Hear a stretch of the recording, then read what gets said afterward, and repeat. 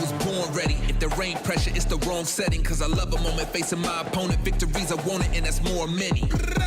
Not slow and steady. My horsepower is a force, baby. If you know me like I know me, I want trophies, I want confetti. The B-E-S-T, it's no secret, that's me.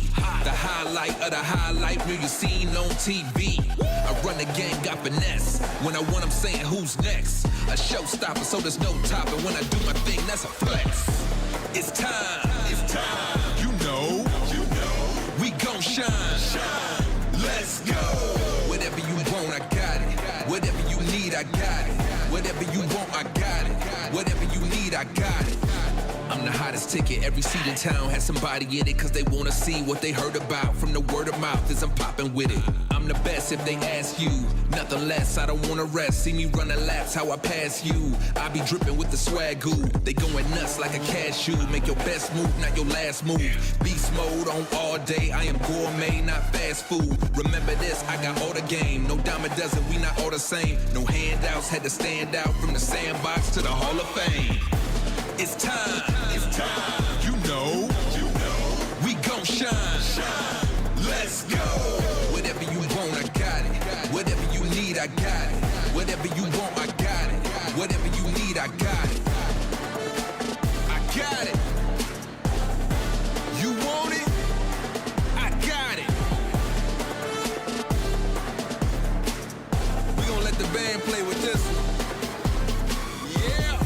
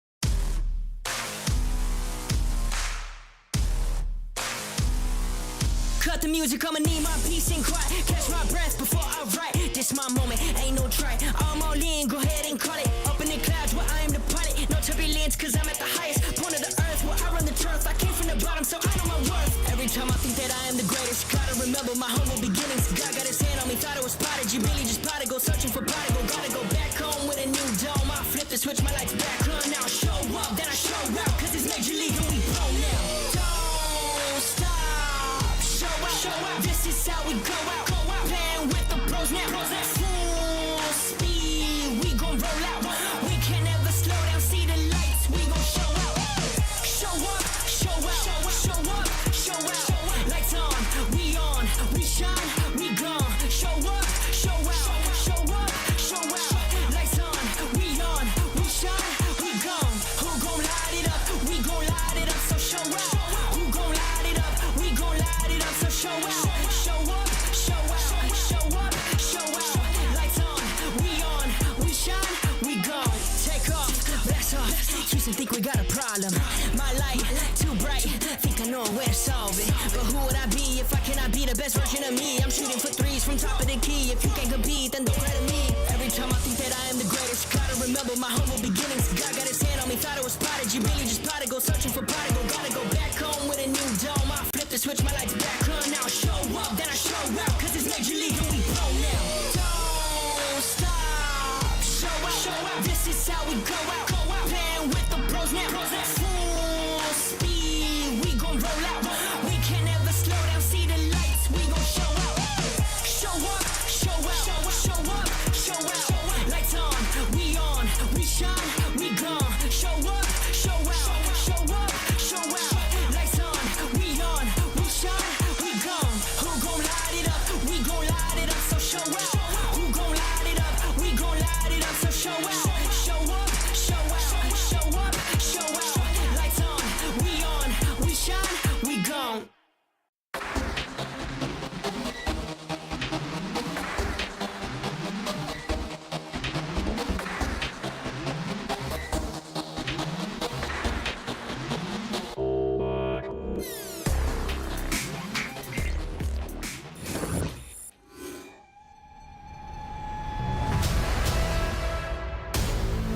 We back for another one. Here we go. How I like that? We back for another one. Here we go.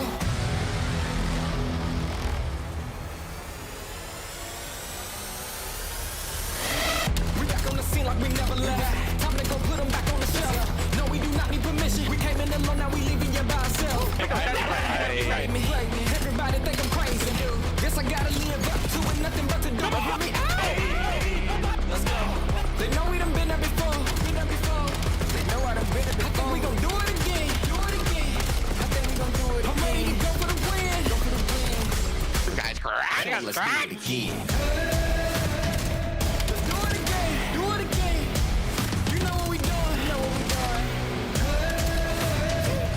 Do it again. Nice. Let's win. Let's do it again. You know what we doing. What am I watching, bro? Let's do it again. You know what we doing. I don't like that.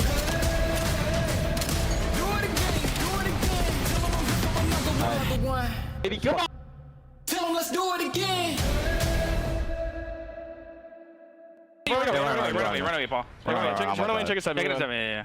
Still there. Still there. Low tier M. Low tier. Come on, baby! Let's go! Let's go, man. Yo! Let's play it, baby! Come on! Yes, sir.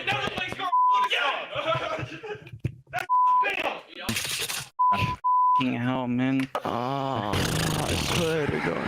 Guys, these just sucks.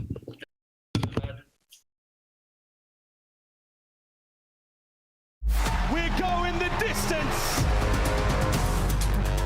Unbelievable plays time and time again.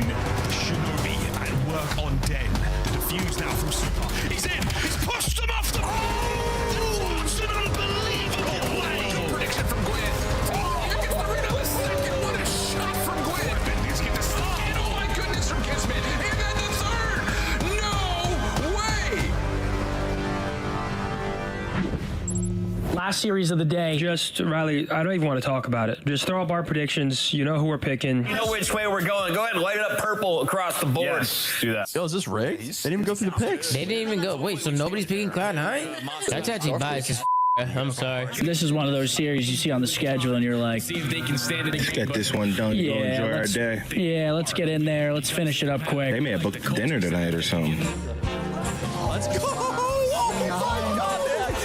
C9! The people's team!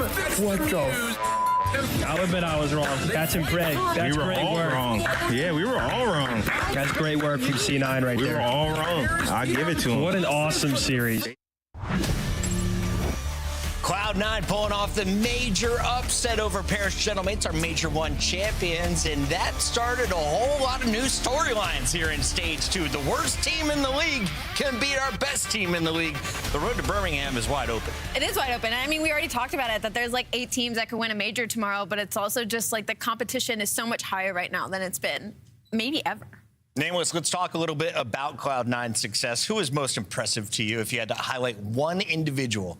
Yeah, I'd go with Hyde, the search and destroy prowess. Obviously, they win 2 search and destroys. It's 6 first bloods across both of them. I think it was 25 total kills. Like, the guy's taking over. Like, he'll just take space, get in your base, and put you in hell. So you're going to need more of that. How big is that win for Cloud9? Let's take a look at our standings. They are outside of that top 10 bubble. That actually currently in 11th now. Vancouver is above them with the map count, apparently. But Cloud9 will be back in action today. The real story of yesterday, though, was Optic versus LA Thieves. Optic, the best team in the game, Rosalie? Absolutely. I mean, after their performance yesterday, I mean, we expected at least a close match, but we didn't even get that. It was just dominance across the board. So, yeah, easily. Optic Texas looking to be the best in the game right now. We were really excited about that matchup. We knew Neum coming up from Challengers wasn't going to be ready for the fight. This is a juggernaut battle.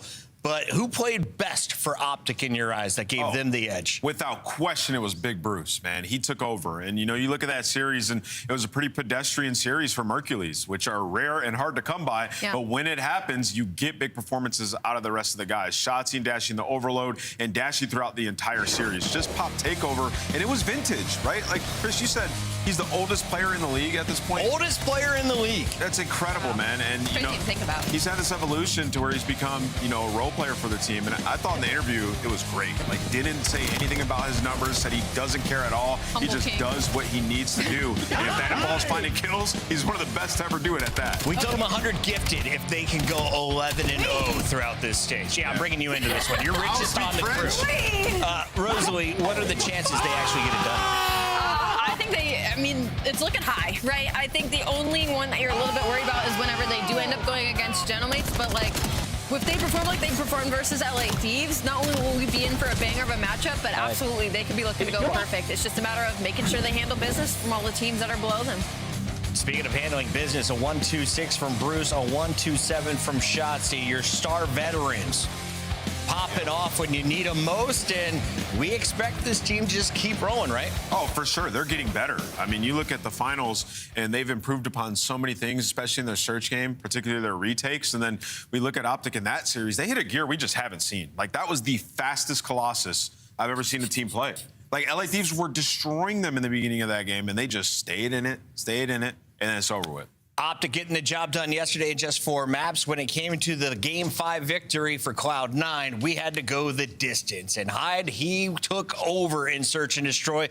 Let's talk about the squad that had the major upset, but is now in a prove-it series. Are they the real deal if they lose to Miami today? I mean, calling them the real deal is kind of like, all that matters is if they're making steps in the right direction. Yeah. Right? Okay. So it's a huge win versus Paris Gentlemates. Does this automatically mean they're going to go toe-to-toe with teams like Miami, Koi, LA, Optic? No, but it does say the ceiling is there to do so. So essentially, it's about consistency, and it's about being able to do this versus the teams that are closer to your stature. It's an insane win for them. It's a win they didn't expect to get, and that's going to be great as far as Birmingham goes, but there's still a lot more gameplay to be seen for Cloud9. Yeah, it's a bit unfair to, like, have any expectations still for this team, Yes. right? For them, you know, the prove it, I think, was in the last series. It was like, prove that you are able to play in this league. Individually, you are all threats. Yes, and now it's about the process of getting better, which is still going to be a long process for these guys. Any, like, wins versus another top 6, top 8 team is just icing on the cake. You're not expected to beat Miami today. I think one of the coolest stories was Hyde, who averaged 12.5 kills in each of those search and destroys. Afterwards, finally got invited to Pro 8s to play S&Ds, and the kid took everybody's lunch money. Hyde keeps crushing in search and destroy. We'll find out if his team can get the job done today. But it's time now to turn our attention to the best and worst moments of Week 3 in a segment we call Burgers and Fries. This first one, I'll just give you the name. Can you guess if it's a fry or a burger from Hydra? I mean, it's probably a burger from this series, bro. Yeah, when I look at the series, Hey, low-key, though, man. that is a horrible Semtex. He's trying to nade back 4 square. Bro, you're not getting a kill with that. Trophy wins again. Throwing it. Bro, throw it backstairs. One of the highlights for me was the close quarters combat. Cellium, the king of the knives, but every team has a slasher. Listen, if this was BO4, he'd have the lunge and he would have gotten that 3rd kill. This Cellium play is insane. Through the smoke. Through the smoke. I need to know who put that down. 1v3 search. That was diabolical. I wish he did. That would have been the greatest clip all year. Would have been the simp 1v4 that then sent Riyadh Falcons to the We heard Dashy talking about his lack of interest in numbers. Craze, well, he plays like he doesn't care about his KD. Yeah, Craze is just a maniac. This is where I've been playing against an 8. 2 kills. Listen, it was a sacrifice. It was a worthy sacrifice. We've been told, though, that spot on the map is a little glitchy. TJ felt its wrath yesterday in Search and Destroy. When it comes to the LA Thieves, they are a top 2 team despite always shooting each other in the back. There's been a lot of team kills in LA. What is going on? It's like all the other top teams just have like a team kill problem. Gentlemates do it too. What is wrong with these guys? There's no regard for your teammate, dude. Like, and it's always Paco, by the way. This has been a ranking for years. Doesn't matter who his teammates are, they just kill him in inopportune situations. He's just too unreadable. Even his teammates don't know where he's gonna be. Dan Gosey, known for his stoic performance on the assault rifle. Even when you call in streaks, Dan don't blink. Take a look at this one. Hilarious. I can't. My favorite part is when he aims at it. Like, bro, what are you even aiming at it? That boy, like, oh, I didn't die. Okay, cool. How did he survive? That is the best flak jacket in the game. We've got Pred, who almost clutched up a 2v3. It came down to the 1v1. Poor guy. Did not see the ninja skies his elbow out in the open, but during that hectic round, sounds good. Pred got lost in the sauce. 13 seconds left. I'm running around. He blacked out. He blacked out. Yeah, for sure. Whoops.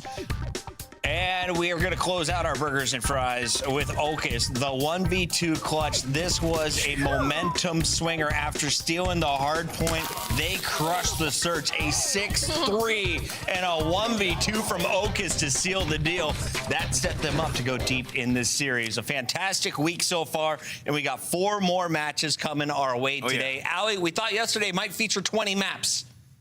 Yes. Out of a possible 20, how many do we get today? We do not get a possible 20 today, unfortunately. I do think our number 1 is a banger. Koi versus Gentlemates. I think that is 5 easily. I think we're looking at a couple, 14 maps right after that. 14? Okay. 14 there's a minimum of 12, and you're saying there's 1 game 5 or 2 3-1s? There's going to be 2 3-1s. There we go. The Wizards have spoken. Stay tuned. Stay locked. When we come back, it's a battle between purple squads. We've got Koi versus the Gentlemates. Should be a good one.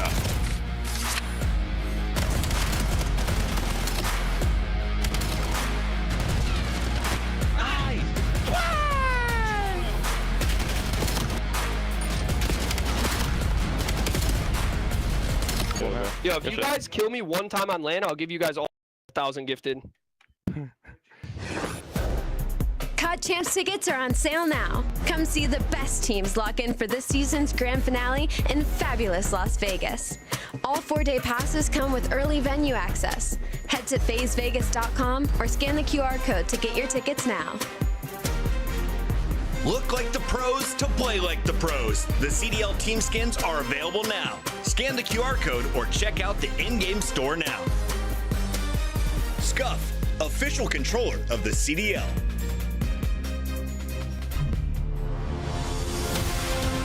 Let's find out who's built for the big save. Heretics ready to dive in. Finds 2. 4 and Snoopy.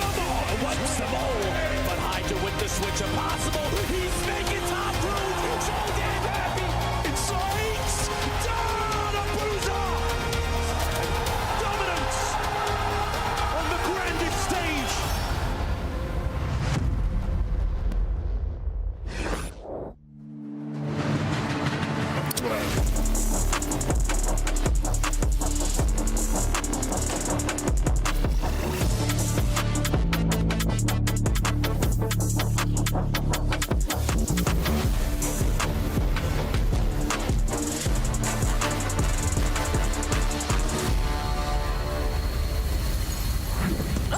Like the iguanas of the CDL. Paris Gentlemen's were once the top. They have fallen after a brutal beatdown from Cloud9 and 2 search and destroys. Do they reclaim a top 4 position today? I don't know, Chris, you're going to eat them because they fall out of the trees, like the iguanas that are freezing out of trees and falling out and people are eating them? I don't know if I would eat an iguana.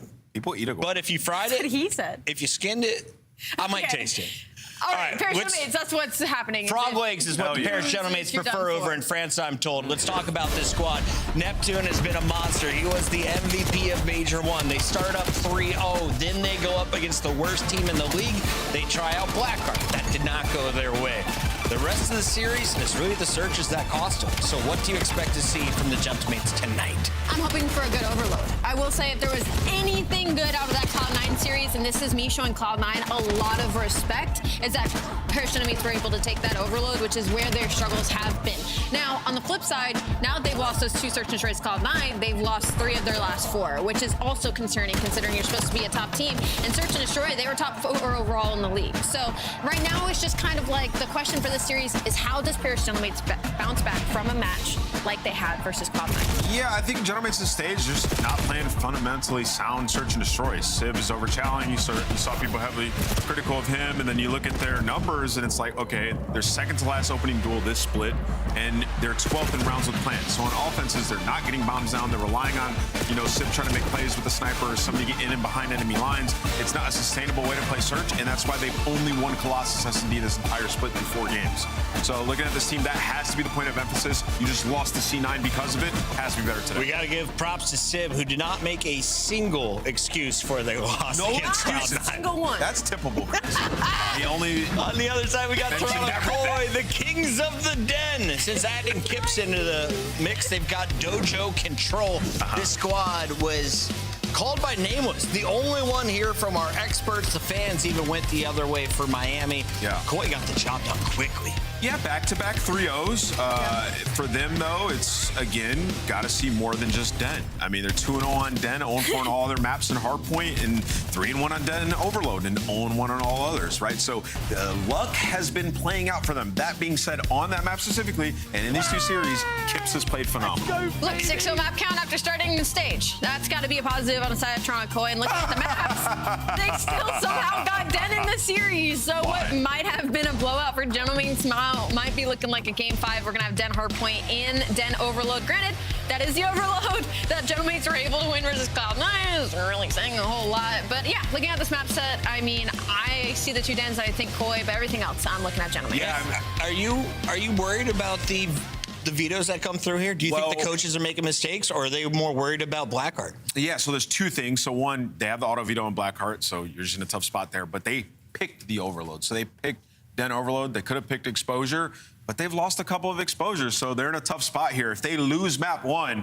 they're in peril to get 3-0 in the series. Their search has been bad, and the Overload Den heavily favors Toronto. It's a huge opportunity for Toronto, who started off terrible, to climb our standings. You got to get as high of a seed as you can. They said they want top 6. Let's see if they can get it. It's time for our Scuff Pick'ems. Rosalie, I am incredible at this, and I will continue to go for the most negative pick'em record in CDL history. You're doing it on purpose now. Today, we're going to go with Toronto Koi to win. They get my curse. You're doing it on purpose now. Oh, okay. Well, I'm going to go Paris Gentlemen's. I think they have a huge bounce back after that Cloud9 series. I just don't see a world where they go down 0-2. Yeah. You know what? I'm going to go Gentlemates as well. I just feel like they're pissed. There's just no way. They got to be pissed. But great chance for Koi here. Yeah, all respect to Koi, but there's just no way I don't see Gentlemates drop 40 here. Who has the most kills at the end of the series? At the end of the series? I'm going Neptune. Sib. Neptune, Sib, Miles and Chance, who you got? Chris, I don't know. I just love the fact that you're in the red. I think that is hilarious. Chance brought my attention to that seconds before we went live. No, seriously though. Koi, Chance, what do we think of Koi? Because frankly, I feel like the stage of the qualification has been absolutely and not very good. But now, Kips has turned it around. What's going on there? I think the team just sort of looks like how they should have at like the very start of the year. Still a little bit to learn. I'm sure they're still working like some of the kinks out and whatnot, but ultimately, very strong team. Going to a match against Miami Heretics, who are also a very strong team, and put them in a blender. Get a 3-0 dub, have Kips look like one of the better players in the game. That is sort of the Toronto system that we expect to prop up their players and make them look good. And well, that Hardpoint will be a good test because it is a guarantee that the Paris Gentlemates are in fact good. They're risking their perfect record today. Miles 6-0. They're putting it on the line because Toronto is a top-notch team. 4-2 record on the other side. Both of these squads love some Den Hardpoint. Records are made to be broken. Let's find out who gets the breaks here. In our first hard point here, Toronto Koi, Paris Gentlemen. I mean, a decent amount of time and a couple of kills. It could be worse, right? Yeah, I mean, hanging out. Oh my God. Now Neptune just gets to practice his skeet shooting abilities, and he gets a nice big 3, and maybe he's going to go on a nice little P2 pinch as well. So Neptune setting up for the kill here in this moment. His teammates need to make sure they block and maintain those spawns, but he's collecting some freebies. Nice little breakdown moment, a 5-0 start from Neptune, and hey, maybe start thinking about a Hellstorm, or not. We could chow, either way. We were hitting, I mean, the fact that he double dipped on the pistol chow there was spectacular, and all things considered, we've seen a very, very dangerous looking Paris Gentlemates here on P1. That's right, it's made of paper, and you can see the lights. Good stuff, Kips, keep him off it, love that. That one goes into the notebook for rank play, kids. But again, we are looking at very strong Paris Gentlemates here. This is a disgusted start. The hardpoint time, not as impressive as it could be, Chance, but P2 could well change that. Nonetheless, facilitating the map there, allowing those sort of like partial parallel back spawns to go through, but at least they're reading it along the way.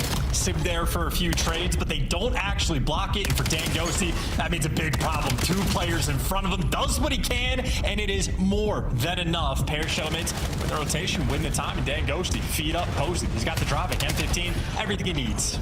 Yeah, these boys are going hard as well. Watch the player cam after a big kill. That was a real roar from Ghosty. It's just Ghosty in map 1 right now. Only 4 and 3, but disgusting work on the time as well, and we're doing what we can. But a good break there from the Toronto boys. We're going to take that. We're going to keep a bit of a split spawn situation right now with 3 members of the Paris Gentlemen still fighting over by the old time side. They're going to make the route towards P3 now, and Tobias Julianson with a submachine gun in his hand, and baby, you know you like it. That's 3 dead though. Unfortunately, the mate's too good. Yeah, Sib not fearing Tobias Julianson with the sub in hand right there. Able to pick up a nice 2-piece, and that is another rotation won by Paris Gentlemen. Did not get there first, had no right to win it, but Paris is just going to simply take it away. Now you're having a square-up battle, trying to force this thing through Dojo, and this is a not fun situation to be in. I mean, you're just going to be walking into pre-aims, try to be a nuisance if you can towards the middle of the map, but it's either a pre-aim or a flying Neptune you have to deal with.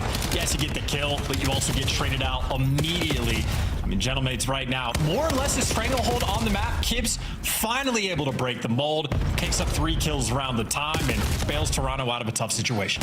It's another break from Toronto. It's another sort of, latter half of the hardpoint break. But nonetheless, they're showing the muscle. Oh, sugar, it's a big 3 from Ghosty. What was I saying? That's right, rotation's on. And this time, Koi are in there first. And Koi also feeling the pressure. Neptune continues to be such a nuisance. And now you're worried about the back spawns. Kleenex has a big responsibility, and he gets evaporated immediately. Back spawns lost in another advantageous situation for Paris. So long as they get the break, Kit's the first man in line. Well, the chow's good. The slide's on point. The trade's even better. Gets his own trade. And of course, his teammates end up winning it. But that pressure still continues. The back spawns make Paris' job so much easier. Oh, here we go. The trophy systems are still working on the front line there. You see Kleenex, their lovely discipline not to throw his fragmentation into its death. But this is a good hold. A wonderful tree hardpoint right now from Toronto Koi. Next wave of players going in. We have seen this attack a few times from the Gentlemen. Kips with a hot hand right off the rip, and Envoy there winning the hit point war against Insight. A big kill and a late break now for the Gentlemen. Rotation on. And through the middle of the map, Young Joe tries to hold him back. And I think we might have our answer of how the Gentlemates are going to respond when they face a little bit of adversity. C9 had him in a blender. Well, Neptune coming out with some ferocity. 15 kills already after the first set, leading the lobby by a decent chunk. But now Toronto trying to stave off the pressure. Unfortunately, I don't think they're going to read the deep routes being taken, or maybe they are. Insight doing what he can. Even takes down Sid, but still Envoy, because it's Envoy always finds a way through. Yeah, he's found a way through, and now he's lost. That's a problem. Trying to keep him in front of you, not an easy thing to do. Oh, well played Insight. 2020 vision, still got players to deal with here on the back, and he knows it. It's going to be Sib now making his way towards time, and that is going to be a freebie on Joe. Yeah, you let him right through. He's taken the time, and now there's pressure on insight towards top broken. An attack now from the Paris Gentlemen. Can they overwhelm the members of Koi on time? And the answer so far is absolutely yes.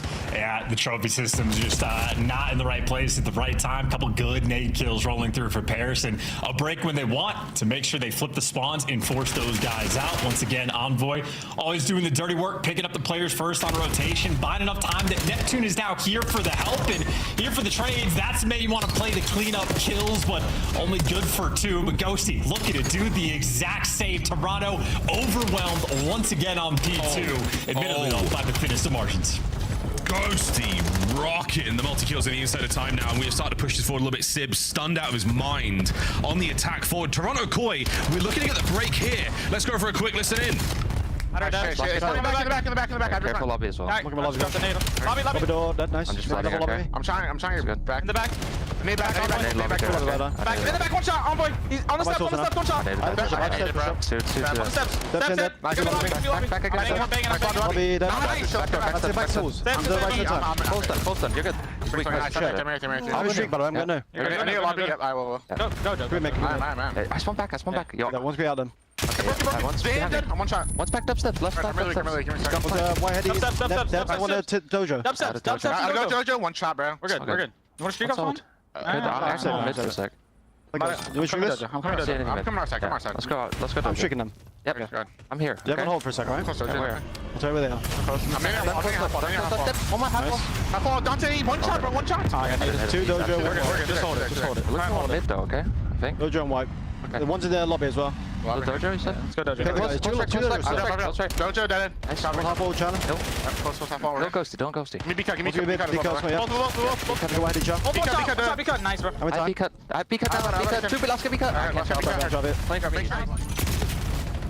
Honestly, a moment of hesitation there with Hellstorm. It takes 6 seconds to call in this game. You have to be very decisive with it, and nothing worse than a 3 down while it's still in the air. Well, good news though, a nice rebound here from Toronto Koi. Lovely shots from Kleenex, and not a bad hard point whatsoever in the second set. Yeah, absolutely shooting his gun.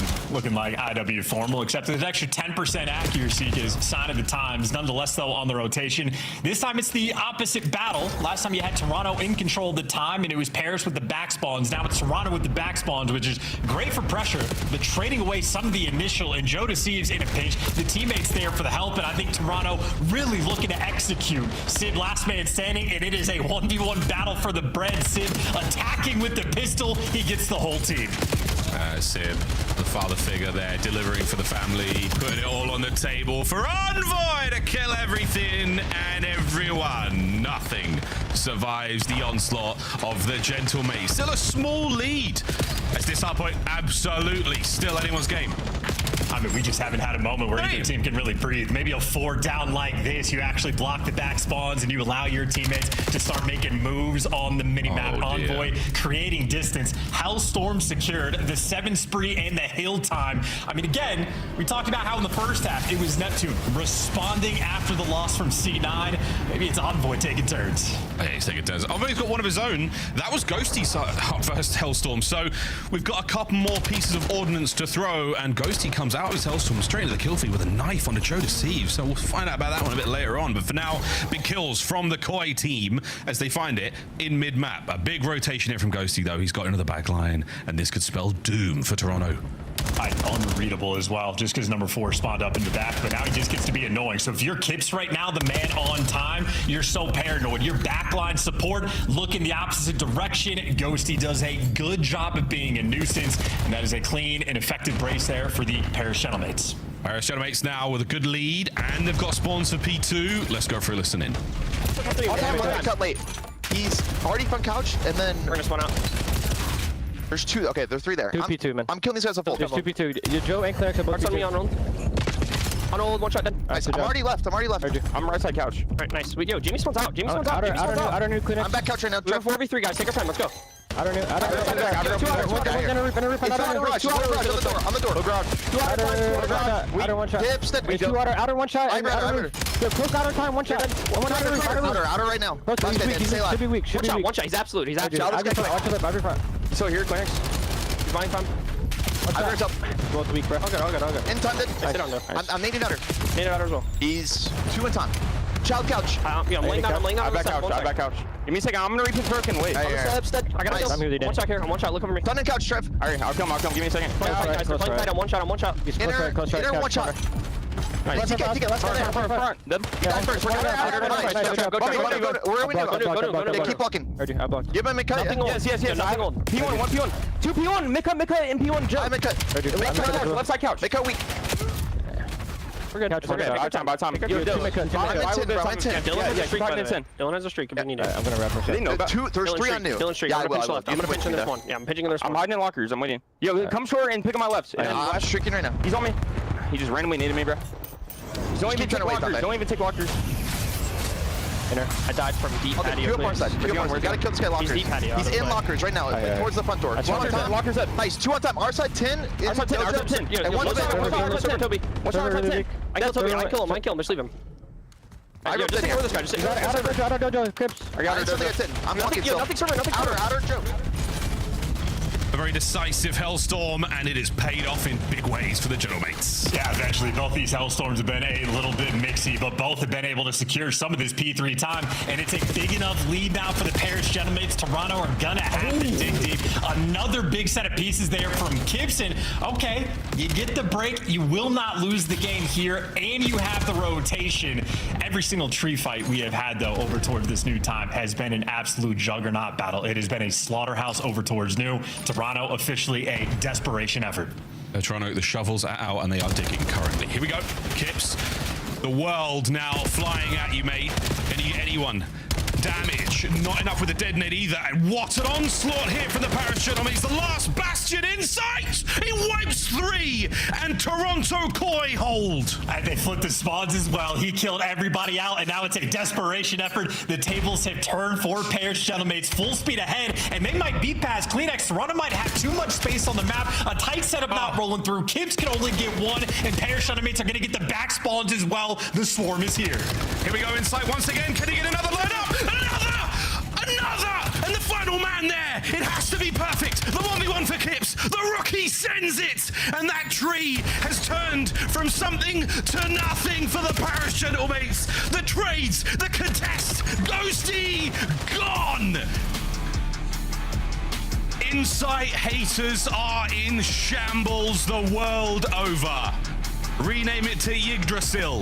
The tree delivers for Toronto Koi. Yeah, Insight in a tree on the map. Name a better duo, bro. Whether it's Cold War Tree, the backside of Raid, or apparently this brand new one we have. Oh my God, over towards P4. Electric work there from Toronto. I think when we see the stats at the end of this series, I'm pretty sure they got outslayed, at least in this first hardpoint, I should say. But they just battled the entire time. Every single P2 and every single P4, no one had any degree of stability. It was nonstop head smash right around the time. I mean, the most gunfights you're ever going to see where both teams are just standing on the hardpoint. That was an absolute battle of a map number 1. But the perfect record of Paris has fallen. Oh, wow. Scuff play of the game. The final moments, Kips. It was a layered defense from Toronto Koi. The lobby fell to pieces. The meeting minutes will be set on fire, but it is Insight. Perfect pickup. The big win on a Ghosty there as well. Envoy, the last man to go down. Brilliant hold. First stage, no chance. Here comes the next. And I love like Insight pulling out the nade 2, ready for war. Then his teammate spawns up and he says, well, I can cook this and send it away for later. I think he even connects with the guy over towards Dojo. That's why Jodeci is paying attention. So even Insight in that moment, facilitating the information, and ultimately Paris do overwhelm and make it back towards time, but the crossfire set up 2 on point.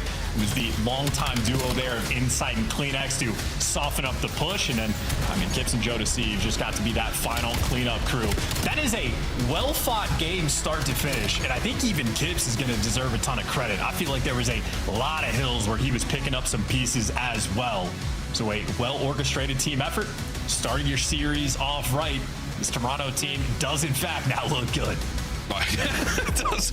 Wow, what do you know? Toronto's good again. Finally. Wow, 250, 241. Den did not disappoint. The two finest in the team to do it. Records made to be broken. The Paris Journal mates, no doubt about it, an unbelievable performance. Two massive hitters there on the Genomics side. Ghosty and Neptune, the damage side. Assists for days. But good God, insight 25 non-traded, 16 from the inside of the objective, 31, 23 overall. A brilliant game of Den. Absolutely brilliant. True composure as we get to look at that game flow, and it is going to be nice. It's going to be nice. What do we think, Chance? Oh, a couple of lead changes. Actually, only one. Barely. And then at the final moments, well, congratulations, Koi. What a victory that was. Yeah, it's the type of game, too, for Paris of, like, you know, their opening break on P1, they're fantastic. They get Neptune starting on a 5 spree. The amount of little things that if they just did a little bit better throughout the game. When you call in the Hellstorm, that first wave, you get 3-man wiped, and it just sets you back just a little bit. All those little things add up. That's a 9-second game. It's just a very difficult one to lose. And obviously, Paris right now trying to play the bounce-back game. That is not the start they were looking for. No, not at all. Well, again, kudos to Kips. He was instrumental in many of the hardpoint breaks that we saw the Toronto guys get, which keeps it close. I mean, they're managing to survive off of like 30 to 25 seconds of scrap time each hill, which I think was really impressive for them there as well. Good game of Den. Good game of Den. I cannot hit my desk anymore because it might drop the cam. Well, into the section story we now go, Chance, into Scar. And look at these boys. Look how happy they are after that win. Look at the dopamine, all of it flowing. Having a good day at work for the first time in what feels like a long time. And the sun is shining on them, and they get to go into one of their worst S&D maps, Scar S&D, where they got a 0-4 record. Yay! But it's like it's as far in terms of being 0-4. It's not like a bad 0-4. They have a round 11 loss here, round 10 loss there. So other than the part where they haven't gotten a win, it's not that bad. I don't know, man. I've got, maybe it's an emotional memory and not such a logical one, but I seem to recall there being some absolute slaughters on this map. Koi, I was receiving it. Yeah, it's bad, right? The feelings are real. My feelings very, very real. My feelings this series, though, can't be trusted. Might have been the breakfast burrito. It might be the current form that Toronto Koi are in, and Neptune, that smoke is concealment, not cover. Yeah, no, bullets ripped through that like butter. Now it's going to be Sim and Ghosty in a very quick 2 versus 4. Bomb is down, good damage being done, but unfortunately no kills, and Kips is already making the play just to call the round. Yep, perfectly timed pinch through white wall, take down Sib as well, and Toronto foot on the gas. That is a pretty quick first round to get on the defensive end. And as you say, vibes are flowing, team's feeling good. All it takes is 1 or 2 in that round for Insight. He made his debut back in the Cold War season against the LA Thieves, where he set a personal record, and I think a record at the time in a Miami search and destroy. And it really was a reckoning. What are you laughing at? I talk about that 6 years ago. Yeah, it was. I never forgot. It was amazing. Always been an impressive man in the mode. Oh, but Kips. Interesting. On the snips. No snips for Kips. He puts it away for the M15. Envoy versus Kleenex on the patience battle. You and I lost the patience battle, but that's fine. Oh, lovely check there from Kleenex. But can't see Envoy. He's hidden. Once again, he's gone away. He's got a kill out of it as well, Kleenex. Doesn't quite catch the angle, but Joe Deceives catches Ghosty. Shots in from Sib. What a snap onto the second man. That's what he's known for. That's what he does. But he's back in it. Yeah, I mean, that is fantastic tracking through the wall there for Sib, and obviously the second snap. Why he is one of the best in the world. Lord Joe Deceives really fought a battle to get that trade on Ghosty up top. He's just fighting ARs with the high ground that entire time. So certainly a good attempt, but a nice bounce back round. And Sib with the cleanup, but in my mind, credit to Dylan Envoy working the pinch. Has that little standoff battle between him and Kleenex, and he finds a kill on Insight in the meantime and remains untraded. Such an annoying player to have to deal with. Yeah, that's tough, man. I mean, Kleenex is doing everything. He's going above and beyond the Call of Duty Black Ops 7 right now to try to catch that player out on that angle, and it just doesn't happen. Another snipe being put away. Interesting. We've had a couple of those so far. Scar, ever changing. Oh, good hits. Oh, it was Kleenex. He was the intended target of the double-nade attack, and he pushes right back after that. Space now on the A-bomb site gained. Insight on the shoulders. Envoy not the carrier. It's going to be Sid, but we're making our way towards the bomb site right now. Yep, default A hit. Maybe Ghosty, the guy middle of the map, trying to make the impact and pick up a couple extra players. That's why all the purple arrows are turning, but they're turning because they found them, and they're able to stay alive, and you backed Envoy down, so you've executed the strat. You have the man advantage. Toronto looking good. Toronto not giving away too much. Good trades, and still maintaining what advantage they've got. Shreds. Shots from Neptune. That is disgusting. And a mid-map win from Sib. He's going to get away with his life as well. Inside. One. And done. A worthy attempt. But a patient Gentlemates prevails. Yeah, that is a gunny bailout round there for Gentlemates. Toronto doing all the teamwork elements correct. Got the man advantage. Envoy able to get a kill. You trade him out immediately. And then Neptune zaps you through a wall. And then Sib zaps you inside of the shop as well. Simply just winning difficult gunfights. And hey, good enough for the round count advantage right now. Looking good on Scar. Trying to bounce back. And clearly, they got their warm-ups in today. They are shooting hot. And the little differences those 1v1 wins makes. Just getting caught a little in mid, getting caught somewhere. Being able to pull out a magical snap certainly helps. And we're getting very forward, Gentlemates. Kips, is he going to read that? He does. Does he read the... He does! Oh, Kips. He double dips on Envoy and Neptune. Yep, Envoy bought a friend this time, trying to be a little bit more aggressive. Gonna regret that one. Unfortunate that we swapped teams before the play, but it happens. Now I got a 4v2 around the site. Ghosty trying to see if the AR players of Paris can bail him out. I think he slides this, and I think he gets destroyed. And that's why Ghosty is a wonderfully intelligent player. He will not account for that many. Oh, but Sib, 5. Traded out in mid. Spree comes to a close. Toronto equalize.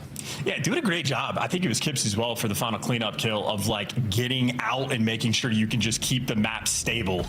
Last thing you want to do when you got a sniper getting ready to clutch is group up, line up, and just give him the same direction to look. But constant pinches rolling through, and here's a look at the Kips 2-piece. Ready for the first gunfight. Yeah, absolutely prepared for the second. Shreds both of those players.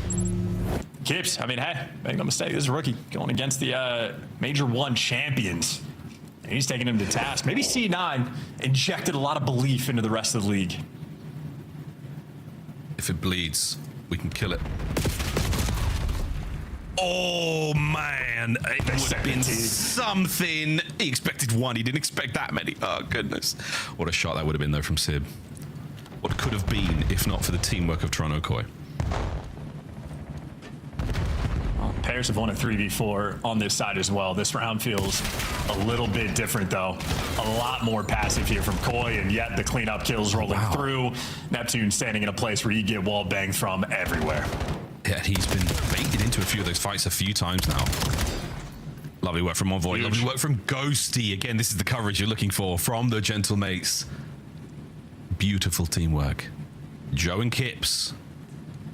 And Kips has the pinch. Eyes on the first. Feed the information to Joe. Will they dine tonight in hell, or will it be just towards the backside of the spawn here on Sky? It might just be the backside of the spawn. 2v1. He's got the bomb down. See if he can make some magic. Oh, God. All right, my bad. I was trying to set you up, Envoy. Maybe night foul. I don't know. That was quick. That was clean. That was easy.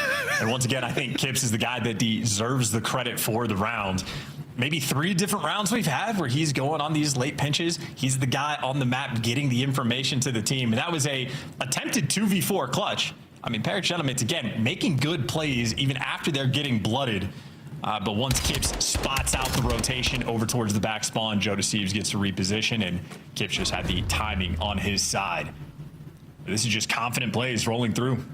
Toronto battling once again on Scar. This is a neck-and-neck fight right now between these two teams. Very, very good stuff. Sky's brought up in his interview, I think it was yesterday or the day before, about being decisive on the map, making a call, committing to it, sticking through it from start to finish. And it feels like oh my God. It feels like Toronto Koi are doing an ultra good job of that. Thanks, see, saved it. Well done, Ross, professional. ultra good job of sticking to the game plan. Starting things off with a Halo gunfire, and finally Neptune can get the kill. He has struggled so far in this S&D. Poor Kleenex just gets left in the dust as well. He gets out a ton of damage. No trades. Round of the teamwork faltering. Just a touch in this round, 3v4. We'll see if they can make something happen. Kips once again, the roamer. And unfortunate for Inside, his teammate gets zapped by a guy at top. Yep, earned that one. And Ghosty is cool for stealing that kill. Stat padding. Nah, unreal. There is, yeah, that's not okay. Smiling. I'm not. None of us are smiling. That's a steal. Yellow card. Yellow card. 3-3. I don't think Ghosty realized what was happening. I think that's what he knew exactly what was happening. Ghosty is one of the most locked-in players we have. You had Ghosty in the dead Hardpoint call out Insight spawning out when it was like a 0.2 second difference of when the hills are going to rotate. Ghosty is dialed. He absolutely do. No, look, he saw two people fighting and he was like, I need to save my friend. He didn't know what was going on, and he is, I mean, that was a good shot not to light his boy up. Now, Ghosty saw Sib snaking in a way that would make Celium blush, and he was like, you know what? He doesn't deserve this kill. See you on Reddit. Nice nades here around 7. Good shot save from Nep. He's going to get his as well. So finally, the old 1-2 wombo combo connects. Sprees right now from the Gentlemates as they got all the time in the world to work with, and they've got the numbers over towards the A-bomb site. Well, pairs have certainly fought in these 3v4 situations. I've had a little bit less faith in Toronto on this map. They're all grouped up together. Jodeci's worried about the timing, and Envoy tries to jump on it. Lovely idea. Either way, though, Joe gets the kill. Still, though, man advantage for pairs. Oh, he saw Nep in mid as well.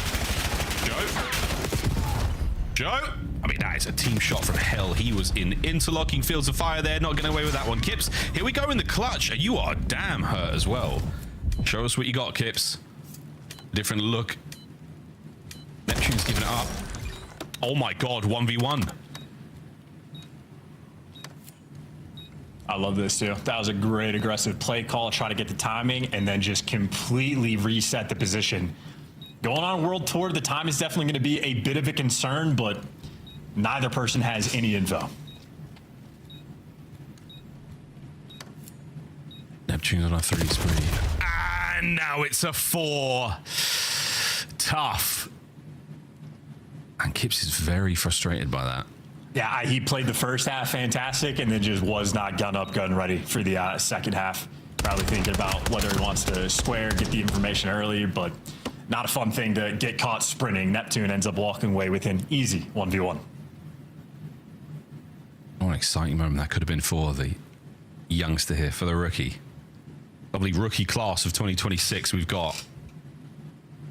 Some very dangerous players. Kips, Trakes, Mamba, all of C9. It's kind of crazy to say. It's true though. Let's go. 4 spree for Neptune.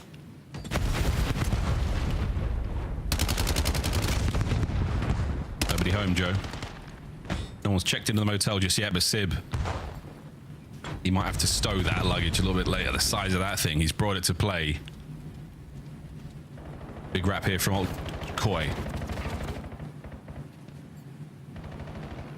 Envoy, no trophy. Dodges it all. He's good. So you respect the sniper there as Sib. You try to reposition. You try to work playing heady, and the opportunity was there with the no trophy, but no connections. Now you got to go back towards A, and you've burnt half the game clock on the round, and you know you're going to be dealing with a snipe when you get here. Well, technically, you can make it without being detected, but someone's going to check it. Sib is going to be the man to spot out the play, but technically, the smoke has covered the top side.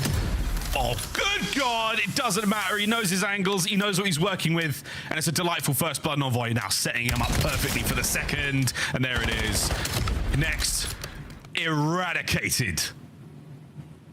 Map point, Gentlemates. All right, yeah, this 0-4 record for Toronto Koi on this map looking to be extended to 0-5. There's Gentlemates.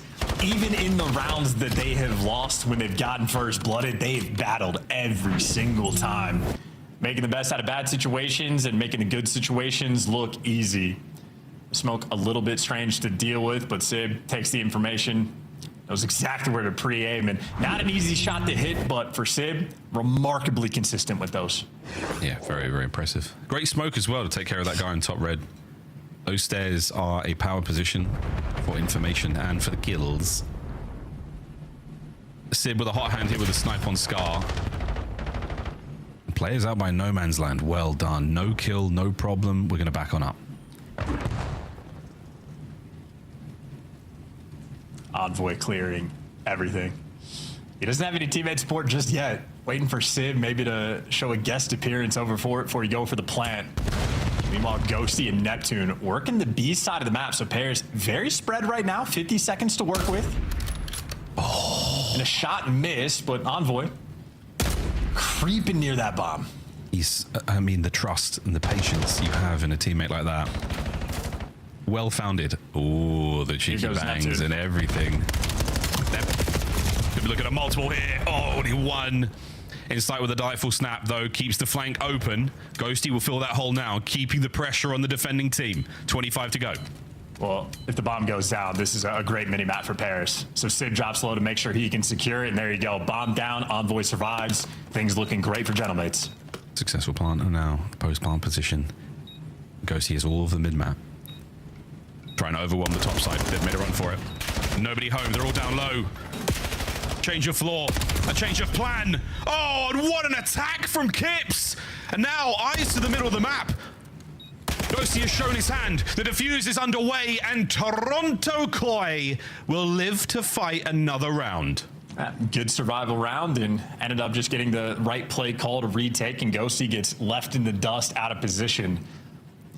Interesting setup as well, because I think Envoy down low, he's going to see like the dust in the footsteps if players go top red. He can obviously spot out the players down low, but if Sib drops down and he's worried about the blue pinch as well, that means they just thought that something was going to be open. So ever so slight panic there in that 3v3, but nonetheless still map advantage. Paris trying to tie this series up 1-1. Little timeout. We'll get into the game ASAP. Gentlemates have shown many, many good looks, but Kips has absolutely been the difference maker right now for Toronto Koi on Scar. A transformation. You've already managed to break the perfect record on Den Hardpoint. Can you take care of your own blemished record with a win here on Scar for now? You've got a little bit of extra time to figure out the game plan. Very little conversation on the side of the Gentlemates. But for Toronto Koi, this is a very important moment. Everybody just locking it in. Final conversation. Get a little bit nerdy with it. Talk through not just step one, but step two of the process. How you're trying to work together.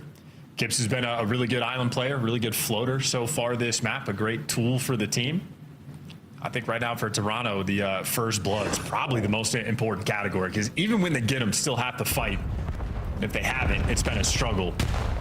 And they're giving Kip the boomstick. He's going to keep it out for the entire round. Kips, will he hit? Oh, we'll find out in a moment. Neptune's going to show face to that top green window. Oh, eyes. No good. Sib with the first blood. Yeah, he messed it up too. He actually wanted to put away, but didn't have the timing. So now Kips in an unhappy, uncomfortable situation with the smoke out. You are terrified about that bomb. Yeah, but now you're just going to go for the World Stars. Joe gets involved. The Pistola! Oh my goodness! It all comes down to Sib. Oh, he goes for the quick scope in the 2v1, and if the pistols are good and the trades are even better, we're going to around 11. You see, Kips is nervy as well, man. Stressed out. I don't know how his teammates bailed him out there in the smoke, but the pistol shot's on point, and this time Insight traded roles. The island player roaming through the middle of the map in there with perfect timing, making sure Sid doesn't do anything fancy. So around 11, as you stated, Toronto took down the perfect record of Paris and are making up potentially for their own. Round 11 to decide it all. We get to find out if Paris are breakers now.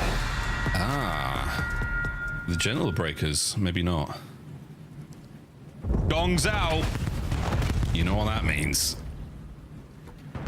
It means we're flooding through boat. It means we're on our way. Ghosty times it right.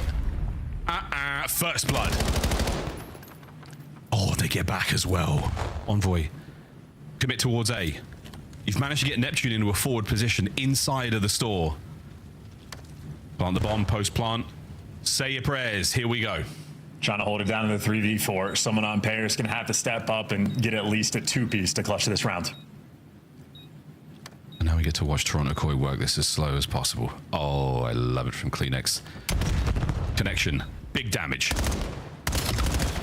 They still haven't accounted for Nep. Oh, they've got Neptune as well. Sim! Ow! It is absolutely glorious. From Toronto Koi on the retake. Round 11 success. And the disasters continue to befall the Gentlemates. Hey, if we're snaking, I'll push the narrative too. C9 is the team that they weren't really supposed to get map wins, let alone series wins, let alone against the team that won Major 1.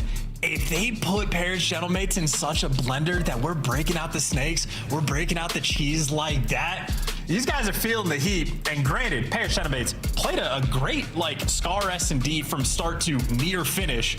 But they also just blew that 5-3 lead. The curse continues in Toronto, making amends for all their records. And how about that game from Kips? 14 kills, 10 of which were non-traded. Even in the rounds where he messed up the timing of putting away the snipe, still making sure he gets those pistol kills. Toronto looking like an entirely different team. I mean, these were close games, but these were both games where the Gentlemates had the lead. Back to Den for Overload, map number 3. Can we get a whips in chat? He had a great search. How's the Overload going to fare? We're going to find out after this quick break. Don't go too far. It's all on the line right now for the Paris Gentlemates.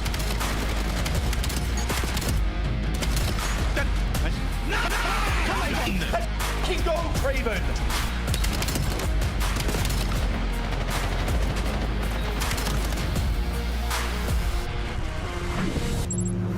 Scuff, official controller of the CDL. Monster Energy, the official energy drink of the CDL. COD Champs tickets are on sale now. Come see the best teams lock in for this season's grand finale in fabulous Las Vegas. All 4-day passes come with early venue access. Head to FazeVegas.com or scan the QR code to get your tickets now.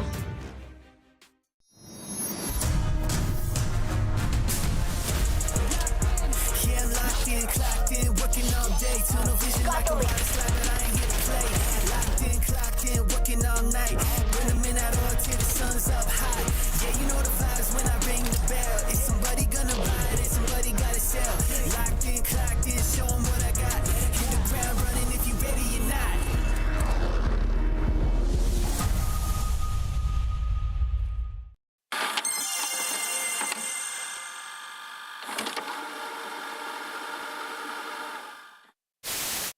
Good job. They get these first 2 kills. Insight, get to the rat corner, gets turned on badly. Oh my God, that's that ghost, dude. Going off on the main stage. Oh my God. Please, you're going to check it, right? You're going to check it. Oh, he looks one way. Homeboy's on the other. The magic man continues. Homeboy gets 2. Scrap gets another. It's all on Nasty 1v3. I promise you, he's in that corner. It's his corner. It's Homeboy's corner. Oh my God. The pleasantries exchanged between squads. Over Shotzi. Oh, and he's been tagged up. The timing was great for a second longer, but now Vancouver with a big old advantage. But wait a minute, in a smoke, like a ninja. He strikes on the second man as well in a 1v1 now with less than 20 on the clock. What? What? What? Yep. Come on, take it to him. He's got to go plant. He has to plant. Oh my God. If he lives, he wins the round. What a moment this could be. Oh my God. This other guy's tweaking. This guy is trousers. He can't even play. Yeah. His diaper. As long as he doesn't chow this, he's fine. Oh, yo, that guy doesn't play for the win. I keep noticing it. Oh my God, Quavis, there he is. He witnessed everybody. He's like, he said, that wasn't no parts. That I'm not getting clipped. That's a small criminal. I couldn't plant. GG. That was a crazy play. Happy birthday to you. Oh my God. Happy birthday. We were hyping ramping this up, right? It's the 4th matchup. You know, we've seen you guys constantly in grand finals. You guys came out and made that look easy. Yeah, I mean, like I said, we've been saying it online the whole time. Online respawns are different. No sound EQ, we're a way different team, and we just showed it right there. Also, people seem to forget who built that camp. I know how they play. I taught those kids how to play Call of Duty, so don't forget that. All right, like, let's... Run away. Go and get your chase. Wait, that was you assassinating? Assassinating? Plane one shot, going back. Now, I'm one shot. Nice. Dude, I thought you were getting assassinated. I heard. That was me. I'm so sorry. I'm so sorry. I just killed your clip. I'm so sorry. It's just one of them. I was right. I knew it, Ghosty didn't mean. No. He wasn't No. Miles, do you know what Ghosty was in school for? No. He was going to be a lawyer. Lawyers are liars. Everybody knows this. You cannot believe his lies. No. If I saw you in a knife fight with a guy in bomb red, I'd shoot that guy. You don't trust me to win it? The knife fight? Bad teammate, you know, from my ends, That's why they lost that map too. They don't have any trust in each other. They don't trust their teammates to win the knife fights. Obviously, Sib had that. He'd have been screaming for help if he needed help. Sib's ice cold. He's not that guy to scream for help. He's not that guy to scream for help. Help me! I'm in a knife fight. No one's doing that. Stage 2 stats so far in Overload though. I mean, neither of these teams. Do they need help? I don't know. 3-1, 3-2. They're looking all right. Fantastic. This is stage 2 and stage 1. Both these teams lights out in the game mode. They both enjoy the map. I would say Toronto maybe a little bit more. Very heavy on the defensive end. Their stats in terms of preventing scores, these guys are very on point, which means Toronto could play mistake-free Overload, and that means you got to bring the A game to beat them. Obviously, no mistakes about it. Paris Shadowblades have the capability. Big wins for Koi in the last Overloads. I mean, they lose a tough one to Vegas, but when Vegas are good, Vegas are so good, Miles. Say Ultra, how dare you? I've done it a few times now. I can't stop, brother. I can't stop. Right. Knives up, knives out. Let's go. Toronto Koi. See if they can complete the reverse, or complete the sweep, or the reverse sweep begins by the mates. We'll find out. But Joe says no. Nep says nah, bruh. Nep, he's gone, and we're on the run. Yeah, and now they've picked up the drone and are trying to work that forward and maybe cut it back over to the Dojo side of the map. You can have Insight, the lead blocker. Maybe wants to bait out Kleenex. The defense is here, but obviously no trophies early on in the game. The pinch has been shut down, and so has everything else. Kleenex, nowhere to go but to your demise. Ghosty, we're up, we're out, we're running for it, but defensively should be good. We'll watch out for Sib though. Yeah, perfect time. Oh, good shots. Trade sweet though. Comes down to Kips. He's got insight over his left shoulder. Worried massively about the man on the stairwell. Neptune being held at bay now. This is a great look from Koi. Surely they don't let anything get through here. But Nep somehow gets 2. Okay, the play is back on the menu. EMP taking a low route. Back upstairs. Insight gone. This could be a capture. Oh, Kips again. What a save. Yeah, that is unreal. That is, I mean, great setup as well on the minimap. After Neptune pieces you like that, you're worried about the destruction. And now they're parking the bus a little bit because they needed an open lane. They didn't know where the pressure was going to be coming from. So Toronto playing heads up Overload for the moment. Doesn't mean you're going to get a score, though. Kleenex just wants to get as many kills as he can. He gives you 2. He's still waiting for his teammates. If he wanted the 3rd, I mean, he would have got it, but whatever, dude. Neptune cuts them out through the mid. Pick up now. Possession back to the hands of the Paris Genomates. Onwards we go towards B once again. Can Kips find the magic again? Not on this life. He will be on spawn. Oh, but it is going to be Joe. His mighty Dravik cuts down 2. And once again, it is end-to-end Overload. Well, Kleenex dies immediately, though, so you are forced to go a different direction. Can't run from Neptune, even through walls. He's going to get you, and Insight doesn't know where to shoot. Every defensive stand from Paris has been entirely clean. Really, no pressure of a cap there for Toronto and Paris. Now they have had opportunities to score. Gearing up once again. Trying. Oh, my goodness. Worrying about the flank. EMP rotate through mid. You got options. You don't have that many options. You got to keep winning these tough gunfights. Joe with another 2. Another. But here we go. under a moment of chaos, potentially able to get something going here. But again, buying good time. A technical 3 down now, and straight over towards the B goal we go. Koi on the run. And Joe Deceives a little bit of time to work as well. His teammate's going to be playing it quick. Joe Deceives wants to be the nuisance. Neptune playing the default corner. Everybody knows it. You got to expect it. You go for the chow. You can't get it done. And it looks like another defensive stronghold unless Kleenex can pull off something a little bit magical. But no, defense right now is reigning supreme. Oh, fantastic work from both squads. EMP still close to that B goal. Reinforcements from Koi, get the pick up. Oh, does manage to keep it alive, so a few more seconds to play with here. Neptune again, defensive masterclass. 2 players left. Slow peel from Kips. Nothing slow about the second man. Nice. And over the top goes Joe, and it's in. Great goal from Koi. Yeah, and how about that from inside as well? That little dive out just to make sure it does not reset to mid to allow your teammates to make the play. So the setup and execution, now you've dealt with the pressure. You have Paris trying to get inside your spawn, set up for a rally cap, but they've taken it down. Again, Toronto, a very well orchestrated team. They play the game mode well. So though a minute left to play feels like a long time to go. A little keeping it in touch, just enough to make that play work out. Unbelievable. Yeah, that minute is going to feel like a long time. Shots from Kips, not enough though. A very difficult gunfight to win, but a sneaky insight still on the play here. Kleenex is behind enemy lines, and he's doing a lovely job of pulling half of the Paris Genomics roster around the map. Oh goodness, Ghosty gets taken care of now, and over to A we go. Koi, a big attack. The kills are up front. The EMP detonates magnificently, 2-0. And where is Kleenex going? It was the Kleenex diff early, and he wants to explore the outsides of the map. Paris are going to try to rally this. You got Sim, pistol in hand, and the device, and he does have 2 lead blockers. No trophies, though, and going through the guard. Oh, Raj Garage. Oh, my God. The British is taking over, as is Paris. They get a score. Jeez. The rally was magnificent.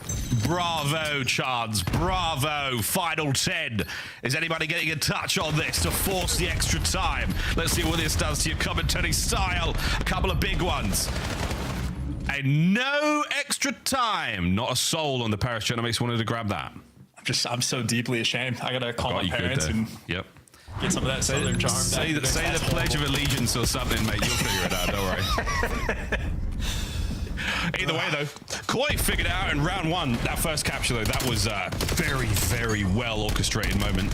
The touch to keep it up in that side of the map. The peel from Kips just to remove that player from the box. Heady, great work. Little slide there to close it out as well. Kleenex, beautiful stuff out, Koi. And just a gunfight of Ghosty's Nightmare just gets cambered into oblivion, has the pre-aim, has the read, does everything right. Kleenex just slams you. What are you going to do? Well, what you're going to do is actually get a counter capture. Toronto actually responded to a few of that initial pressure very well, but the final one just overwhelming. So Paris Gentlemates had that lifeline. A 1-cap game is a very thin margin. A lot of Call of Duty left to be played. Well, yeah, a lot of Call of Duty right through your spawn. Mates with a very aggressive attack. They managed to stabilize somewhat, but Envoy is still at large. Oh, ain't no way. Your boy has not regen yet, Kips. I would not. Good job, Kips. Well played. I would not have. You did. A braver man than I. Great kill from Kips again. Stops the EMP run. Oh, dear. And now you've got to continue to try to deal with the man. The flying pistol of Koi. Over to Insight, gun down as well, 3 dead, it's on a Joe. Gunned, this should be a cap. Here come the stuns and nades, over the top, and no one's getting through Kleenex. The slide on the goal line, magical moment from Koi.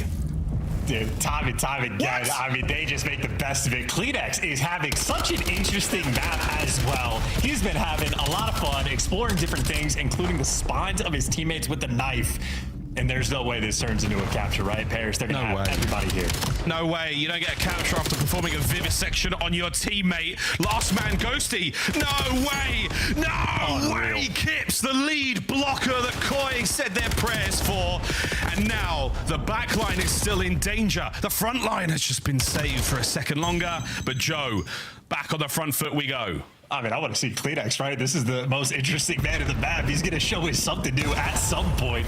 Well, you dealt with the pinches. No trophy in tin, so Joe Deceives going to just explode.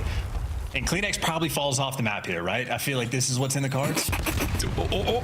I'll have to ask Puckett. He's got the crystal ball today. 23 and 13 from Joe Deceives. Again, defensively, so strong. Through tin. Oh, it's just beautiful work once again. Neptune with a big 2. Slows it down just a touch. Makes it 3. That is the EMP, all his. And Joe, through the smoke. Yeah, I mean, listen, we're snaking, we're throwing smokes. Gentlemen to do anything it takes. No way. That's a happy accident. That's an unfortunate accident. That's a good one. We'll take the happy accidents while we're trying to make sure that this is not an accident. This is all deliberate play. Still 2:35 on the clock. Loads of time. Loads of time. You got to get through that Koi. Brick wall of defense of Ghosty. He finds a way to pummel through. Oh, but a bit too zealous on the charge. And Joe Deceives. A quad feed for the young man. Couldn't smoke that out, could you? You give him a little bit of clarity and he rips apart your entire team. 2 minutes left to play. Toronto, you do not have to rush anything. You just need to play for kills. It's the purple haze of Toronto Koi right now. They're flying high inside. He's on the damage on the inside. Waiting for the play, but wait, Sib could cause a huge problem here. He's been dealt with on the flank. Oh my goodness. Koi now marching forward. Kips with a heads-up play to back on up. He's pulled the Gentlemates forward, but he's now going for goal. He's trying to find a window. He's trying to find something here, but his teammates have been taken care of around him. But Kips, you can see it in his hips. He wants to get that overload through. This is high-key, fantastic movement as well. Great shoulders, great bounce. He's got the little moho jump flick style into it. Doesn't make a difference against Sib. He just eviscerates you and picks up a 2-piece. Now, Paris, you need 2 scores in a minute and a half. It's absolutely possible, but he might have gonna have to chain it, and you also need to get that first. Dude. Kleenex ain't gonna give it to you. No way, no way. You know when the boys are shooting like this, and now fan out across the map. Joe Deceives gets right in a spawn. He's done it. He's blocked the spawns. He's got him to the right-hand side. A single defender deal with over by B, and he's down and dead. This is going to be number 4. Joe on the push. That's going to be the 4th going in. Rally to the top side of the map. Gentlemates have got to get going. Yeah, it flies well, and you know, you're going to be spawning them up P2, so everybody here for Paris is going to be ready and guns up. They're going to need every single wave, and that is not the start you're looking for. Kips with that nade basically just called game. Called it. Absolutely called it. And now Envoy holding on to the EMP where he wishes he didn't have to. That is a staggering nade. Toronto Koi, they did it for Puckett. His pick'ems have been diabolical. And now Toronto battling forward. What a 3-0 this has been over the Major 1 champions. First Cloud9 soften them up. And Toronto Koi have their way, a double den and a little bit of magic in the scar. I'm not even going to call the capture. Joe's under the table. I mean, listen, C9's out here kickstarting narratives. Toronto make the roster swap. The team's looking fantastic. They're getting the clutch plays you need in them. Insight, popping multiple pieces in the hard point to close it out. They finally got a Scar S&D win, so that's fun. That's nice. It's not like the sniper had the impact, but either way, the bigger story, your Major 1 champions, I mean, literally doing everything it takes. Zuba, can we get a red card? We get a card or 2. That was something. Well, folks, 3-0. It was a beautiful series, absolutely beautiful. Beautiful stuff, lovely stuff. Nice. 3-0. Gentlemates back to the drawing board for a touch. I mean, Birmingham is still absolutely on the cards. They should have their passports renewed and their bags packed. But when they get there, we'll see what team shows up. Very impressive turnaround from Toronto Koi. I mean, I'm not going to joke about it. This is a bad-looking team at the start of this stretch. Real bad. It was not pretty. Now it's starting to shape up. It's starting to shape up indeed. Strong jawlines. A twinkle in their eyes as they 3-0 the Major 1 champions. And, you know, maybe the biggest problem for the Major 1 champions, they don't have any stallions. They're just missing out, man. Had to dig deep, but no, nonetheless, fantastic series through and through. Toronto going to be extremely happy with this one. Even Joe Deceives getting the pop off in that map 3, going double positive, absolutely chokeslammed as well. So I think all the different pieces of the puzzle Toronto were looking to put together, well, really starting to solve it. And like there was, as you say, a time where we were worried about these guys being in the bottom 2 in the second stage. They have blown that away. Back-to-back 3-0s for those guys. Toronto looking good. It's over to the one true believer, Chris Puckett. Take it away. In the arms of an angel, today I was taken care of by Toronto Koi, and the fact that Den made it into the first 3 maps twice. I learned the lesson after watching it yesterday. Wheeler pointed it out, and this team may be the best Den squad in the game. Yeah, it's not even a discussion. And as we were walking out of here, giving it to them too. As we're walking out of here, Allie, I look at you. What do I say? He did say he should have picked Koi. Immediately, he was like, I should have picked Toronto. I said, you won't tweet it, though. And he's like, you're right. All right, let's take a look at how our Toronto Koi finished this in 3. There was one man leading the charge, and he went by the name of Joe Deceives. Why was Joe able to play takeover in that second half? And just their roles seem like they enable him so much better now since this change. Like, Real must have been awful with the way that Koi has been looking now with Kips in this roster. All jokes aside, great showing off of Joe Deceives. Obviously loves Den, but I want to give some love to Kips. I feel like he played phenomenal versus Gentleman's. A lot of huge moments, a lot of big twos when they needed him, especially in that search and destroy, putting up the double digits. A really good series out of him. I think the biggest thing is whatever the dynamic shift is bringing in Kips is it's making Insight better.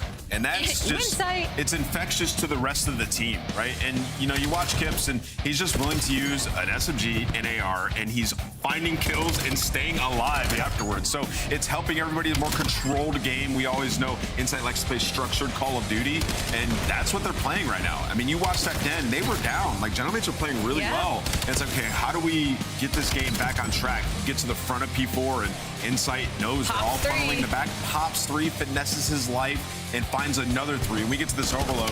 You know, we're talking about how good defensively Toronto Koi are. Like, if you think you have a free run for a goal, think twice. Yeah. They're gonna be there ready to go, saving their tacks. Like, these guys are just on point when it comes to Den overload. All claps in Toronto as they hand out a second loss to Paris back-to-back this week as they are being hit hard. Yeah, bro. Gentlemates fall to 3-2 after a 3-0 start, and right behind them on our standings is Toronto Koi. We're joined now by Insight to talk about the dub. Insight, first off, awesome win. 3-0, 2 Dens in the series, though. Can we keep getting this map? I mean, I got told after we won the map 1 that LAG were like undefeated on Den, so I guess we're out here taking chains. They were. They were 6-0. Yeah, talk to me about that Den at the very end of the map, dude. You popped takeover. Can you walk me through that play, what you realized you had to do? Yeah, I mean, the last push of the game, we knew that they were coming through like Spa because where we were on the map. And, you know, I just played a little dirty off angle, managed to shoot them on the side, get a bit of damage down, and we managed to get a dub. But CleanX jumping off the map, you know, he's against me there. But yeah, like, what's he doing? He believed in you. Listen, he was like, I trust you. Pick up that. This is your clip, Toby. It was a long play, too, because you popped 3, and then you read the Neptune wrap all the way around Dojo. I saw the nade, so... yeah, good play, bro. Yeah, appreciate it. Insight, arguably the most important part of this series was you guys able to close out round 11. How has your search and destroy improved since adding Kips into the lineup? Yeah, I mean, obviously the story of our season so far is we've been pretty bad at S&D. You know, a lot of the 6-5s or 5-5 rounds never went our way. But adding Kips in, I mean, you can see he's so comfortable on the map. He's kind of just running around doing his own thing, pulls what he wants to do, and we kind of just play off that, let him do his thing. Final question. You guys started at the bottom. Now you are near the middle. Where do you finish by the time we get to Birmingham? Hopefully top 4. I mean, the way we're playing right now, we're playing some unbelievable COD. Hopefully we can keep it going, keep getting better. You know, there's a lot of things we still need to work on, but top 4. I heard there's a few UK European fans excited to watch Koi live, as we will see you guys out there at Major 2. Absolutely. I can't wait to see him. Cheers. That is Jamie, a.k.a. Insight. He's walking away with the first dub of the day. Rosalie, we've got a lot to talk through on the rest of this matchup, but where do you put Koi in your power rankings? Now? Yeah, let me hear this. Ooh, now I have to send them upwards, so I think I'm going to go, I think I'll still go Optic. I think I'll still go... dang, they might be like top 3, top 4. Oh, you're like high. No, they're tied across the board for me, I think. I think it goes Optic, and then it could be Koi, it could be LA, and it could be Faze. And it can be Gentlemates. I think all of them can beat each other. Moon rocks, bro. Get yourself ready for the next matchup. We are going to outer space. Join us as Rosalie leads the charge. I'm with you. I think they're top 4. Wait, what the heck?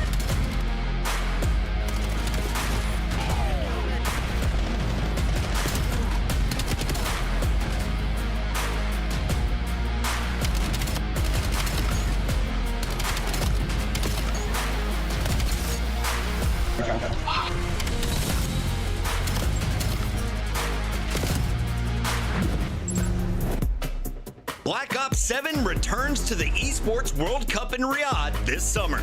Scan the QR code to be notified when tickets go live later this month. Start the season strong with the 2026 Call of Duty League Pack. Grab yourself the CDL operator by scanning the QR code on screen or check it out in the Call of Duty store in-game now. Scuff, official controller of the CDL.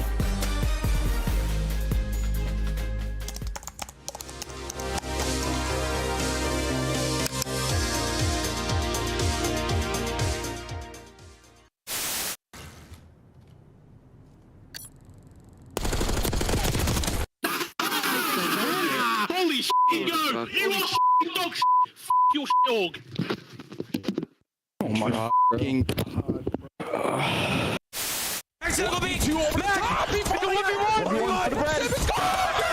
my goodness! Hold the cross down and touch!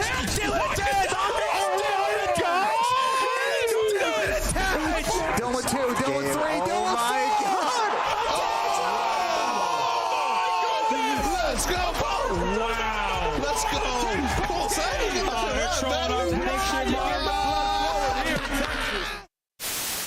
We get it? Yeah. I was not trying to curse us. I did not. I thought it was 250 kills. So when we were up 70 kills, I was like, "There's no way we can lose." Yeah. I'm lay down. I can do nothing for you. Time still? Find the cross.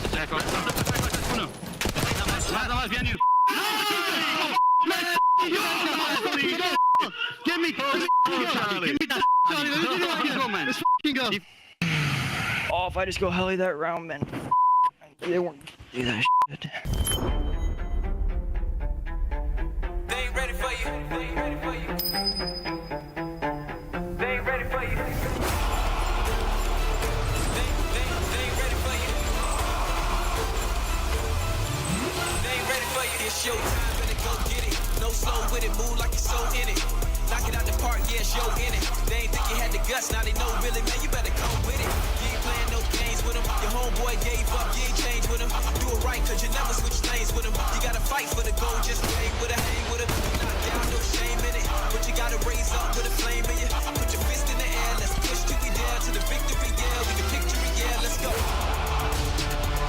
They ain't ready for you. They ain't ready for you.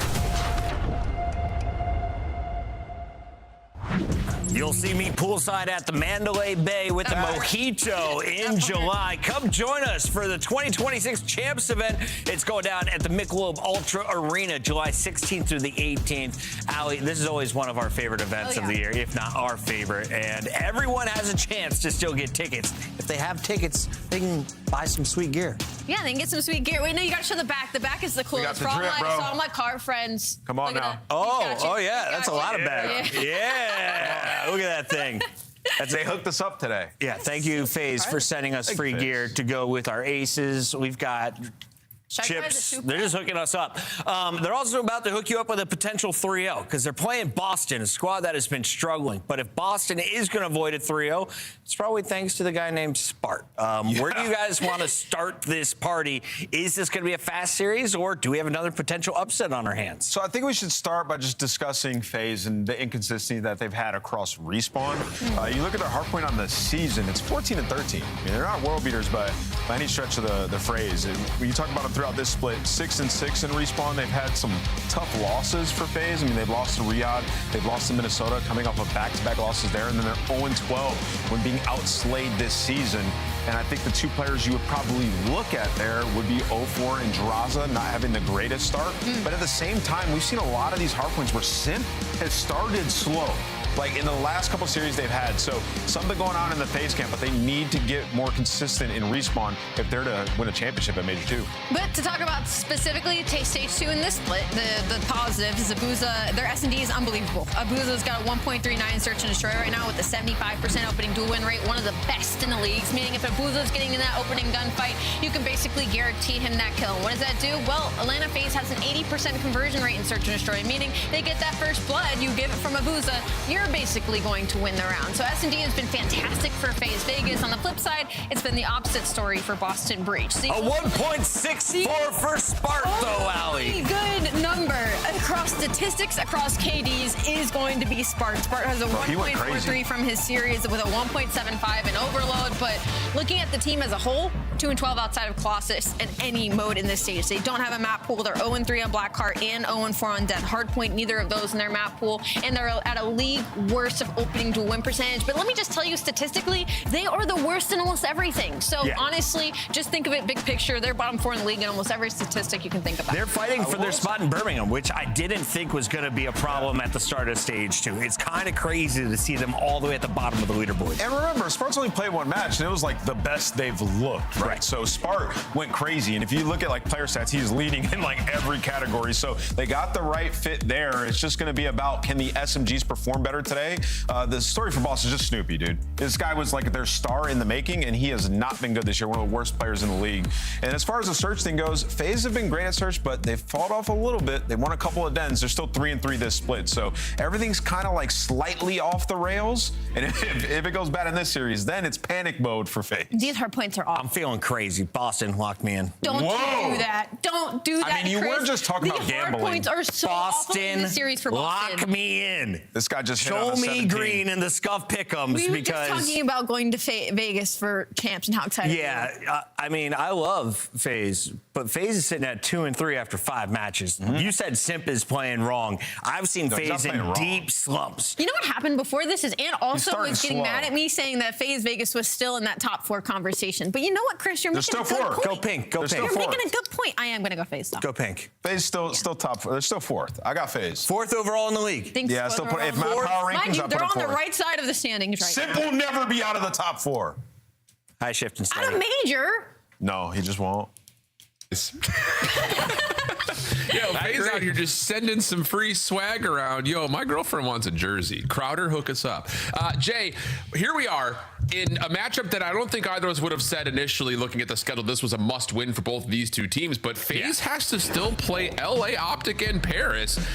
They should be okay, I would say, just based on the rest of the bottom part of the league to make it to Birmingham. But I mean, we're talking top 4 on the desk. We need to see something right here. Yeah, we definitely need to see something because recently for FaZe, the 2 matchups that they lost versus Riyadh and versus G2, they were grueler series, but you choke a game 5 versus G2, you get outclassed there, and then Falcons just make easy work of you in all of the respawns yesterday. So FaZe got to come with a little bit of different kind of fire today. And the same thing could be said for Boston because you make a roster change, Spark basically is God on the map, and we still lose. So without question, Boston have a higher level of just pressure on their back because the talk of the town is Spark's here, and he played great. Now we just need to see one of these SMGs be a lot more consistent, or we're potentially going to see a different roster for Boston Breach next week. This is a very important match for Boston. I like that. Let's just put him in the kitchen on the hot side of the stove right now.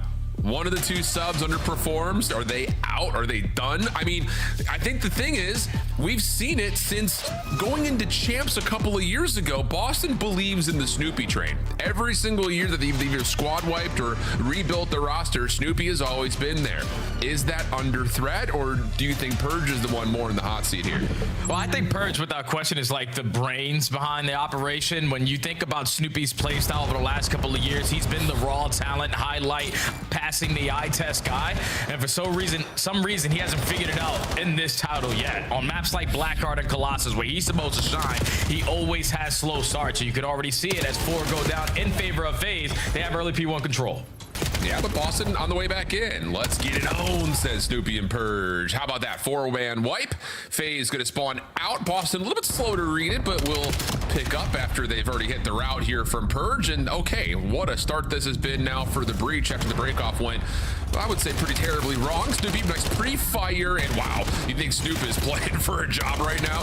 Heck of a start from him. Nasty to follow, and this has been really, really clean, really, except for the breakoff for Boston.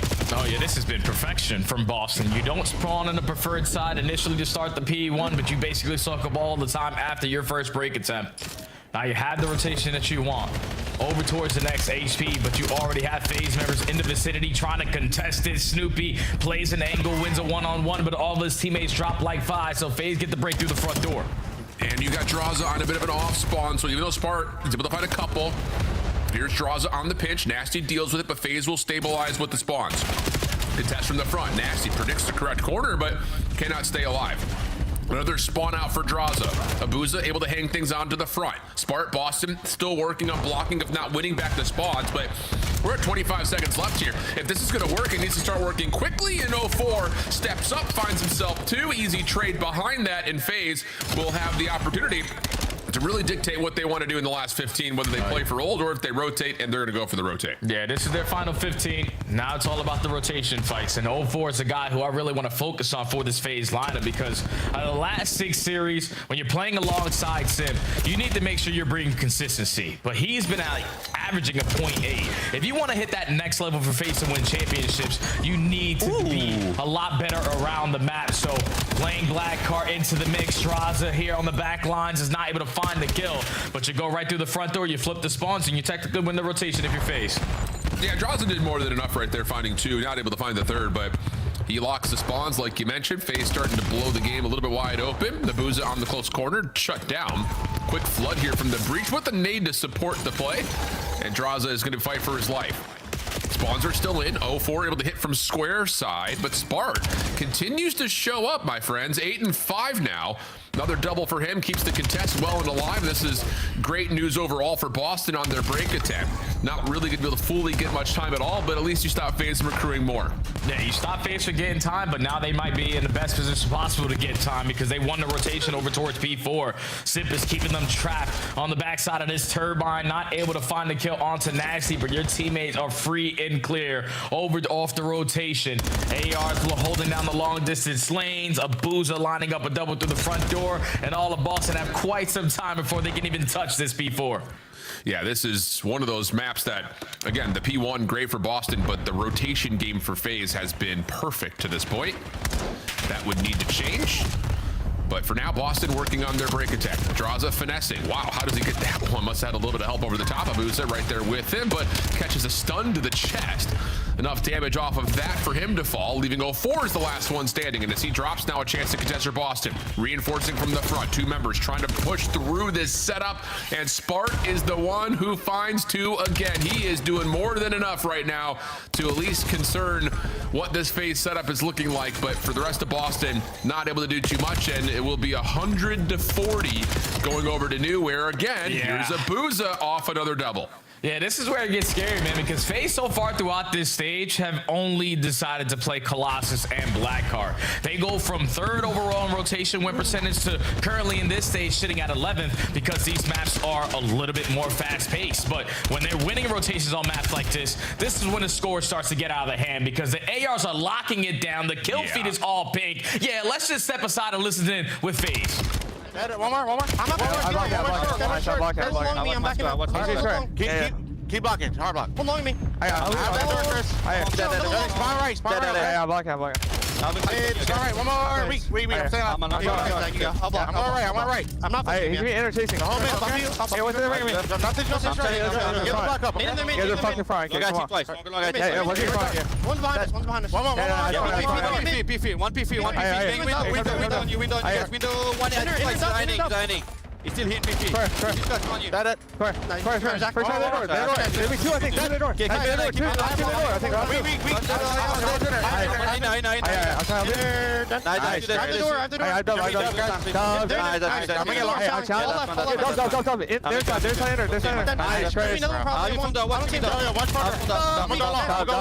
I have the door. Hold up. Yeah, I try. I have the door. They don't weak. Nothing open. Window. They're trying to flip. I'm staying up. They didn't flip. I'm Snoop's gonna spawn with you. I'm trying to get back, bro. I'm winning long. I'm dead. Watch out. Break time. Nice. Maybe we don't. Kill this guy. I detonated door. I'm going out of me. Here. Running to left. Also. Nice. Let's kill this guy. Yeah, I'm playing the back. Let's kill him. All left. I'm staying close blue. Here, look to back kill. I got time. Hey, I'm staying close blue. There's me too. Yeah, I mean, woof. This has been an absolute blunder for Boston. Have not won a rotation. And even in the middle of that listening for Faze, you kind of look over Boston. 30 seconds remaining on P1. You've gotten 4 dead. But we're all staying in the time because we also need the time. Like, it's just so tough to fight uphill at such a steep incline right now as Abuza is taking over 22 and 15. Good help on 04 from the cross. One more to grab. Easy cleanup. And Faze, if they get Snoopy here, may just put this thing out of question with a very embarrassing scoreline to Boston's dismissal here. Yeah, like, I don't even know how you expect to win Blackheart when you lose 7 rotations in a row. Like, we're never gonna cut our losses. We're not winning one-on-one gunfights. Straza is smiling from cheek to cheek, but the game is just seeming too easy right now. Boston have more than 50 points. They're gonna be able to soak up this final 5 seconds if they want to, but you're down by so much, we can't even get the junk time. We gotta rotate, and we're walking right into pre-aims again. Another 3 dead face and close it out here. You know, I will say too, I mean, there's a lot of things to be happy about if you're Faze, but I really want to go back over, and you'll probably see it in the highlight reel. It's the little off spawn moments when you have one rotation, but somebody spawns out. How efficient they are on working those as natural pinches. We kind of saw it in the first rotation from 1 to 2 from Draza's perspective. You got a lot of it from Abuza in this most recent rotation. Is he almost able to snap to a second?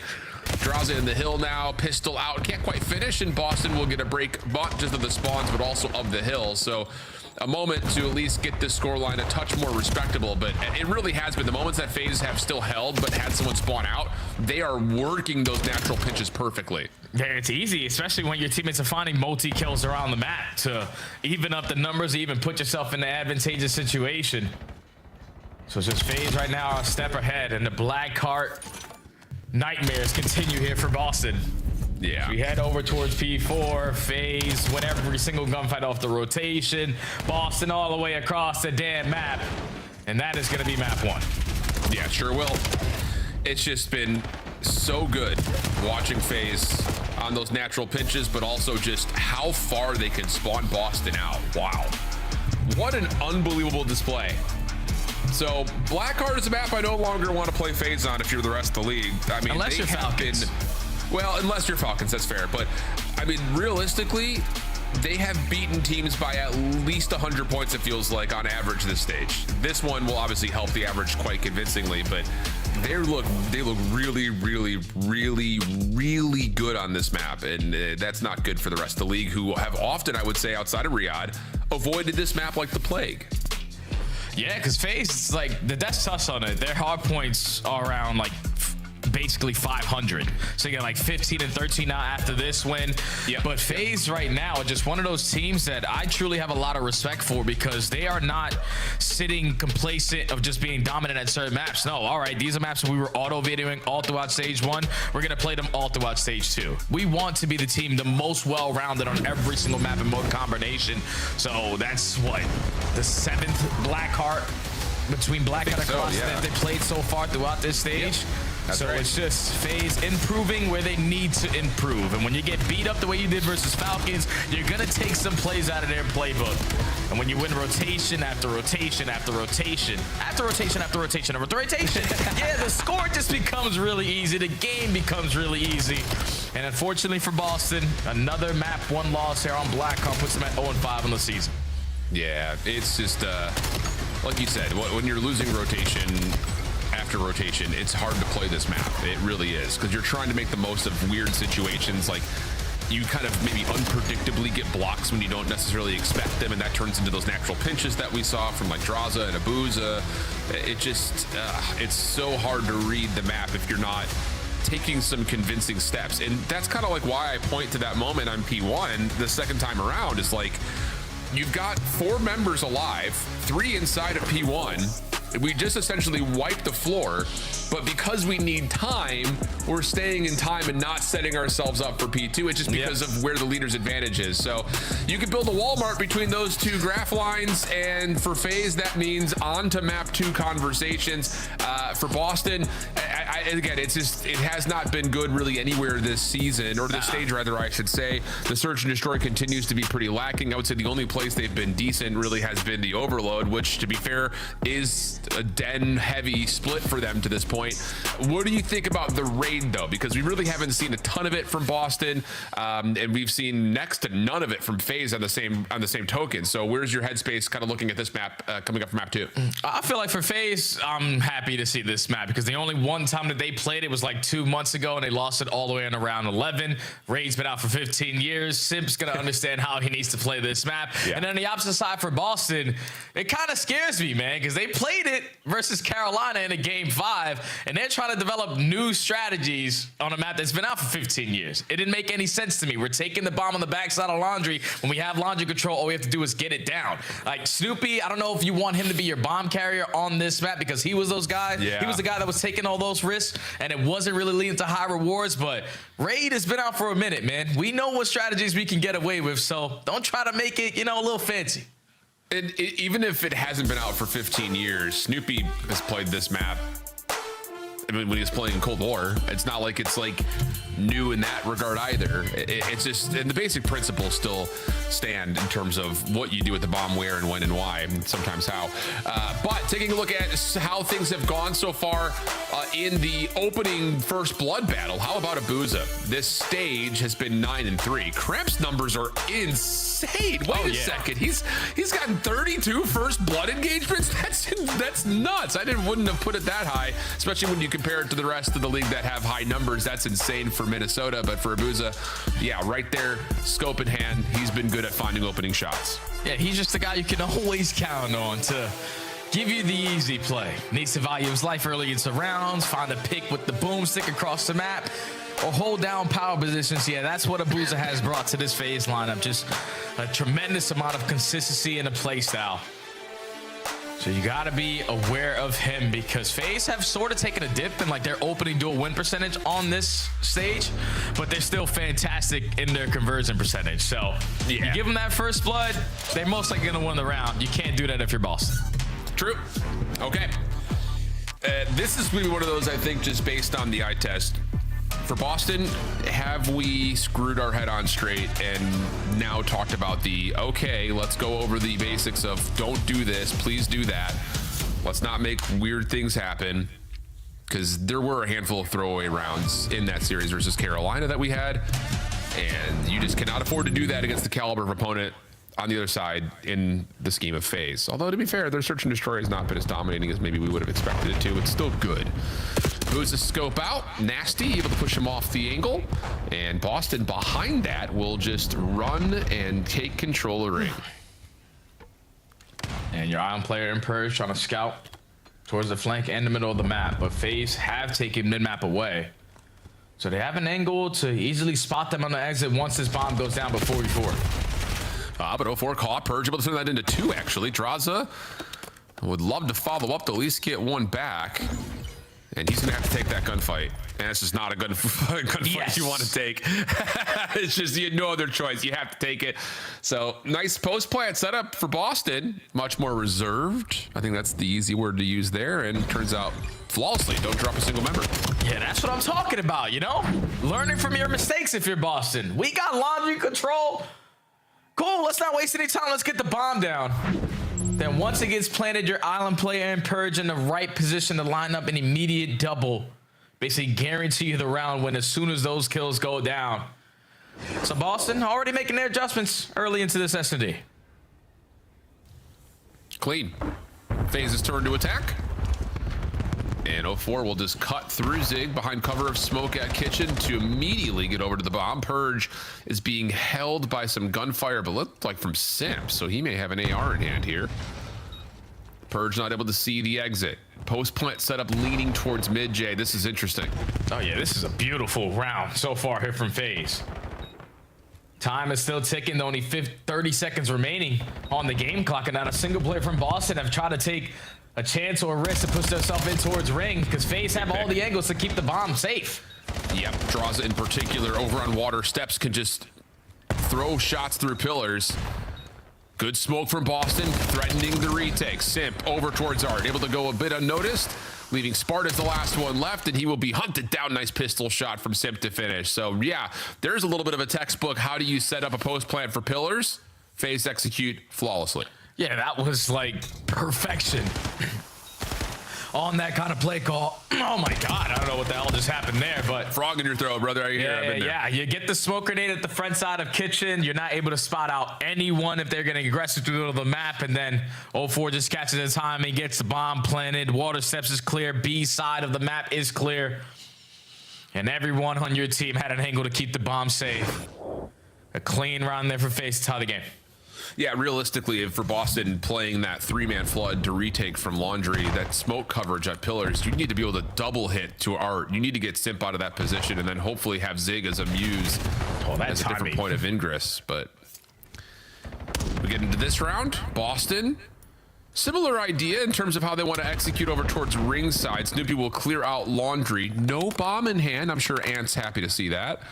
And Nasty will wait for a moment, looking for contact as Boston behind this. Spart, deep shoulder, punished. Snoopy still alive and kicking, though, is able to turn a 2-for-1 exchange into favor of Boston. And now you got your numbers. Yeah, let's just play the gunfights. No need to try to risk it by someone working on the bomb plant. So you just send it for the gunfights. And you clean out house on the backside of Laundry. So FaZe, they're prepared for that A push, but just that nade hitting that player at mid square, you force the rotation back towards kitchen, and they're thinking, hopefully by the time we get in this position, they are working the bomb plant, so we instantly have the advantage. But Boston took their time, we're playing for the fights, and it works out for them to take their second attacking round. Yeah, really aggressive stature in terms of how you set up aggressively for offense, but it works out mostly because both SMGs are also there to support. Of course, we had Spart's POV on the outside of the ledge, but Purge was right there with Snoopy opposite side of Laundry. So a little bit of extra aggression that time around. Smoke to take away line of sight through kitchen as FaZe are looking to once again put pressure in the middle of the map. This time, though, I believe they did see Snoopy out towards B with a couple of shots, and that's going to be enough for 04 to swing the bomb and plant. Really, you got to keep your eye on Purge here. What route does he want to try to take to foil this setup? And he's going to go back towards water steps. Yeah, he's just going to get to his teammate. Snoopy finds the first blood. A boozer there for the trade, but you got this guy isolated in towards Tiki. Smart and Purge combined for that kill. So now it's a 1v3 for Draza, and he's trapped. He's gunned down, and Boston perfect there on their retake. Yeah, it felt a little interesting, I think, just for FaZe. Similar idea in terms of their opening approach to get out of spawn, smoke up towards kitchen. Maybe you're thinking Boston's going to bite on the same A setup that you just gave them, but instead this time Snoopy gets just enough information to say, okay, well, there is still someone over towards pool. And I don't know, maybe if you're FaZe, do you wait a little bit longer before you make that rotation over to plan? I understand you're trying to play for a quick post plan and you're just going to survive through bedroom, but Boston had a really good adjustment there, reflooding back through mid and having a free retake through steps. Yeah, and it all, like you said, starts with Snoopy. They're just gaining that information through that B site because Draza's given the comms to his teammates. He's on the bomb. We could potentially isolate him, but the fact that when your teammates get to the bomb site, Snoopy's already gone, you're forced to commit yourself at B because you gave up all the space on the opposite side. So Snoopy traps them and wins that round for his team. Now back on the offense they go, and they find another first blood. It's the same rollout for Boston in all three offenses to this point. Again, a little bit of aggression here for Snoopy, nearly caught out, but able to keep his life. Help from Purge. That's the same idea. Spart right there, same thing. It's just, hey, if it ain't broke, don't fix it type situation. Seems like Boston have drafted this A play up here in the last couple of days, but Draza's going to reset. Played over towards Art side, and I believe he did just see a shoulder and is going to reposition outer ring for the 1v2. Yeah, it's all about the timing that he's able to get.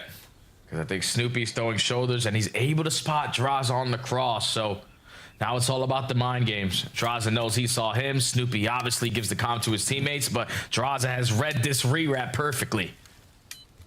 He's Three cleared out over towards Laundry. Bomb planted. Nasty will drop. 1v1. Snoopy gives him a workout, but is also taking a lot of damage in his own right. Both players now off the regen. Headshot to Draza. Advantage to his direction. But Snoopy in a little tricky spot. And had to have been a bullet. Draza flying, trying to take him off that little square heady. But Snoopy with a sub in hand is able to keep himself just safe enough to melt him on the landing. Unreal. Yeah, that's just one of those gunfights right there. It happens to me all the time in rank play, Al.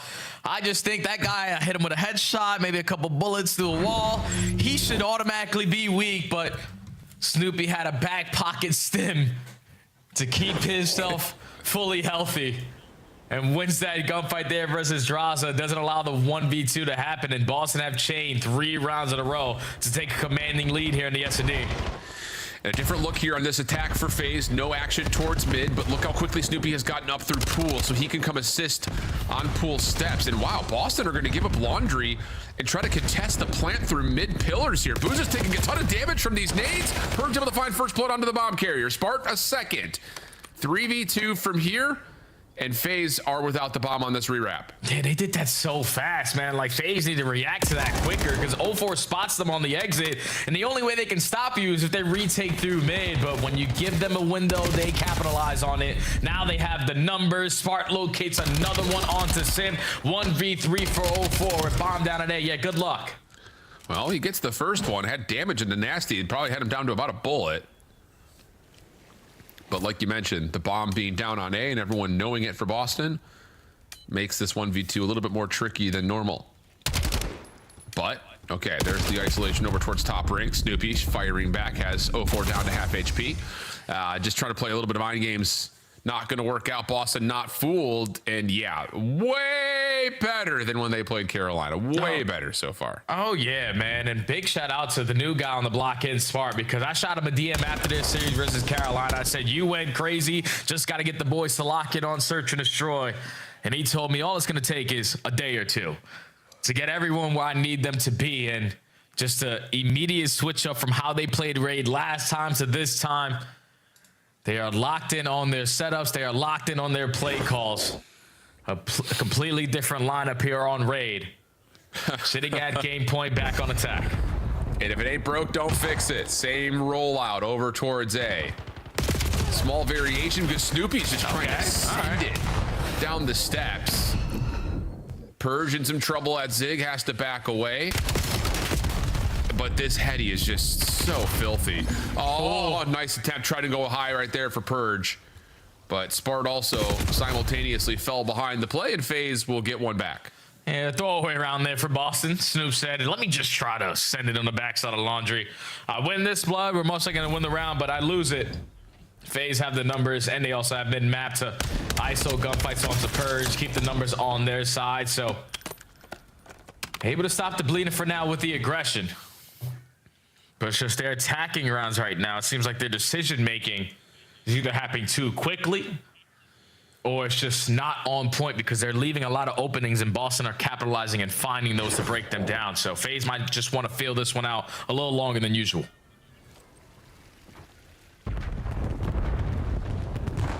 Well, these are obviously rounds that you cannot make mistakes in moving forward. And another interesting look as Snoopy runs it down over towards top bedroom. We've seen that play from him defensively before.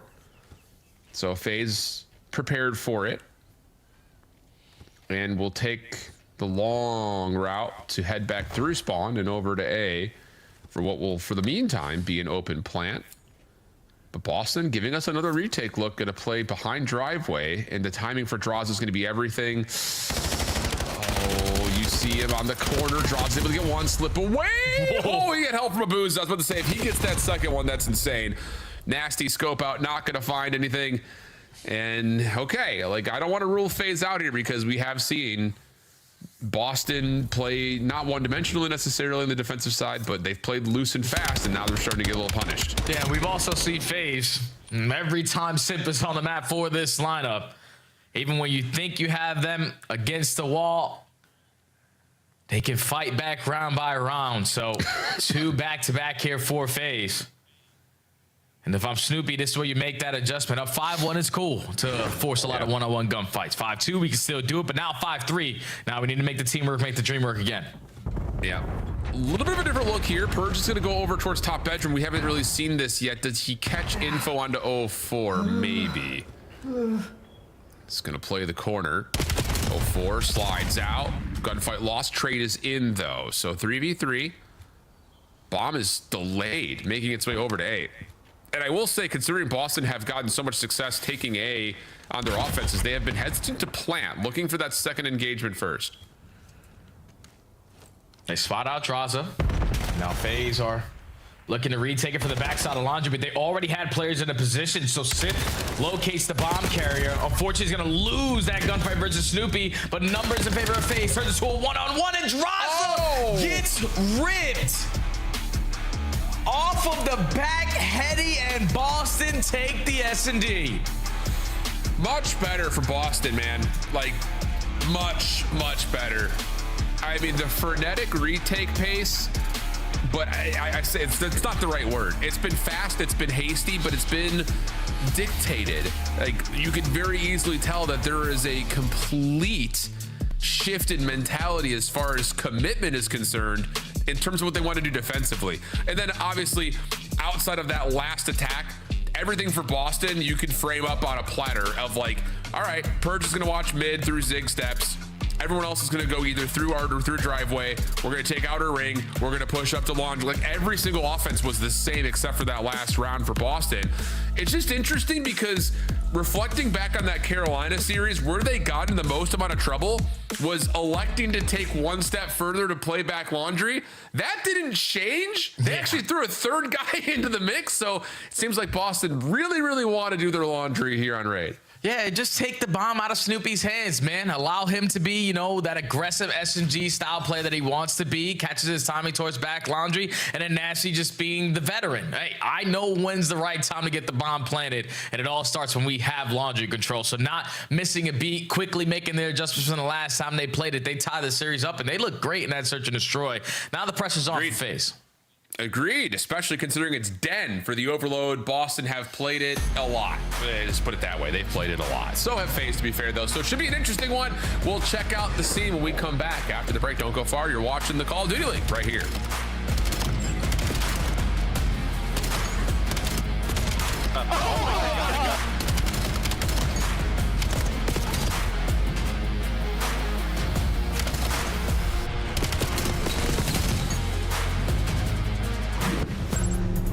Scuff, official controller of the CDL. Monster Energy, the official energy drink of the CDL. COD Champs tickets are on sale now. Come see the best teams lock in for this season's grand finale in fabulous Las Vegas. All 4-day passes come with early venue access. Head to FazeVegas.com or scan the QR code to get your tickets now.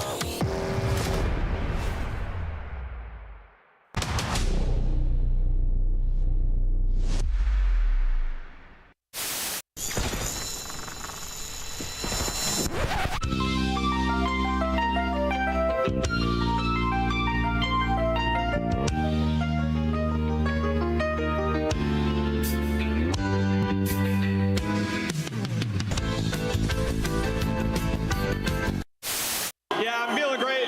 Those guys are frauds. It's Sunday. We're on land. Reverse sweep. It's easy.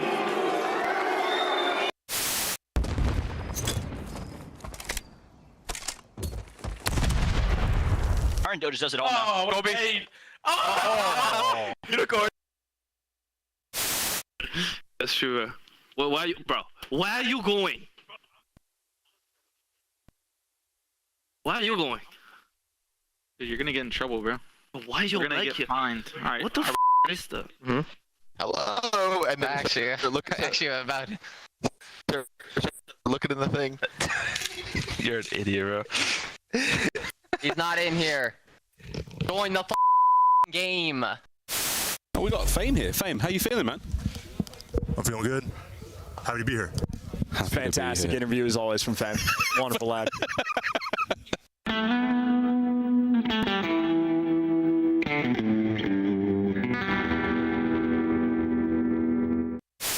Um, 4v1, I think it was, the clutch, something like that. And we were just, you know, playing the round out, and I hear, oh, cat, you know, he's pushing at him, thinking, oh, he's dead, okay, so let's play it nice. And then I just hear a roar behind me, an absolute roar.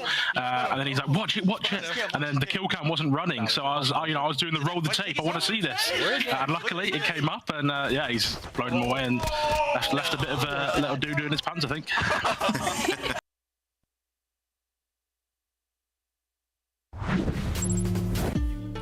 Oh, the tales of Boston search and destroys continue potentially now with Raid underneath their belt a little bit more securely. Dead Overload, map number 3, coming up in the 1-1 count between them and Faze. Both teams love to see this map in any particular series. Both have very solid records overall compared to the other maps in the pool. So good stuff, I would say, for both teams. Trying to take the swing map and take an edge here in this best of 5. Yeah, this is Faze's go-to Overload. 6-3 overall compared to right next door. It's going to be exposed at 5-3. So technically, this is their best one. But it's just the last time that they played it. It comes down to the other team dictating the pace of the game because you're always sitting on the back foot, always forced to play defense. And that's exactly what happened versus G2. And it could potentially happen here versus Boston because Boston, the way that they manhandled Carolina last time, everyone was slaying to bits. Everyone over 1.0 KD. The new guy on the black had a 1.7. And when they get early scores and then they allow those brains to start working out of their SMGs where they camp certain corners, hit those long routes, it forces you to be uncomfortable. So you can't let Boston get the first tally in because FaZe are uncomfortable whenever they're down. I've got an out-of-game question for you, Jay. You ready for this? Talk to me. Remember last year, we all kind of coincidentally said that G2 had, like, the wispiest of facial hair structures in the league? Is that Boston's now? What are these stashes? Across the board. It's like playoff beard energy, but way, way, way squirrelier. What you want me to say? They can't grow facial hair. They young, bro. They can't grow facial hair. It might not be in the genes or something, but it don't matter about the facial hair when you're tied 1-1 versus Faze. You get blown out the water in the map 1. You make your adjustments and dominate on the map 2. And such a high pressure series for both teams, more specifically in favor of Boston, because the SMGs know there's a lot of talk around the town for potentially one of their jobs. You got to keep on fighting, and Den Overload is the next map in front of us. I'm going to go ahead and say Boston has the squirreliest facial hair game in the CDL this year. You got it, man. You got it. Sparf gives us first play. Let's get locked. Follow up behind that, though, is good for 04, but good map position here. Snoopy finds one, slips into Broken, and has an opportunity for possibly more than that. Yeah, good help over the top as Nasty confirms the trade, and Boston could potentially possess the EMP here. Yeah, they have been map control. Now it's all about just looking for this next wave of fights, and Purge starts it off with the first, but you can always count on the safety net of the Boozer to bail you out of situations. And he might find himself quickly into another, but he gets gunned down by Nasty. You had your lead blocker and Snoopy over towards the A site, and now FaZe are just trapped. They don't know which way to look. No, they absolutely don't, and there's good help, Purge, good body blocking. Need one more to make sure you block that cross. Stun is there, doesn't make a difference. Boston will clean the field. And now set up one of the craziest looking spawn traps that you possibly could, but good awareness from FaZe. Burst right through, all 4 members playing it together. And they will trade things out, but hold the horses, because now you've got a rotation over to A, and you've got Snoopy in position to find kills and potentially score. But from behind, Simp will stop that, and EMP will be grabbed and given a little bit of separation. Oh, but Purge is still here, not going to make them an easy play for them to have the exit. But he eventually does get cut down, and FaZe are able to have a good goal line stance, but Now approaching over towards rooftops. You were getting cut down by Nasty. Spark camps the corner for the 3rd kill. Now you can go forward if you're Boston. Yep. But moment of pause as Draza at least confirms some space to work around P2. Faze off spawn, looking to play off where the reset is for the device. Purge there first though, and that's not what you want to see if you're Faze.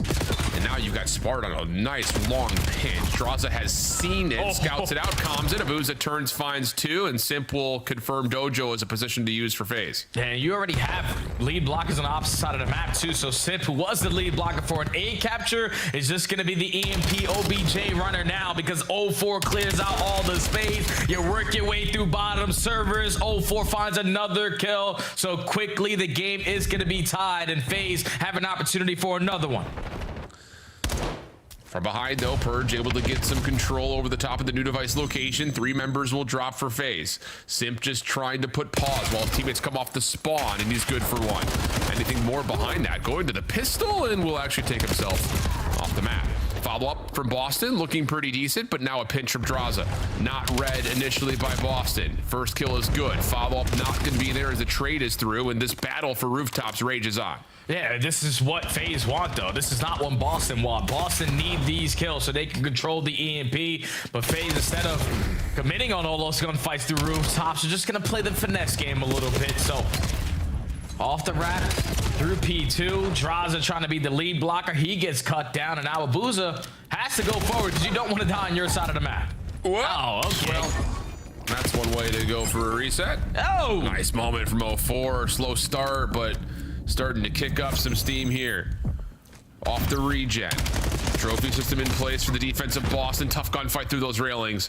Abu's able to find 1 pitch from Sip. Should open the door for a score. Just down to if they can find Snoopy. Pistol. Can't quite lock the shots, and Snoopy will save the day. Pick up the EMP and give it some space. And now Boston going on their power position over through Dojo's side. You get the trade onto 04. You have Nasty in position that he wants to be, but I don't know if you're going to read this pinch here from Draza, or you do, and you win the gunfight if you're Snoopy. So possession time, all even, but Boston in the driver's seat. Yeah. Setting up this attack, going to have Purge at mid-map. You can create the space. If you can find the pick, and Draza was in some trouble there, but at least able to shut that down, and Faze with that a little bit of extra momentum will step forward. But Nasty able to get a couple good prediction, just not quite perfectly timed. Pistol out, help on the way. Finesse trying to come through for Simp, but he's shut down, and Boston have a chance to not grab and go necessarily, but they've got numbers here. 4v3 towards the B point. Yeah, they got numbers. They just need their attacks. I try to open up with that first kill because Faze are more than willing to just have the goal line stance. 1 player from Boston gonna work on a route. It's gonna be Snoopy, but he's already sniffed out. So we're gonna go into overtime. Boston, the only opportunity to get another one on the board here with 30 seconds. Yeah. Someone's gonna have to make a play though, and that's gonna be on the Purge, at least initially. Tries to show force at mid to pull the defense away, and they're gonna go for just a full flood. This is really compelling. Will it work? 3, 2, 1, go. Here's the first play. 04 able to get 1. Now on the cross through the doorway. No one's playing inside of the point itself, and it may work out. What a play from Boston. Snoopy was known. You called it correctly. He's calmed out. Purge shows himself up top at the jump wall, and then says, everyone bail. We're just going to full flood them while 2 guns are watching mid. What a design that is for Boston. Yeah, that's just perfectly executed, man. They get on the bird early. Faze have a bloodbath of fights over towards rooftop to tie the game, and then the one opportunity that Boston capitalized on their gunfights, they wrapped it back to Dojo and were able to take the score, to take the advantage going into halftime. And I think you called it to perfection, my friend. Just Snoopy drawing the attention, forcing 2 Faze players to consistently look at the pinch. He said, all right, we're not going to go on that angle. Let's just 4-man use our advantage right through the front door. And Snoopy's able to locate 3 for that final push. Unbelievably cool play from Boston for the overtime. Nice shots. Nasty now on 5 in a row, and he's got the Hellstorm to work with. Boston in the driver's seat here as the second half gets kicked away. Time of possession, nice. 69-31. Follow up behind Spart, pretty good. Can he get the second up top? Yes, he can. The opportunity here for Boston as they know that Draws is playing on the pinch, but the Zaza duo makes things safe, and it's Faze who grabs first. Yeah, now the SMG's got to get back into the play. Nasty was thinking I could work the OE if my teammates just stalled out time, but not in the positions that you want to be, and your trophy system doesn't completely get down. So stuns and nades are going to be effectful here for Faze, but you can see on the mini map they're just waiting for 04 to work this pinch. Timing is going to be crucial for him, and 04 will drop first. Follow up, no, not going to be there for Draza. Yeah, that's just a little bit over aggressive. If we're going to do it, we may as well do it together. Purge, yep, that'll work. Sip down, more, no, not quite. 04 able to hold the line here in front of Dojo, and we will have an opportunity to see what Nasty can do on the flank. Oh, no, that's what he's doing. Hostage. Okay, that's fine. And now you've got all the info you could possibly want, but the EMP is reset to mid. Yeah, and now with the Nasty having a body shield here, someone can just grab this and run right up the middle of the map, and that's exactly what Boston are gonna do. Playmaker Purge said, let me just hit 99 speed and take another score onto the board. Boston up 3-1. Yeah, that works out really well. Nasty still holding position at middle. The battle rages over towards Dojo. Faze want to get out of spawn, but are not able to because now Spark stepping up, but Nasty's pinch is made safe. EMP going to be grabbed likely by Purge here. No, they're going to play for the kills first. And just not quite able to lock down the shots, but Purge maybe able to go from one to the other. Problem was there was 3. So everything resets once again. Faze now with a little bit of map control being established. The Booze trying to play forward. Numbers will still stay with the team in pink, but Boston are safe off the reset to defend for now. Yep, they got your trophies down. Nades hit for the opening kill, so you could be the aggressors to not give up all this space to Faze. But now the finesse game is developing. Abuza has cleared his way out through couches, trying to take space over towards A, but gets caught by Nasty. Smart finds a second kill. Now the last guy standing is 04 with the EMP. Yeah, just trying to stay alive. He's in some trouble though, and at mid-cut, Nasty gets involved. More than just involved. Oh my goodness! Little hot swap for Nasty. Gonna do a try to grab and go, reset this thing over to B. Stun will slow him down, but you've got a lot of help around. You don't necessarily have to commit this to B either. You could just reflip this back on out, but Faze are watching all things at once, and Draws is able to catch Nasty before he can fully get back to safety. This is so difficult to play when you're at a disadvantage, when you're down by 2 scores, because you got to clear out every single corner, and when you don't, Boston are making a lot of impactful kills with it. So 3 go dead in the feed. Nasty trying to add another one to the tally. He gets cut down by Sim. Snoopy almost scores that one on the top of Abuza's head. But another goal line stop here for Faze, but I'm pretty sure Nasty has a Hellstorm to make sure it's a little bit safer. And you're able to get 2 from Spart, and you could just delay this as long as you'd like to. See if you can catch anything with it. 2v2 over towards A to see if there's gonna be a follow-up score.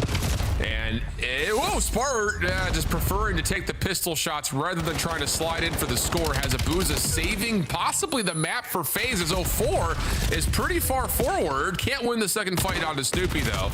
And now it's on to what Abuza can do with the pistol, and the answer is he can't do all that much. Yeah, there's so many situations with Faze, so looking for a scoring opportunity, and they need their lead blocker to find the opening kill.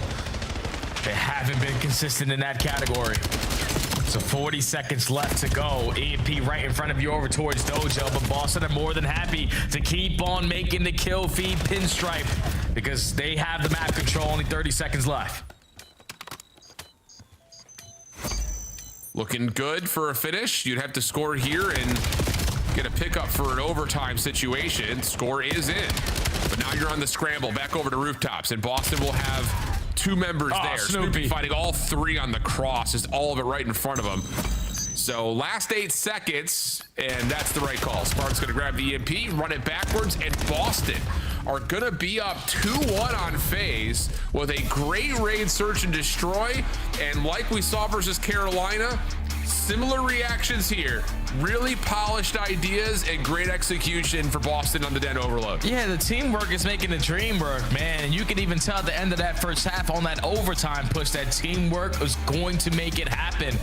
The fact that they understand there's no need to force one-on-one gunfights on these pinch angles. We have an advantage through the front door. They just outclassed Faze on these little moments. Faze found themselves in a lot of situations where they got a lot of good goal line stops. It's just when your lead blocker isn't finding that opening kill, it forces you to slow down. Boston playing certain corners when they had the advantage makes it even more difficult for you to have map control. Just Boston dictated the way this game was going to be played from start to finish, and now they have an advantage in this series. Absolutely they do. And still, we look over across the scoreboard. 23 and 17 from Spart, 19 non-traded. Nasty 24 and 17. The ARs have been great for Boston, but again, like we kind of talked about with Carolina, everyone popped off in that matchup, and we're seeing that here again. So Den Overload, it's been played a literal metric ton by Boston this split. It's been in every single one of their series, and they're really starting to get locked. Obviously, map fluency becomes the next question mark for Boston and Overload in particular, but hey, at least you know you've got this one set and ready to go. No, without question, man. Versus one of the best teams that we have on Den Overload, you were making it look pretty easy. So Boston, even with the new lineup, have found consistency on certain maps, and Den Overload is their go-to. So now you're up 2-1 into the series. You're going into an exposure hardpoint that you have yet to play as a team. And you're playing against Faze, who realistically don't really have the best record on it, but they are on a 3-game win streak on exposure. And for some reason, this is the map that 0-4 always has takeover ability. So you can't allow him to get hot, because without question, if he does, we're going game 5. Yeah, I mean, it's been since the Major 1 matchup versus none other than Boston that we saw Vegas play this map, but I will say, kind of reflecting back over those most recent times, which was a while ago now, Faze plays the map very, very well. I think they've got really sound and fundamental understanding, over how they want to play P3 and how they want to prefer timing rotation over towards 4. So I think that has been their main critical key to success when they do find it. So pressure onto Boston, I think, to do what they didn't do on Blackheart and challenge rotation sooner. Yeah. You know, like, just generally speaking, just really you could just say challenge rotation, because they really didn't even do that on map number 1. A little bit easier on exposure, to be sure, but the timing of which you decide to challenge rotation when you don't have natural spawns for it is going to be critical for Breach to try to close the series here. Yeah, and even if you don't find yourself winning rotations, understanding the moments where we need to cut our losses to be the guys early off towards the new HP. Not consistently playing from the back foot, because if you give Faze 8 straight rotation wins, the score is going to look like what it did in map number 1, 250 to 77. You do not want that to be the case, but I don't think Boston are even thinking about that now, because the guns are hot. Purge was almost triple negative in that map number 1, and a lot of that is due because they're beating you to the punch. They know what the recipe for success is. We need to be the team early towards the money hills. So that's got to be their focus on the AR. Spart and Nasty, a lot of focus on those mini-map rotations, on those one-on-one gunfights to lock down the map. Agreed. Okay. See what we get here. It's been a really good series at this point. It has, man. I wasn't expecting it to be this good either, because I was like, the turnaround from Boston, usually expected to be a lot longer in Search and Destroy, but the fact that they instantly flipped their progressions, or the way that they were developing on Raid, was great. They stayed strong in the Den Overload, and now you're going into a hardpoint where realistically it's going to rely on your ARs, who have been the backbone for this team. You're in a good position. Indeed, indeed. See what we get. Map 4, exposure hardpoint. Faze, what do you have for us here? Haven't seen it in a while, but like we mentioned, when we did, rotationally, they were really, really sound at the money hills. Great start here as well. Spart was pushed off the angle, couldn't really assist over the middle of the map, and it's continuing to take damage across that long inner hall.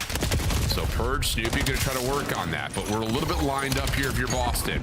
Doesn't make a difference. Snoopy just cracks the code, finds a couple. 0-4 with the response though, and Faze will stabilize around mid. Telling you, it's just something about exposure HP in 0-4.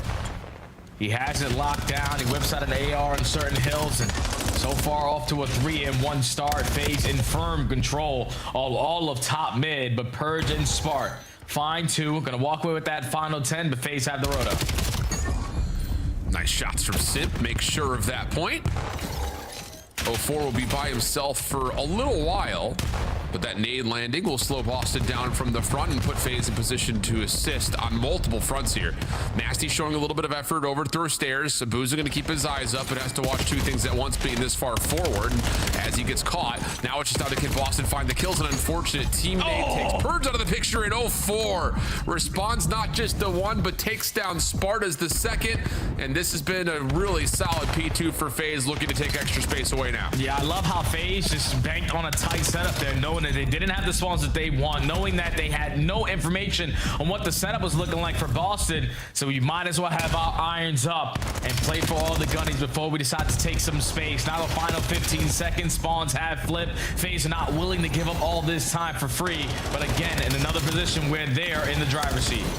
Yes, they are. 04, not done. I'm telling you, bro. What a start he has had, my man. Holy cow. 8-2. Simp not to be outdone. 7-3 with 5 in a row, and the rotation into new is locked in with some steep certainty that they've got spawns. So look at this setup, dude. This is not fun if you're Boston. As long as the Buddha doesn't scam inside the hill, Faze should have an opportunity to do more of this. Simp on 7 has the Hellstorm, but Boston have found an opening from the front, and they're going to try to dive on in, but Faze are prepared for that. Simp still challenging, and this has been another really good hill for Faze. Yeah, now the spawns flip, so Boston are banking now on this contest fest to go their way, and for now they're the last team standing, but there's no way in hell you're going to read this route from Simp. He's able to locate one, try to set up his teammate for the final, but it's Nasty, able to come out on top in those engagements. So Boston, great job of at least getting some time off of P3, but now the task is a lot more difficult because you got to haul ass all the way across the map for P4. And this is just another one of those moments that I really want to take a second to highlight for Faze. Is like, it's 15 seconds left, and you're sitting there like, do we really need to hit ult? Well, when you find 2 kills at mid-map, sure, why not? Because you, like you mentioned, you already have spawns in lock. Abu's a little bit of trouble finding Purge. I'm telling you, the transitions from 2 to 3 and 3 to 4 for Faze continue to look really, really clean. Yeah, now even with the back spawn still, they have the reinforcements to fly their way through the back doors, but it's Smart and Nasty combining for 2. Now Simp tries to set up a repinch. He gets caught by Snoopy. So even though you still have the spawns, Boston are making this one very scrappy. And now they take the back spawns. They're going to secure this final 15 seconds. Boston are keeping themselves in it. Yeah, I like this from Purge. Put yourself on the opposite side from your team on this new hardpoint, so you could pick apart Faze as they try to make their way in, but he may have missed his window. No, not quite. Wins the first. Trade should be here, and it is. So Faze will still open up P5, but the game has gotten much tighter thanks to that last little push from Boston on the 4th hill. But Faze regrowing their lead, looking good to get past 100 points. They can stay on the hill, but good nade over the top has Boston fighting evenly. Yeah, Boston continuously are just keeping themselves into this game by breaking through the front door. Like, all these long routes are consistently getting cut down, but every time they say, screw it, let's just go right through the gates of hell. It has worked out to perfection, and this time Smart has top mid control. He's able to be on 6 in a row, potentially getting closer and closer towards his own Hellstorm. But Faze, with the space that they have, I know that Simp still has a Hellstorm in his back pocket. He's not going to invest it here for the final 15 seconds, so Boston's still being in it. Okay, let's go back to P1. 100, a little bit more than that, playing up against 70, favor to Faze. 04, slowing down since the first couple of hills, but a nice moment out of him there for 2. Has Faze, as we continue to talk about, winning another rotation to new. Boston set up for a break with numbers, though. 4v3 situation, and they're going to find advantages all across the map. Nice moment for Boston. Should be able to get a read into 04, but can't deal with them. And now Faze will have an opportunity to counterattack mid. They try to do it all through bottom window, but the crossfires being set up out of the AAR players is phenomenal. Snoopy holding down long alley, wins his one-on-one, but Nasty the entire time through bottom dirt does not give Faze an opportunity to jump out of that window. So what was just a 40-point game is now only a 20-point game, and they are soaking up all of this P1 time still. Nice stuff from Boston. Can they win the rotation over to 2? These last gunfights may dictate that, and Nabuza up top has gotten 2 eliminations, now setting up Faze for a quick rotate over, and Nasty gets caught kind of in no man's land between the old time and wanting to rotate to P2. So now it's again Faze early advantage on the hill. Desperate effort right there from Purge shutdown. Snoopy can't find anything off the bench because that's right as well. And the last one standing will be Spart, who at least is able to keep the hardpoint neutral. Yeah, and this is where Faze usually flip that switch on exposure on that second half because they get trophy systems and they basically have it locked down. So Boston currently down by 40 points, trying to close this series out. Let's go to a listening with the new squad in green. Top right now. I'm sending. He charges up. Window outside. I think he's outside. I'm not sure. I think he's outside down. I don't see him. I don't see Marcel. He's not. How's someone? Yeah, he's near. Contest. Top. They're in 04 dead. You want me. Left. I can try it. Right done. Nice. Go. I'm looking top left. I'm not pinching. I'm not touching. Backstairs. I'm watching one time. Left pillar, right? One shot. Left pillar. Weak. No, one top again. He's... Yeah. Good play. Keep pinching, Zig. Mate, I have it. Play back door if you want. Here. I didn't send him. I'm needing time. I need it low real quick. I didn't need him. Walk back side. I'm waiting for you guys. He's in me front. The Boozy's close probably. This is good 30, bro. I have her back door. Zig. He's low. Lower Zig. You name me, bro. He's low.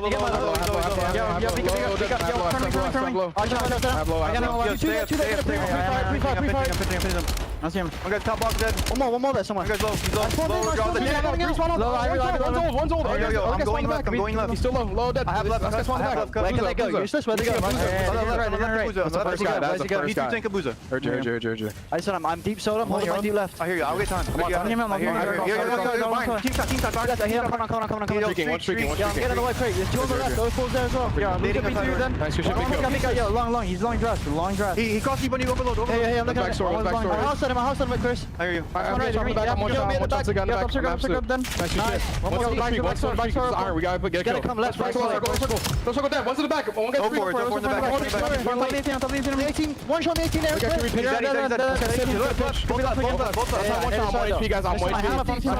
Someone get in time with me, bro. I have deep story. Deep story drop. Side door. I'm weighing. Time. Chow. Right door, one shot. What's that? Go, Chris, go. I spawned her. I said him to spawn out. They're gonna be B cup. One shot forward. Yeah, here. I'm pushing out their dirt. I have it. They're dirt on me. They're on one shot. I'm right the corner. Listen, he's in the corner dirt looking for you, Evan. Play your life. Couple of really big individual kills that are coming through that are allowing Boston to find these advantages in this moment here for Purge. May be one of the biggest yet as we head back over to P5. Boston with the lead, Boston with the control, Boston with Hellstorms. Can they possibly close this game out? Yeah, they're going to be able to breeze that 2-point mark, man. Boston have completely flipped the switch on the second half when they needed to win a very crucial rotation. They do it at P4, even with Faze investing in Hellstorm. So now they're up by 30. Purge has got a Hellstorm in his back pocket, and they're still on the time here at P5 with top mid control. Looking good. Nasty, Spart, Snoopy, all finding kills. This is essentially full time on 5 to the breach. Oh man, what kind of world are we living in right here, right now? Snoopy down low in some trouble, or is he? Clean first gunfight, turns, finds damage, and the kill onto the second, and a chance here for Boston to possibly just exit by jumping out of 5 and making their way to 1 to close the game, but Faze say not so fast. Hardpoint is open for now. Yeah, I think if you're Purge, we call him that Hellstorm. Try to close the game here at P1. We didn't even think about the next HP, but he just wants to make sure he's always going to be in a fight. It's still a 2v2 for top mid control. It's all about managing the chaos, and Purge at least finds one, but Abuza equalizes, finds a double. Phaser in. Good angle from Spart, clears out the hill. No more time being earned right now for Faze. Nasty gives you another, and there's the Hellstorm for Purge. Will allow a chance for Boston to get more time towards 250, and of course also give them the default win over towards P2 rotation if you need it. But this may call game here. Faze have to make a route. 04 slips past, not able to get in to find the contest though. One more chance, not gonna happen in the Boston breach. Take down Faze 3-1 in the most unexpected of results. And I don't know what's going on in this last week, Jay, but it's all of our top-heavy teams are getting surprised by squads that you would have thought would have ran through them. Yeah, console data now. We say it all the time, my friend, but sometimes when you're one of these top teams and you're just trying to expand your map pool versus one of the lower teams that we have in the game, things come back to bite you. You dominate the black on Hardpoint. You throw in a raid, search and destroy that you only played one time before this series, and you get ran over by Boston. But the biggest map, without question, was that Den Overload, man. The fact that FaZe used to be the best at Den Overload haven't really figured it out as of recent. They are lackluster in their slaying. They are lackluster in their playmaking ability, and it seems like they are defaulting to pushes and getting easily read on the overloads. Boston take care of business. A much needed win at that too, Al, because they didn't have the head-to-head versus Carolina, versus Vancouver. Obviously, we expect that versus LA and Texas, but those two teams in the beginning, you were expecting to be the two at the bottom, potentially going into Birmingham. This was a much needed win here for Boston to give themselves a better chance of even making it to the event. But for FaZe on the opposite side, I don't know what the hell is going on with them, but they better figure it out very quickly. LA, Optic, Paris, still on the docket for FaZe. I don't know, man. I feel like we're going to be in a weird spot, and I'm ready to see Chris Puckett gloating with the Boston He's prediction. Back. He's so back. He's just casual. What's there to gloat about? What do you guys see there? That's crazy. That's so weird. What a snipe. Yeah. Okay. You have to break it down for us. You knew something about Boston we didn't. Should we just do the scuff play of the game first production? Can we do that? Because I saw something in Challengers when I first ordered my Bush hoodie. Your Bush hoodie? Yeah. Spar was playing for them back then in the Challenger scene. I saw the Gunny then. I saw the Gunny when he was on Cloud9 last year. Hold on. Okay, We're taking and clearly this map? He makes the it's highlights from the whole series. Yeah, it's just Spark doing Spark things. But clearly he is leveling up his SMG's play this week. Yeah, he is. You know, for Spar, he's just incredibly clutch and consistent through these two games we've seen so far. He definitely brings like the knowledge of search and destroy to the team, which you could see they fixed a lot of their issues in S&D, at least in that raid. Like, it was the most refined raid we had seen from them in a long time. And yeah, Spar, every time you need him to make a play, he's been making it so far. So he's catapulting this team back into a decent discussion. Ali, on the other side, you have FaZe Vegas that everyone thought was the easy favorite on the day. They're supposed to be the better slaying squad. What's going on in the kill feed? Because it's not enough pink recently. Let's take a look at the highlights from Game 4 and talk to me a little bit about the hard point. Where is it going wrong for this squad? I mean, it's going wrong in the slaying. I mean, we had a really huge statistic as we were going into this. If FaZe is like 0-10 on maps that they have been outslayed on, and the most uncharacteristic way that it does happen, I think 0-4 and Draws unfortunately just didn't put up the numbers that we're used to today, and Boston Breach just was playing at another pace. I mean, you could see it. FaZe had the lead for the first half of this game, and then it was like Spart and Purge just started taking over. Yeah, to me, it's just like a couple of their rotations on a FaZe were so bizarre. Like the 1 to P4, we dropped double streaks in the back, and we just didn't have everybody in position to like actually take the spawn. Nobody was actually Another in the one, hill, like... the P3, they tried to get to like this super masterful endgame setup. Meanwhile, they let Purge flank all the way around through connector and find a kill.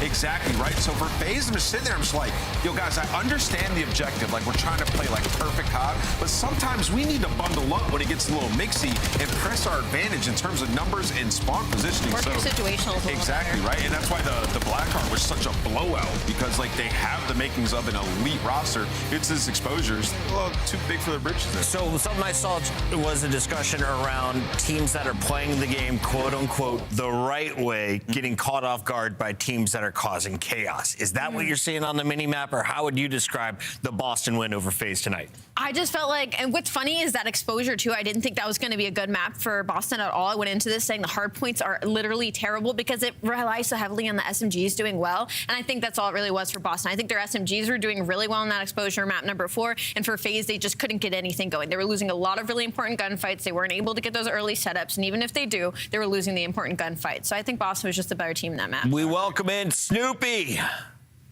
in the Monster Winner Spotlight. I'll be honest, these guys didn't think you'd be here today.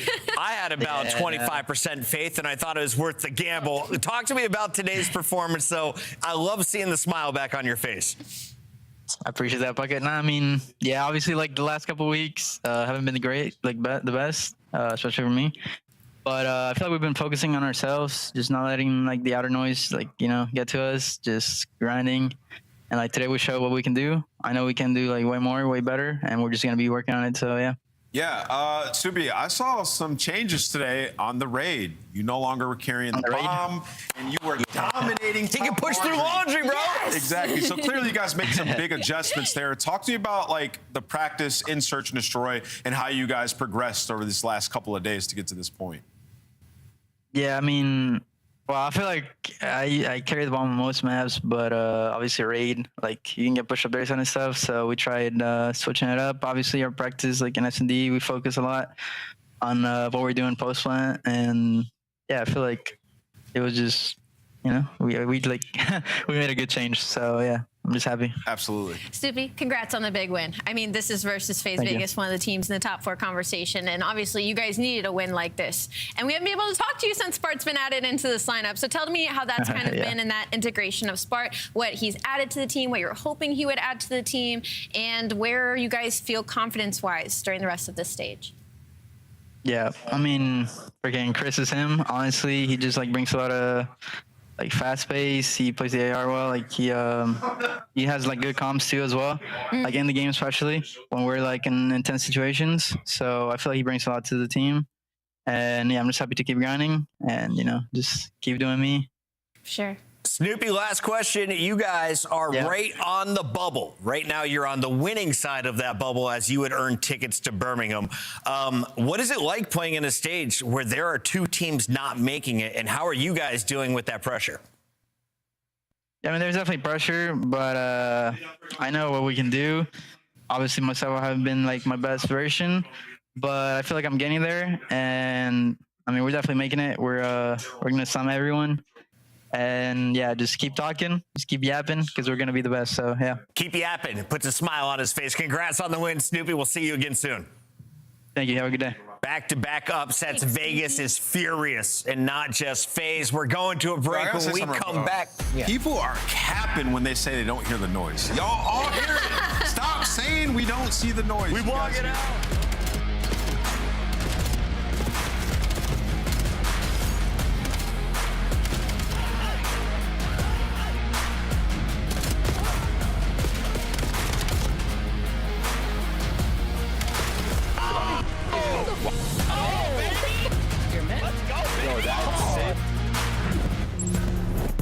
Champs tickets are on sale now. Come see the best teams lock in for this season's grand finale in fabulous Las Vegas.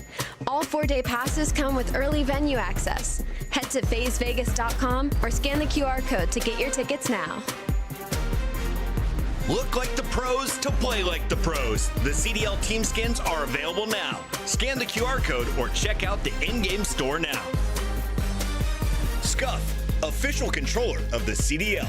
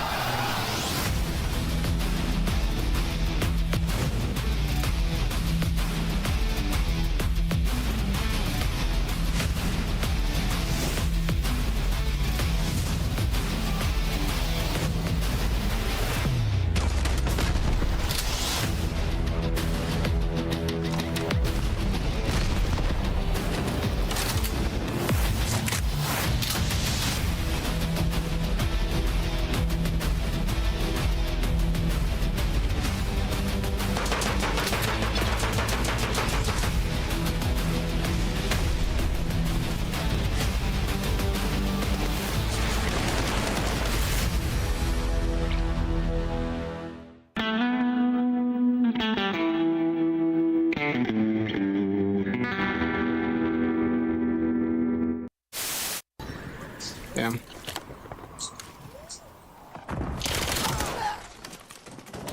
Hostiles are setting the device.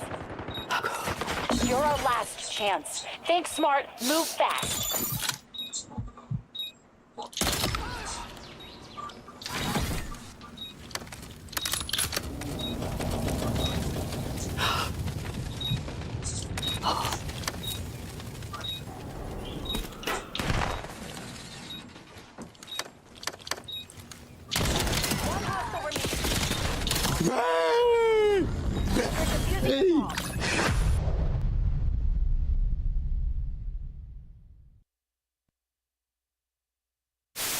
I've got to go with the New York subliners in this one.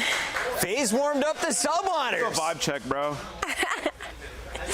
Dang, man. Paco has carried me in a rank. I'm going to go with the New York subliners. That's crazy. This is awful. I'm going with Toronto. I got Toronto winning this series. I think they get it done at 4. You're like a mix of George Washington and a Disney prince. What does that do? LAG! Oh, okay. Production, this is a sick, weird joke. Give me my pick back now, bro. Flipping this. I'm going LA Thieves. Got him. I broke the crab box. Shotzi, I got Texas, baby. Wait, did you just baby right and swap it? Trap, bro. Where did you pull that out from? What the hell is going on in Columbus? Only They're gets gonna one jump on that tank or something. Oh my god, good nade. One shot. Go, go, go, go, go, go, go, go, go, go. Are here. Oh no. Oh my god, he just You gotta go forward. You gotta go forward quick. 18 seconds. Wall bounced up and killed him. Ghosty. Oh my god. Oh my God! What in the world have they just done? Am I tweaking? Nah, what? Welcome back. We're halfway through the day after 2 major upsets. Now we have an even playing field. If you're looking at the standings, Miami and Cloud9 are right next to each other. You look at their competition, who's had a tougher road, Nameless? I was just about to bring that up. You look at Miami, and they've played Toronto, Texas, Gentlemates, and Faze. And for Cloud9, they've played Gentlemates, Texas, Riyadh, and Minnesota. So both these teams, this is technically their easiest matchup so far. We're going to really get an idea of where they both stand. Which is great news for both fandoms because you, in theory, have a much easier route to Major 2 from here. So, Rosalie, let's break down our squads. Let's roll the footage and introduce the people to the starting lineups. Who do you like in this matchup today? Are you asking me Cloud9 or Miami, or are you asking teams? Well, we're going to start with Cloud9. And on this side of things, honestly, I know we've got a lot of Hyde because of the numbers he put up in Search and Destroy and the crazy plays that Okus was able to make. Honestly, I was looking at on Courage in the last series. He turned around that overload and then dropped a 1 point forward to help them get to that game 5 in that series. So I'm hoping to see that same sort of performance today out of them in Cloud9. And Search and Destroy, it's going to be their best mode right now. 3-2 so far in the split. That's top 3 in the league. But they're allowing 5 goals per overload. Did you call him Encourage? Encourage? Okay, there we go. There. You nailed it. You nailed it. Sorry, Ann. One thing to look out for in this series is, you just mentioned Hyde and how good their search has been. He's been popping off. Super's a guy who really punishes, over-aggression. And we saw that a lot yesterday in the Toronto series. So they have to be very wary of that, or that's where they're finding a lot of success. Like fighting somewhere on the map and then Hyde taking a route and just closing the distance and making a big play. So stylistically, it's a really tough matchup if you're Cloud. Let's talk about that Miami Search and Destroy because, as you mentioned, Super really good at punishing aggression. He went 12-4 yesterday for the L. So what's going on? What do you need to clean up if you're a Miami fan? I think for them, they're still a great search team. They just leaned a little bit too heavy into that. They do a lot of these, we're going to show pressure here and then delay, take bombs somewhere else.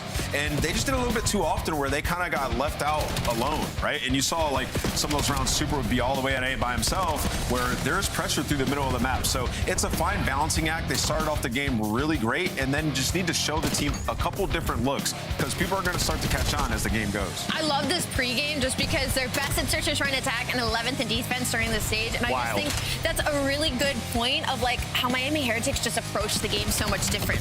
Typically when we see top teams that are good at search and destroy, they're always going to be strong in defense and then they're going to be good at attack kind of in the top 4, top 6 conversation. But Miami's completely opposite. Their defense has been awful. Their attack has been fantastic. And then you look at their hard points, lost 4 of the last 5. It's been close. They just haven't been able to close them out. It's been those little mistakes at the very end. So looking at the map layout, I think I know what you're saying finally about. And I want to say it's the Scar hardpoint for Miami Heretics and them playing a different one. Well, no, I mean, for Miami Heretics, they've only played Den and Scar in February. So the entire month. That's the only 2 hardpoints that they've played. They have to get good at it. I'm happy be good for Redcore and Super. that we're seeing Blackheart. Well, in doing that in February, they're 2-5 on it. So I'm happy that we're finally seeing another hardpoint for Miami. See where they stack up. It's good news for you. There's no Colossus for Encourage to drop 40 bombs on you like he tried against Paris Gentlemates. Let's lock in our pick'ems. I'm 2-0 on the day. Let's make it 3-0. Cloud9, the better Surge team, gets it done today. 4-5 in your last 5 hard points. Makes me a little nervous, Miami. Dude, you're popped a 3-piece, but you're one shot. You can't chow the last guy. Can't chow? Yeah, it's over with. Listen, Miami are taking this one. I got Miami taking this in game 4.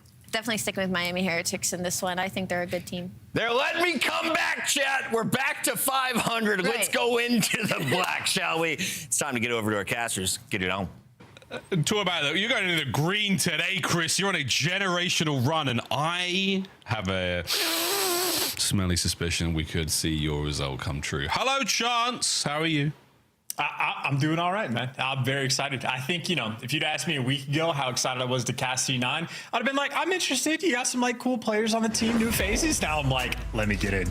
Let me watch these guys. I want to watch Hyde play S&D. Very curious as to how Miami's going to handle this battle. I think they've become one of the more exciting teams in the league. You beat the Major 1 champs, and everybody now is going to pay attention, which means even for Miami, they're going to be locked in for this series, ready to go.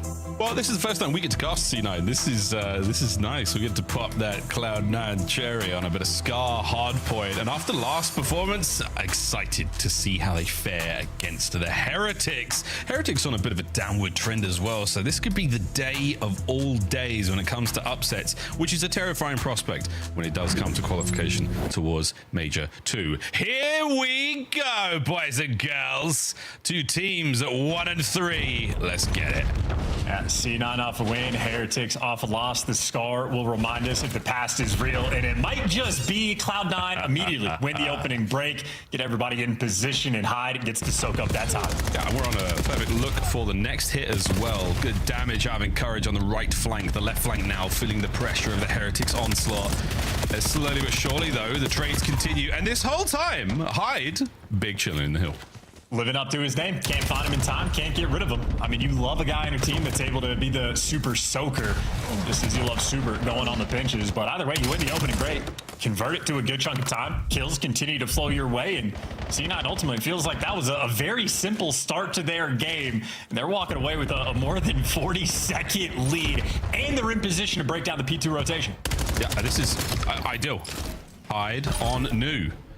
Checking out every possible angle, and Courage is still on this nice spree, pushing these players a little further forward. And again, we're getting aggro. Spawns down the backside. We're going to get some nades over the top. We're going to try to get back over towards the front side of shops. C9, here we go. Heretics get themselves in on time and encourage. It's a 6 spree, and it's starting to smell like a hellstorm. Oh, we so close, don't die. It's looking great. He's killed Super repeatedly as well. He just spawned killed on both sides of the map, so he's looking for battle number 3 to square up against him. In the meantime, though, his teammates are fighting desperately for the actual time. It has been more or less a square up over towards P2. Consolation prize, though, you do get the Hellstorm. Okus, though, going to be fighting for his life. 3 Miami players right in front of him. Over the top. Hyde gets at least 1. Okus good. 4-1 and a little bit of extra damage. And Encourage helps out at long range. Technically counts as a trade, but I don't care. Going in a P3, what a delightful hard point we have seen so far from C9. All that work in the lab paying off. And they win the race to playing Heady as well. They got green pushed out. They got blue pushed out. And Courage is challenging everything because why not? On the bottom side of the minimap, Okus was there to take down Drake, so no pinches rolling through. You are now being spawn trapped effectively or placed in the far left side of the map by trailers. I mean, this is the most distance that's been created on P3 seemingly all year. You consistently at that. So first 20 seconds to C9. Heretics, though, eventually do get the pinch spawns rolling through, and they break it down. Of course, though, you do have a Hellstorm here if you want. Yeah, if you want to just throw some hate their way, put a warhead on a forehead. For now, though, this is a 20-second chunk of P3. More than enough time to take and get you right back into the game, Miami Heretics. Welcome back, boys. We have missed you. As the shot's looking great across the board. Another 3 down. A good look, though, no, on the other side of the map for a moment longer would have been perfect. But now the Heretics with full rain across Scar, they should be good going into blue. Yeah, and a nice little comeback as well. I think with the way the minimap is looking, C9 could have gotten a little bit more from the situation. Nonetheless, 40-point lead, certainly going to be happy for it. Swarming around now, trying to block these back blue spawns. That is what Hyde is doing on the minimap to force everybody away and at least try to buy your teammates a little bit of time. But Heretics, so far, so comfy on time. Still good. Great caught. And a 2v1 he cannot win. Players towards the back. All good. Trakes and Metals now trying to flush those players. That last man left alive on time is going to be Metals. Heretics have been wiped from the point. Super now diving in, but he's doing it alone. Gets tricky with it, but he eats the powder in a big way, as that's a nice looking kill feed for the Heretics. That's a nightmare looking kill feed. Invisible people all over the place. But yeah, Heretics happy for the rotation. Again, C9 could have had him in the spawn trap blender starting from P3 and absolutely run the score up. So Heretics now, as badly as they have gotten bullied, completely hit the reset button and now have even taken the lead going in towards new. So a squandered opportunity, but Heretics just trying to capitalize. Sniff out the guy in the back corner spot. You are going to overwhelm these back spawns. The break will eventually be it. Oh, good timing there on the nade there. Wow. Drake's is going to get in there. Fantastic work over the top. Miami Heretics. The C9 cyberbullying campaign has been dealt with, and now we are looking at a lead change. The Heretics, your Vamos has been taken. 3 spree for Wrinkle, 3 spree for Metals, and here we go with Courage trying desperately to slow down the run. And that is a P5 Hellstorm. Well, it's not hard. There's 2 windows you can jump up into to sort of dodge him. Ghosty has been in this window with a Hellstorm landing inside of it and has survived. So a lot of weird things happening. And Courage does pick up a single kill, but I mean, yeah, it's just P5, so Heretics are right back in time. Yeah, right back on it. 3-2 in the sprees there as well. Metal's still rolling. Breakcore. Yeah, man, get out of his way. Man's shooting right now. Let him have it.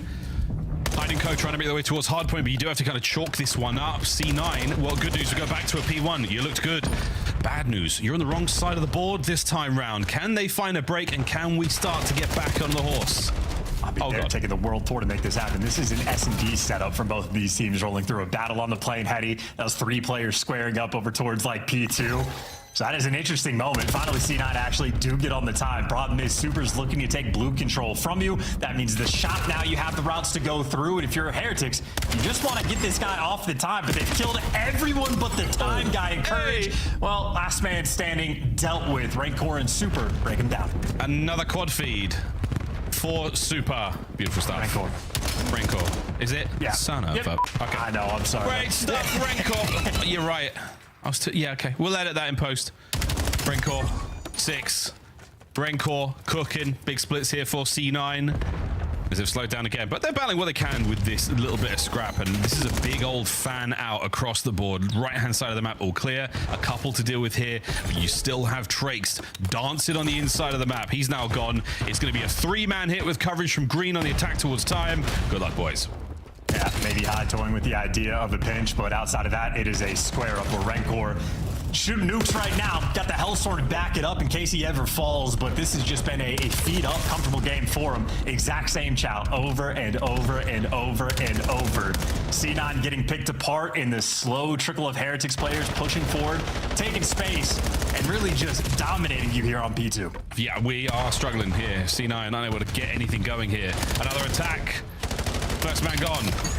Second man good for the trade, and it is Super, or Metals actually, who gets the 3. Or maybe it is Super. Who knows, boys and girls? It's a lot of kills, and the Heretics once again with them. That is Uno by Uno as well. Hellstorm perfect. Let's go for listening here. Did you say that, Mouse? I did not. I did not. Heretics. It's time to listen in. Market no te escucha, Super. Me haga Market yo. Arriba verde uno, Market no sé qué hace. No. Estoy dando.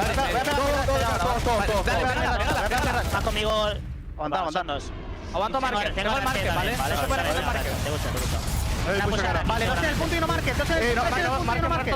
¿Me matas a los del punto? No puedo matarles. Mato a 2. Dale punto. Estoy bloqueando. Aquí estoy bloqueando, ¿vale? Voy a abrir medio, Nico. Dale. Ahí no sigo. Me vienen por azul.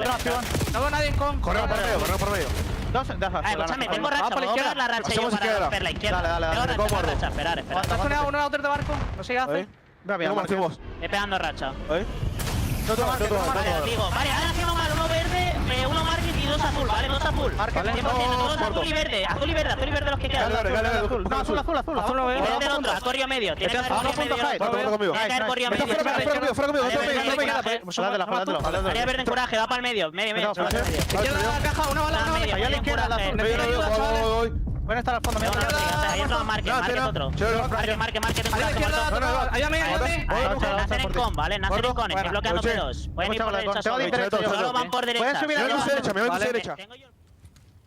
Ay, Dios mío, what a listening from the Heretics again. Furious comms, a couple of words here or there, but that is absolute devastation on the attack now. Clean 3, last amount of time gone. Perfect break from Miami. Yeah, Rancor's been able to put his feet up on this game and just walk all over him. 27-12, another spree for him. And I mean, we talked about the Hellstorms rolling through. They invested 2 there on the P3. Heretics looking to call game in emphatic fashion. Maybe one final push for C9 or one final rotation. Heretics, they're going to end it on a P5. They have ended it on a P5, but they might have won it a little early on, it feels like. A few more seconds here on the P5. One man making the run across, no man's land for it. It will not account for the man in the back, or will he? Drakes gets it. That will be game. A strong start from C9. They fizzled out. Heretics, strong stuff on Scar. And yeah, I mean, you know, losing is learning here in the CDL. And it's a situation where there's 3 buildings on the map, and even Shop isn't a good place to play to dodge a Hellstorm. But Encourage calls his Hellstorm in on the hill that's right next to one of the really big buildings we have. So ineffective. Heretics called 2 different Hellstorms in on a P3. And I think that was sort of the moment for C9 where they got off to a ridiculously hot start. They butchered the spawn management just a little bit, which absolutely happens. It's Call of Duty. That's going to be a constant. But the ability to stop the bleeding, they just did not have in that situation. And I mean, you know, mistakes happen. And I mean, Heretics definitely a team happy to capitalize. 250, 133, and everybody across the board fried. Feeling good, feeling great, feeling strong. Again, the strong start though from C9. We're going to see the game flow here. Heretics were absolutely caught unaware. I mean, you had nothing going for you whatsoever. Encourage with a great ace spree, gets himself that streak. Again, doesn't amount to too much in the end of things, but you can see it's there. You can see C9 have got the makings of a squad that can get good runs going. Again, solid gun skill, a good awareness of the map, especially on Scar. But 8, that's how the cookie has crumbled in this one. We'll give that to the Heretics in a big way. Strong resolve and a tenacious offense on that hard point. And this is a moment for Metals and Super where it's just solo chow, just endlessly players sliding in one by one. So got to work on the 3-2-1 countdowns for the timing of the chows, but either way, it was just a barrage at a certain point C9 had to deal with. So answers the question for the hard point. I mean, you know, Aimless touched on it. A couple maps that they are very accustomed to seeing at this point, but it's been a struggle in the stage. They came out and took care of business. The game flow gonna look crazy. Yeah, just a meteoric run after that P3. Yeah, there was a cough, and then it sort of stayed there. C9, tough. Couple of moments there on the P1s, which are good for them, but again, Heretics a little too much in the legs there. Not enough fun for C9. Fizzling out in a big way. We're gonna stay on Scar for the search and destroy. We'll see what the boys have got there. Again, we know they can find the dubs. We know they can win it. But the Heretics are they're a team that, I mean, do they play up and down to the competition? I don't know, but I don't feel like they're going to give anything to C9 now. I think this is a moment for them to immediately climb the ladders, immediately climb standings, find that sweet 10 CDO points, and seriously lock themselves in for Birmingham. That is the game plan right here. No mercy, I think, from a squad like the Heretics. So, hey, we'll see what C9 have got, but losing is learning for most, for some, but not all. We'll find out how the search and destroy goes in a sec. Mate, where are you going with this? Are you got any upset potential in this match? Or this map? Yes. Let's say the next map. Absolutely upset potential. I mean, Hyde threw up, I think, 25 or 26 kills in the series that he played against Paris Shuttlebait. So if you can clutch up a game 5 against the champions in Call of Duty, absolutely not going to be doubting this team and their S&D prowess. Ocus displaying that he is clearly a shooter as well. Encourage, like, down the line, a ton of potential for this team. Obviously, though, they're going against a very tough opponent for Search as well. Hyde, the man at the top left-hand corner that is known for his S&D game, has been a grinder in that game mode for quite some time. That is obviously the trajectory for many Call of Duty pros. But on the flip side, you do have Super. That has been the ultimate post-up, let the other team make mistakes, and you just run into that guy's pre-aim. Currently sitting so far away from his screen, you can't even see him. And that is the problem. When you're dealing with him in S&D, it feels like that invisible man is just picking you apart. Yeah, I was going to say, the whole time you're like, where is he? And then at the last possible second, was that his shadow? Did I see him throw a shoulder? There he is. Here he comes. Super's back. And that's how it kind of goes in Search and Destroy. I mean, that is the top tier analysis that you look for when when you've got 4 player cams up. So great job, everyone. Great job, you chat as well. You are a part of it also. Give yourself a little bit of credit. And Super really is far away from that monitor. It's incredible, guys. No joke. It's like 7 feet. Very impressive stuff. Yeah, he's actually 6'4". You really don't get to tell with the player cams, but yeah, big guy, Super. Yeah, really big guy. Very, very good dude as well. Here we go, boys and girls. Scar, search and destroy. We'll see if C9 can muscle up a map win here and force us into what could be a very, very exciting game of Overload. We know they've got the goods there as well. Spicy team that like to make runs and throw caution to the wind and take sort of, you know, aggressive runs with the objective. It's very, very fun to watch them get things done in Overload. But we'll get to that in a moment now. Time for search and destroy. Well, actually, standings. Yeah, 1 and 3. Technically last, but when it comes down to the head-to-heads, that's where things are going to get real dangerous. And it is a shock above all else to see Faze at 9th place. But after a loss like that, Boston, book your tickets, boys. You're going. You're going. I don't care. You've won me over. The standings are delicate too, because I mean, as you say, it is a shock to see Faze down this low, but same thing for Miami. 1 and 3 sitting in the 10th slot does not feel good. They are quite literally on the bubble of not qualifying for the next event. And a team mostly comprised of European players missing out on an EU event would certainly be devastating for the squad. Don't get me wrong, ton of Call of Duty left to be played. That is not an expectation that I have, but nonetheless, when you pay attention to it now, this would be the fearful one. And losing to C9, a team that you are right next to in the standings with, means you lose out on that tiebreaker. So dangerous potential here in this series. But Hyde, the man on a mission. Devastating series last time he played, known for his S&D gameplay. Phenomenal there in the opening duel win percentage, but it is the kills per round. That is obscene production as well. I think Heretic's probably going to pay their respects and no, got to lock in for this series.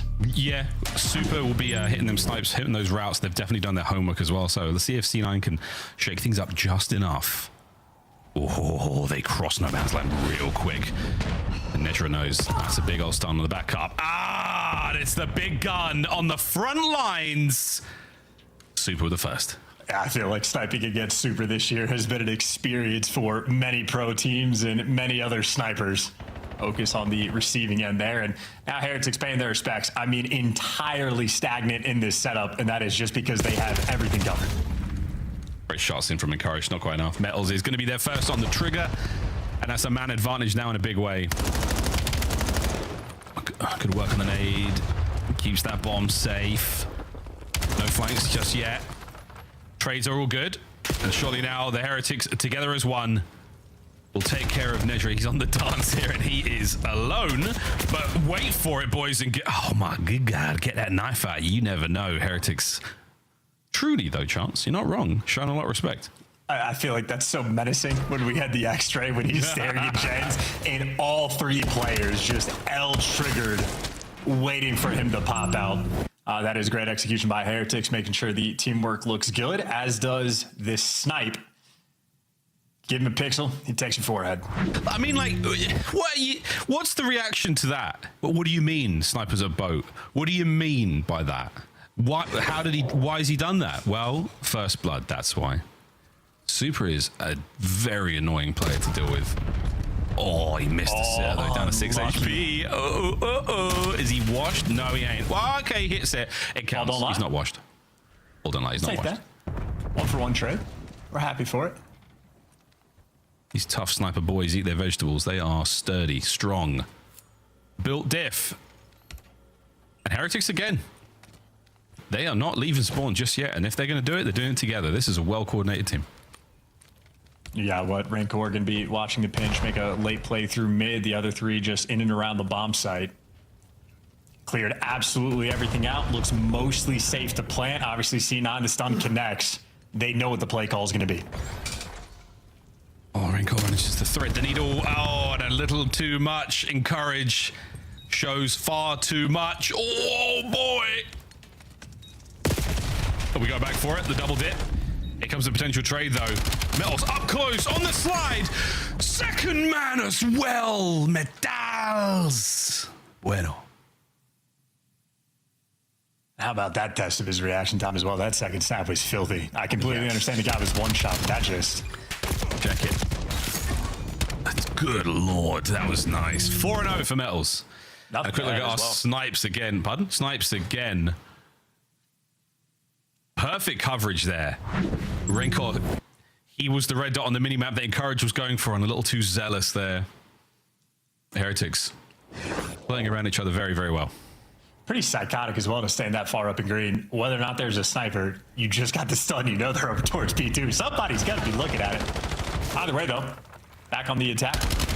Got Hyde with bomb in hand and spreading the map once again. Nedra, definitely the guy responsible for the flank. He's having a little square-up battle just to make sure Super's not going to pinch with the sniper. Ooh. But yeah, the play is going to be over towards A. The blue arrows creeping up, as is the creepiness from the Heretics up top. Oh, Hyde. I love this. Oh dear, he's running out of teammates though. Hyde, that's the go button. Their attention diverted. Oh, unlucky. He wanted it. Damn, gets it. Smoke and joke, it's on, but wonderful patience there from Trakes. No trade, good enough, but Hyde. Nearly went for the highlight play there, 2v2. That was a trade that needs to happen. Now you can isolate a gunfight though. Wow, yeah, Rancor just gets caught. That is bombed down, but Trakes is in Narnia. They have the intel on him. You play for the plant, you play for the chow. Toying with both. We'll find out if he is the lion, the witch, or the wardrobe. In this play, A is gone. B being planted, and he's moving with pace. The boys will be out. He's hoping to catch somebody squirting away from the site. Don't you dare defuse that. 1v1. Oh, good God. Beautiful shot, C9. Let a little slippery round get away from us, but we close it out. Yeah, I mean, good attempt, Trakes. Anytime we've watched him in a 1vx situation in SMD, he just moves. He is flying around, and he's trying to make the good plays as well. Definitely a good shout for the opportunity. Here's Hyde getting robbed. Robbed. Absolutely should have taken medals there, but good thing he got two. Yeah, he hit a dirty wall jump as well. I mean, this was, honestly, if he grabs him there, that's basically a free two. That's really, really impressive. That's right, he deserved it. Yeah, super, super annoying thing to do in that moment. But again, great play. You double up on hit points, you get an entire player to take shots for you. You really become an annoying thing to deal with there, and the boys get an opportunity to flood on in, but shoulda, coulda, woulda. New round. No dice with the sniper in this round just yet. This is going to be a beat hit for Miami. Uh-oh. There goes Okus on the receiving end of a super snipe again. Yeah, once again, it's the front line. Oh, man, Encourage has quite the wound to deal with now. Well, Nesha takes care of one, so this is not over yet. But Super, I mean, the positioning with his snipe, it is so brazen and aggressive. Over the top we go. Super and Mel's fighting theirs. The last man, Nesha, now makes it a 1v1, and Renkor doesn't finish it. Not yet, anyway. And there it is. Heretics. Star strong, finish equally as strong for today. Yeah, Rancor, a difficult player to play against. You want to throw a quick shoulder when you're one shot just to see what he's doing. And that is all it takes for him to snap. Not the best work there from C9, but ultimately, I mean, they did turn getting first blooded into a 1v1 situation towards the end. Whoa. And just so much action on that poor man's screen. That is so scary. In slow motion is even worse. Like, brother, they're all here. One of them's got a snipe. I am dead. Damn. Wow. 6-2 from Metals. And Super, I think we've seen all of his snipes. They've been pretty solid as well. Metals, another first blood. Trakes joins him in the feed as well. And now we're in trouble, C9. We are in trouble, boys. You've got to recover the bomb from the middle of the map. Step one. Yeah, that is just an aggressive play call. The defensive end, they were all ready and prepared for that hit. And this is devastating. 1 in 8 combined, trying now to 2v4. Yeah, step two, I didn't get that far. Step 3 is profit, but we have to get through step 2 first. Actually, step 2 is encourage, get a kill, because once you see one, and just sort of make it rain after that. Yeah, good instincts, lad. They're in there. There's 2 of them. Little did you know, catches a Metals on the jump up, sees it. And this is definitely a hole in the setup right now of the Heretics. Encourage has found it. Will he do anything with that hole? That is the question. The answer is not today. 4v1 now for Okis. And 20 seconds to make something happen.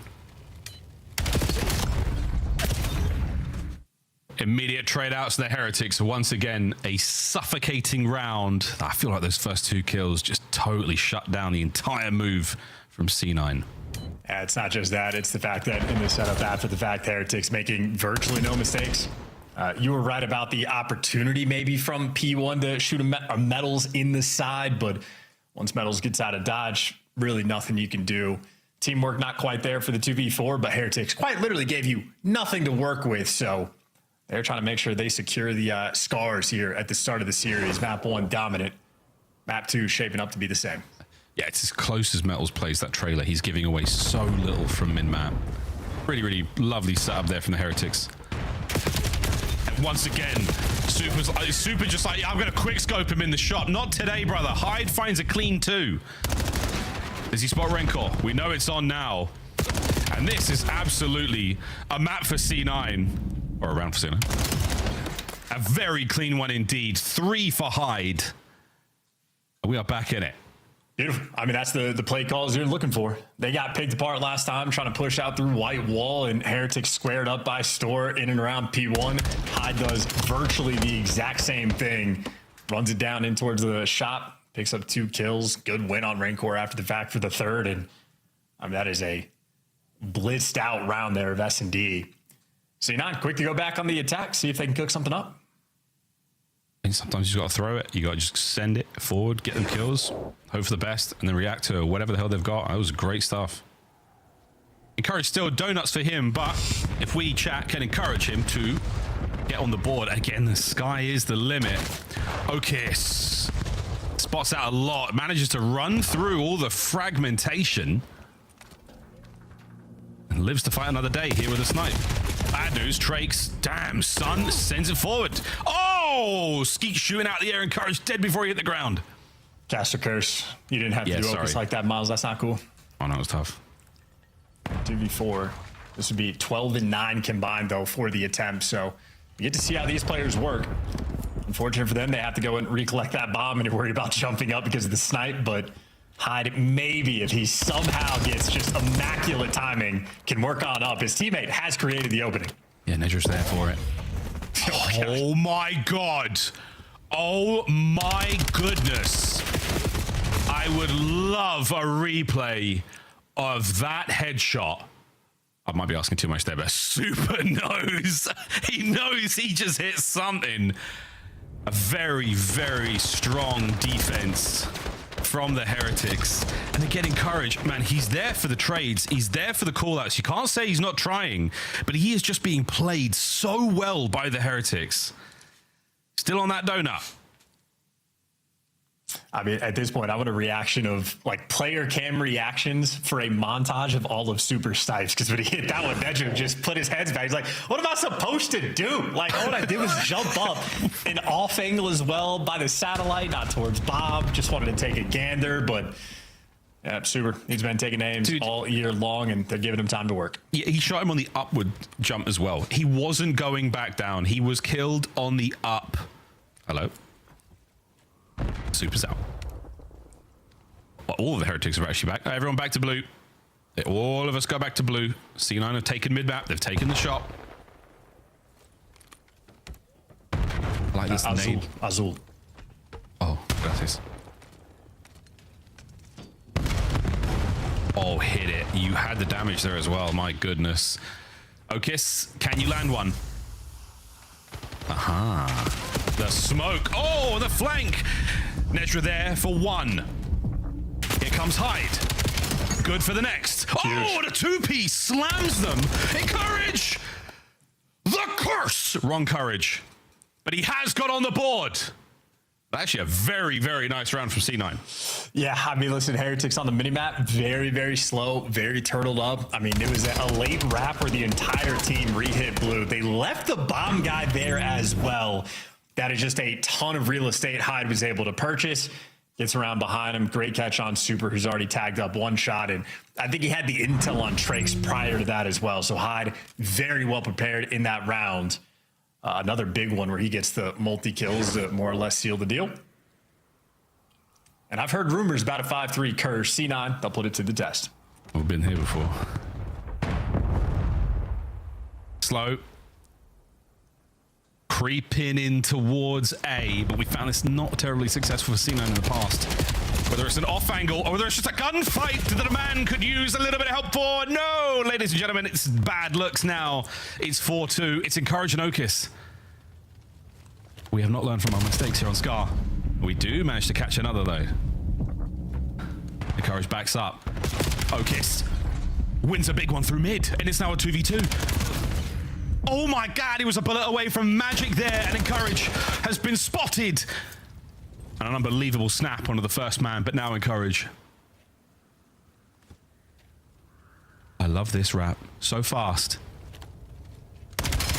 And as of yet, so successful. 1v1. Good God, it was from a donut to a big breadstick and then an ace, but no good. Heretics. Thank God, says Trakes.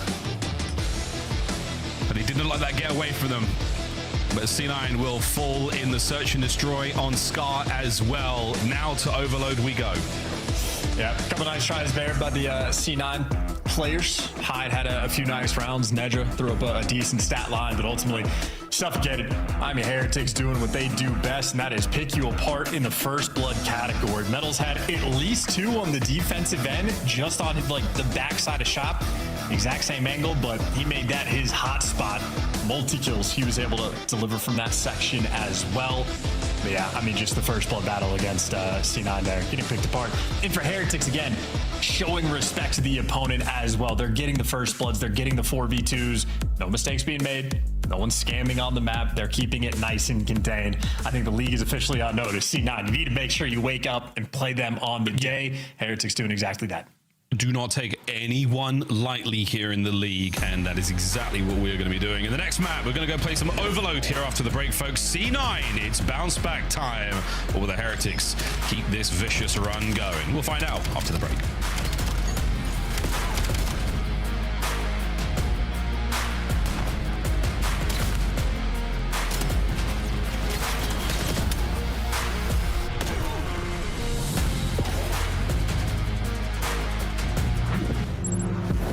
Scuff, official controller of the CDL. Monster Energy, the official energy drink of the CDL. COD Champs tickets are on sale now. Come see the best teams lock in for this season's grand finale in fabulous Las Vegas. All 4-day passes come with early venue access. Head to FazeVegas.com or scan the QR code to get your tickets now.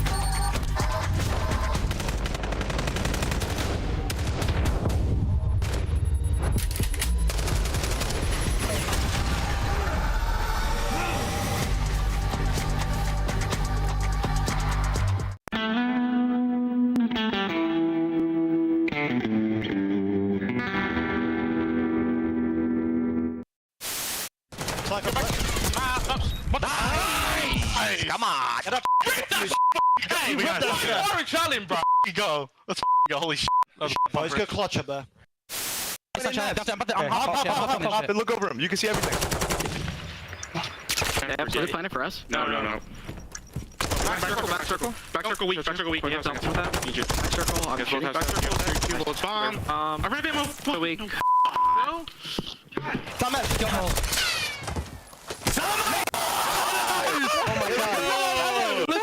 Let's go. Oh my god, my bad, bro. Oh my god.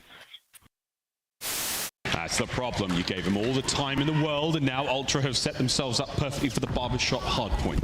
The apartments, the alleyways, all the nooks and crannies are now full of Canadians. And you have a BZ at 9 and 22, and this is only a 20-point game. You're looking at big plays in the final moments, but Envoy takes down 2. Envoy the front line.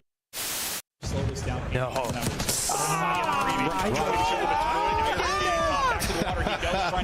Oh my gosh, here comes out this map. Get out of there. Come on, Ant. Where you at, Ant? Too late. Yep, now Ant activate. I love it. Just over 20 seconds to go. Where you at, Ant? Activate behind him. They isolate him. Yeah, get him. Pick it on shot.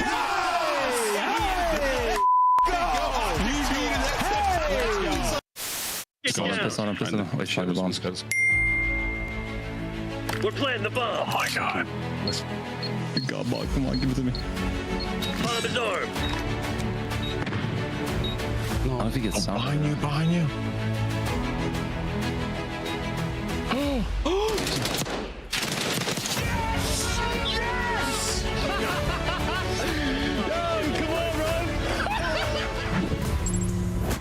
Osborne, I still think of you, just as we still think about these snipes from that game of Scar. Good lord. Oh, there's one. There's the devastation of, oh god, how did he pull this one off? Oh god, he got me again. There's 3 there. Increasing levels of frustration. Dude, oh my god! How does he keep getting away with this? What am I supposed to do? Yeah, what am I supposed to do? Well, we just go next. That's what we do. We go to overload. That is frustrating, man. Super. I wish he were on my fantasy team. He is that guy, especially in Search and Destroy. Big time sniper. Excited to see what he does throughout the rest of this year. The Black Ops 7. It has been a lot of fun so far. Nowhere near done. Nor is the series, if C9 can have any say in it. As we roll into Den, let's see the goods. Heretics are not playing games. They are not taking them lightly. They are all guns a-blazing. Even supers from so far away. Yeah. And keep in mind, for those moments of getting sniped, is watching back, the last thing they see is just that flashlight in their face, and then they're gone. Welcome to the black screen. Then they get to watch their teammates play the game. But a tough one. Got to dig deep, see if you can make the comeback here. They've had success on Overload. C9 has. Admittedly, this is the most difficult game mode in my mind to develop as a new team. Maybe a strength that guys like Okus coming over. He was going to be learning new game modes anyway. Might as well give him an even start here on Overload. But nonetheless, Heretics, we'll see if they can close this one out. Here we go. Here we go. Here we go. It's a nice 2. Hides on the flank. He's going to be an issue in a moment, but the boy's going to read this one. If we can get that EMP, pick it up, get it moving. Nezra, nice work. And again, that might be enough clearance in the back line. Maybe not, maybe not, maybe not. Super. He's an issue. Man, so is Encourage. He's back. Big 2. Yeah, fighting to keep the map even. Great reads on the flank by Heretics as well, so I don't speak Spanish, but the comms is on point. Metals is the one that picked it up, and from what I'm told, Miles, Metals has the best comms on the team. I literally cannot confirm that for you, but that's just rumor. Problem is, you just ran that device backwards, helping Super out to try to score. Yeah, he gets it. Wait, pick it up and run. Go, boys, go! It's a wide open A goal. Just send it. You got to worry about a single player. Super is going to be in position. He's going to be on the head. Oh no, he's not. He's pushing a little further. Oh, but they've cut through mid. Ah, the spawners. Oh my good God! Nearly makes it off the pillar. That would have been disgusting. And now back to square one. Oh, go Heretics, go! Goals wide open. Go! Red Core on the defense. Strong arming it with a big old nade. Okay, maybe turn it around. Maybe turn it around. Maybe turn it around. Traix is up. We're in Gills. Oh, what a save! And what a pickup from Super! Man, what a chaotic 45 seconds that was. Take a deep breath, take a deep breath. Indeed. C9 making it weird there in the overload, running that device backwards in a time where wasn't looking good on the minimap. And now the minimap, they just have the bottom lane entirely covered. And Courage doing enough to slow him down, and just like that, that is an instant response from high to low, north to south, doesn't matter. Tied 1-1. Yeah, man, we were up, we are down, and now we are about to go back up again. Here we go, hide. Yeah, man, play this dirty, play this slow. We're gonna wait for the Heretics to get moving forward. He's getting 2 here. Actually, maybe not, the other guy's in the far side of the wall, but that's fine. You've got top control as far as I'm concerned. Waiting for the reinforcements now from the Heretics to make their way forward, and C9 is going to muscle their way through P2. Well, we'll give it an old college try at the very least. This is going to be every single player on the minimap right next to each other. Nedra off spawn? Interesting. He just ran 10 feet up Dojo and decided, let me actually try to be here on defense. So they don't have the timings as well anymore, but hey, wins the gunfight and slows down the push and square up for the final battle. Trying to get through is super and successful at that. Heretics, the bully ball, paying off 2-1 lead. Super is as Super does, which is sneak those over the B goal. Back over to mid we go. Rencor, though, is the man behind enemy lines, and this is, for now, a lot of control over mid-map. There he is. Surprise! I don't know what the Spanish is for Batman, but I'm sure it sounds nothing like that. Big defensive opportunity right now for C9. They have to win this fight, though, against Metals with the device. And now an opportunity to go forward. They've got space. Well, your space is on the top side of the minimap, and instead Hyde's running it through mid. Now Heretics are going to have to read like the awkwardness of this. Nedra clearing space over towards A, but the device is stuck in mid. Yeah, stuck. Not getting out anytime soon. Flying to B. Courage is going to have to give you 2. All the usual spots covered now. Super gets up close. Trophies are sweet. Trophy now having Courage's own, but not the teammates to get the job done. A little moment of disconnect, and Metals has just sniffed an opportunity to cut across the entire map, and he has done so. He's won another battle in lobby. Metals has won another fight. He has slain his way through C9 New York, and now it will be the 3rd goal, unless Okis. No good. Trex gets it in. Yeah, good route. I feel like this is the way you want to play Overload against C9 as well. Put their communication to the test, get annoying in their spawn, force them to make heads-up plays nonstop, and you expect to be able to break them down, but there's some for the IQ, some for the head smash. Now we're going for the head smash. Strat trades with a nade, follow up there from the pistol, and this might be another goal to end the half. Yep, slides right in.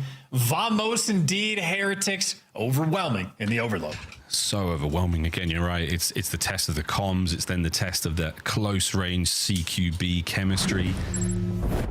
And the more that C9 thrash, the deeper the Heretics hooks find them in the roster. Beautiful stuff there from the Heretics. Again, a couple of cheeky runs. One good opportunity for C9. Not a tremendous amount of possession either. Heretics just a little too much here in the first half.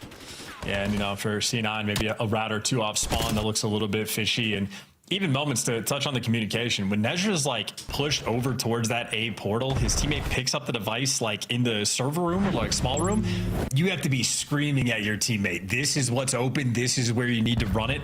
And whether that's a moment of poor communication or poor listening skills, who knows? But for C9, the disconnect on full display. For now, there's the disconnect in a form of a 3-piece from Metals, who once again finds himself as the tip of the spear. The vanguard right now for the Heretics. Pressure on their spawn. A quick pickup now, and a route towards the B portal. Oh, God. That's a great nade from Trakes. Oh, that's great damage. Oh, you are absolutely taking a Michael with a kill like that. The 3rd man over the top. Is he going to slide through? Sure will. Super so slippery on the goal line. Don't forget a couple of Hellstones to play with as well, boys. Yeah, it's tough. Once you see no trophies and that little cut there on the defensive end, you just expect those nades to roll through. So we have a trophy by couches, but not really the focal choke point that we're looking for. And either way, just overwhelming display. Metals has the perfect opening break. Hitting for C9, they're spawning up, getting stunned from time to time. Now, though, on the defensive end, it looks like C9 able to string together a score. Nedra, nice little 5 spree. 21 kills he has as well. So trying to do everything for your team, but you're down by 3 with 3 minutes to play. Opportunity for a rally, though. Here come the boys. Okis has given up quite a lot of the Heretic side of the map, and he will have now to fight back. Try to reclaim it. A good enough attempt. Oh, Nedra, we're going to bail out on this play. No, we're going to get caught by Metals. Oh, sugar. Oh, no. Metals. Oh, no. We're making a run for the goal line. Which one will it be, though? That's the question. Nearly makes it past the threshold. Drake's on the pickup. Rencor on the grab. Goal number 6 was a delight.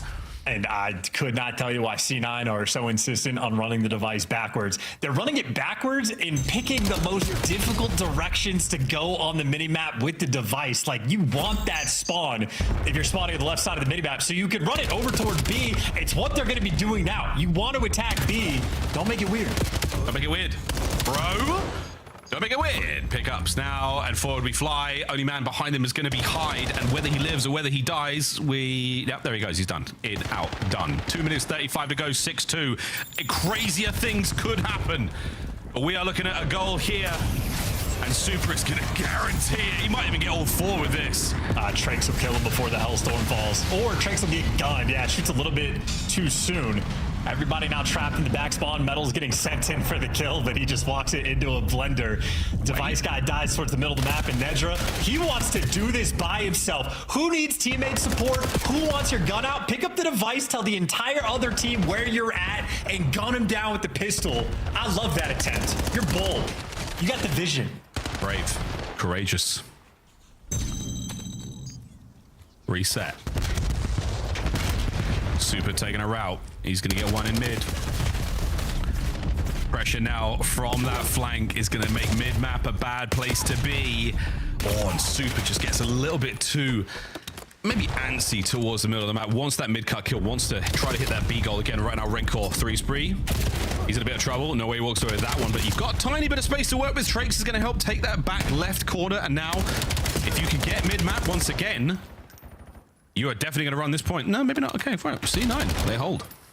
I mean, you are 10 seconds away from this game becoming mathematically impossible. It is virtually done and dusted. Heretics know they don't ever have to touch the device again. Just everybody pull out an AR, get posted up, and just roam towards mid. Multiple headies you can work with, and even if you touch the device, you got nades right on top of you. Yeah, there is nothing you can do. Oh, that's such a sweet nade. Encourage managed to get away with his life up top, but I mean, Renkor's going to go for it. And we are posted up indeed, but Renkor still... The Miami Heretics have done it, folks. They have absolutely done it. C9, the Giant Killers. We saw some moments of magic, some fantastic plays from them, but not quite enough all series long, as the Heretics have taken absolutely no prisoners whatsoever in this 3-0 series. We should see this one... Oh, no, not go through. Tranks and Super will keep it at 6-2. If we see a 7th in the next 20 seconds, it is possible. But for now, it is a congratulations to the Miami Heretics. 6-3, the final score of Overload, and 3-0, the final score of the series. Yeah, and Overload really proving that, like, you know, Optic, the best Overload team in the game. It's the world champions that are doing that type of thing. You need everybody to bring their A game. The comms have to be on point. Teamwork needs to be on point. A single mistake, you get costed. The Heretics bringing the goods today. Overwhelming, easy flanks. Feet up there for some of those 3 pieces. Metals collecting a handful of highlight plays. Super absolutely having his way with the sniper in map number 2, but I'd say probably Metals will end up the MVP for the series, I would assume, but either way, you're happy for the bounce back performance if you're Miami. Obviously, they were, you know, sort of toying with the idea of being towards the bottom 2 in the standings, but they move on up just a little bit, 10 extra CDL points, getting the job done. Guy like Metals as well, and he put him in a position where he's able to go a little bit rampant with that Dravik. Teams that don't keep a good eye on their flank or just let those opportunities happen, man, he is that guy. 29-22 with big 21 non-tradeds there. Again, I like the assists out of C9 New York, but I feel like a lot of those were the desperation moments trying to stop those goal line saves. And at 6-3, they did not get enough across. Lovely work there from Super. Again, such a slippery customer, finds himself the hat trick.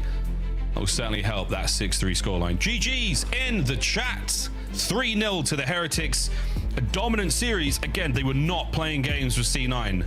Absolutely show them all the respect in the world, and they did not make many mistakes in that series. GG's for C9. Again, commiserations, but a lot to be learned from that matchup. It's good. Plenty to the desk. Plus 24 SR. There you go. Desk. Please take it away. Yeah. Only 24 for that win. It's crazy. I think I'm the only one who loses, SR. That was a good call from you guys. Miami, hot 3-0. They get it done quickly. Super pop-off search and destroy. But as we take a look at these highlights from game number 3, who was your star in Overload, Rosalie? Did you have a favorite heretic to watch today? Ooh, I might say Metals, just because like it's so fun to watch Miami Heretics when he is having a good map, let alone a good series. They are just the pace at which they play at and just the team chemistry. They approach the game the same way. Like they're always playing together. It is just so annoying. I would hate to have to go against this team. Yeah, I mean, it feels like the barrier to become like a good team in this league is like you have to show some fight against heretics. They'll just bully you if you're slow. Yeah. And, you know, talking about Cloud9, it's not exactly the players that are slow, it's like the decisions. Yeah. And even in the adjustments in Search and Destroy, it came in way too late. But it came in at least. Like you saw the smoke that closed the distance and flank. Same thing in the Scar. It's like you start off really hot, you look good. Should have used the streak on the first P3 and press your advantage. So, like, the decisions are there. They just come in a bit too late. And for Miami, this is a, you know, weather team. This core 3's been together for a bit now. They're going to bully teams that get to those late decisions. Do you think if the streak came in the hard point that we'd see a different outcome? Because that was a 120-point difference. 100%. They were up, and they were in firm control of P3. Closer is what he said, though, is the key point. Yeah, they might not have won. I mean, it's early in the game, but I will say you call the streak in, you control majority of the rest of that P3, and now it comes down to, like, if we break grandmas, we're in a great spot. So, yeah, I mean, it's just like, it's learning lessons if you're C9 from this VOD. We mentioned how difficult the road has been for both of these teams so far. Miami is able to pick up their second W. Where do you expect them to land when we get to Birmingham? I think Miami will land around 7th or 8th. 7th, 8th? I think. Yeah, And that's my guess. You got them higher or lower than that? I think there's a lot of parity in the league right now. I could see that, but I could also see a Sunday for them. I could see it. We have a lot of teams that are kind of just in that I'm gray sorry, area. I thought you meant stage 2. Do you mean at Birmingham? Stage 2. Oh, Do they, okay. Yeah, what's their seed going in? You nailed it. Let's talk to Super, though, about how awesome he is first. Do we show him his scuff play of the game? Super, can we just show you how good you are at sniping people? No, I just like sniping, you know, I don't know. Super. Listen, it doesn't feel like the no aim assist is affecting you whatsoever. Without divulging too much, can you talk to me about your guys' like search and destroy game? Because oftentimes we see you picking up first bloods with the snipe, but you'll get mixy and play pretty aggressive. Where does that come from? I mean, I feel pretty confident since they removed the aim assist from the sniper. I don't know why. I feel like I can like adjust my the scope like better. And I like impressing people with those aggressive strats in which I'm rushing with the sniper. And yeah, it gives me too much dough. Dude, you opened the game with a nasty one. Yeah. Gross. Super, I want to ask you kind of, there's so much parity in the league right now. It feels like anybody could be anybody during this stage. So I want to know, where is Miami Heretics say 100% is that you are winning the major tomorrow? Where do you feel like you guys are right now heading into the major? Oof, I would say we are in a 40% or 50%. Wow. Like I feel, as you said, every team can beat like everyone. So I think that's why I feel like that. Like I'm not like 100% confident we can beat everyone, but we have the potential to do that, to beat everyone. How do we get there? And I want to ask you, you know, obviously it's a big win today, and congrats, you guys look so good. But what happened in the match versus Toronto? Because I think going into it, a lot of people looking at Miami as if you guys were ascending. So talk to me about that one. I would say it was a bad day, like from us. Also, that server didn't help us. I feel like they were unkillable. Obviously, they are great players. I'm not saying like they are bad players, but yeah, servers were awful for us. Also, as I said, it was a bad day in general. Fair enough. Rough day in the office. That was not the case today. Congrats on a quick win. Thank you so much. That is super. And if you are a Koi fan, or if you are a fan of the Heretics, I think you book your tickets, because I think this is going to be a noise off in that venue. For sure. We're going into our final match of the day. I don't know if this one is going to a game 5. Could it?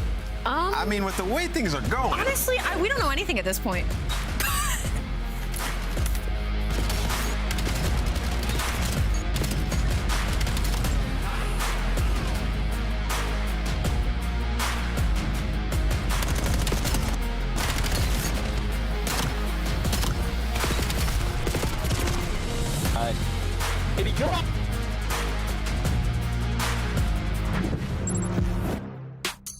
Black Ops 7 returns to the Esports World Cup in Riyadh this summer. Scan the QR code to be notified when tickets go live later this month.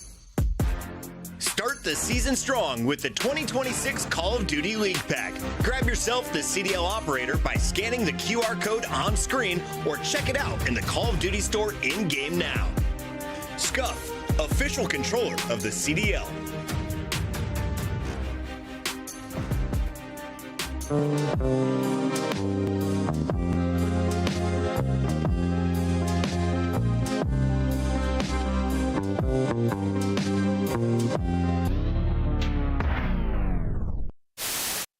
Would you rather stack a point and just get that extension? Because they don't even have 2 ticks done yet. Now they will, as Formal, he gets pushed up into wood, and they're just playing around these spawn kills. They're looking everywhere. Only 1 death in this round for Optic.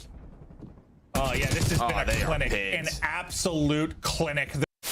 Do you agree with Smokes not being in respawn? I do personally, yeah. You do personally? I do too. I think it would make the viewing experience worse. What did I just see on my screen? Who was that guy? Did you see that? No. Who the fuck was that guy? I don't know. Welcome to the citizens over there on YouTube. There was some random guy, like, see how they have the quad box? Like, there was some random guy just like in the all 4 boxes, and he looked like he was going crazy. Yeah. Yeah. They're trying to attack me mid. At their hill. Mid. Draws on mid, guys. Oh my god. Mid. Them. It's your boy Shotzi, man, with the ace. Little ace, man. Router, ayúdame.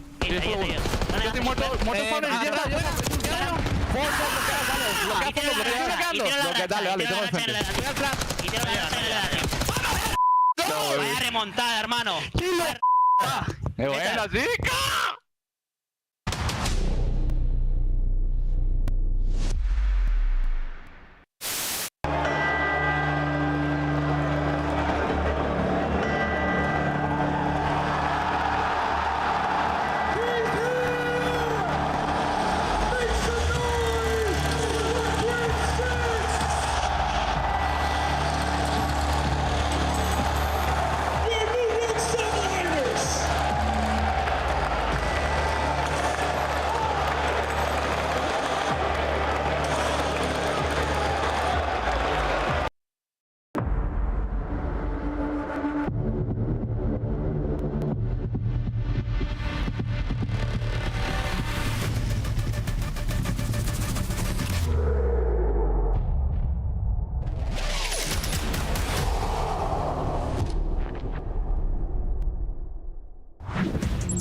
Welcome back, one and all. It is the final fight here in week 3, and every team plays every team as we go into our stage 2 final at Birmingham. We've got Rosalie and Nameless on our desk, and this one, if you're looking at the standings, is the top versus one of the bottom feeders.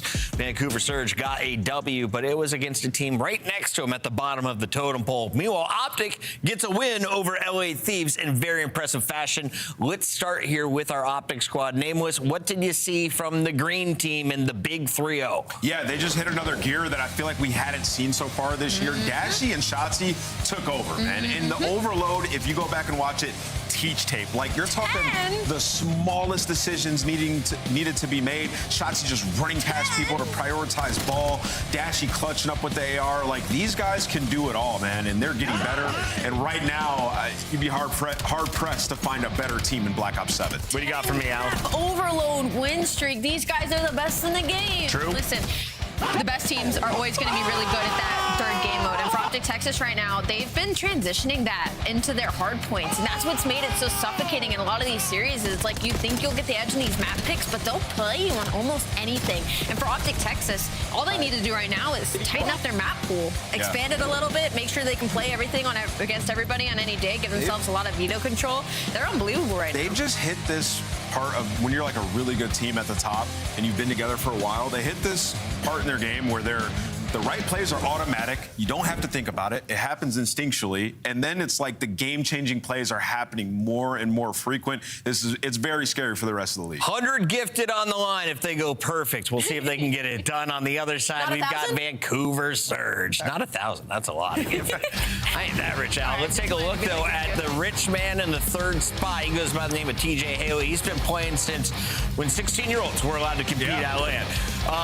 Where's he at in his career right now? And what do you do if you're TJ on a struggling Surge? He's probably had the weirdest career arc. Me and Clint were talking about this the other day. It's been like a roller coaster, but he's actually playing pretty well so far, despite the situation that he's in. But you can see this for Vancouver Surge, a 1-in-10 series outside of facing Boston and worst map 1 record in the CDL. And, you know, coming off the win versus Boston, going to the next one, you just fall completely flat. You played the same map, the Blackheart.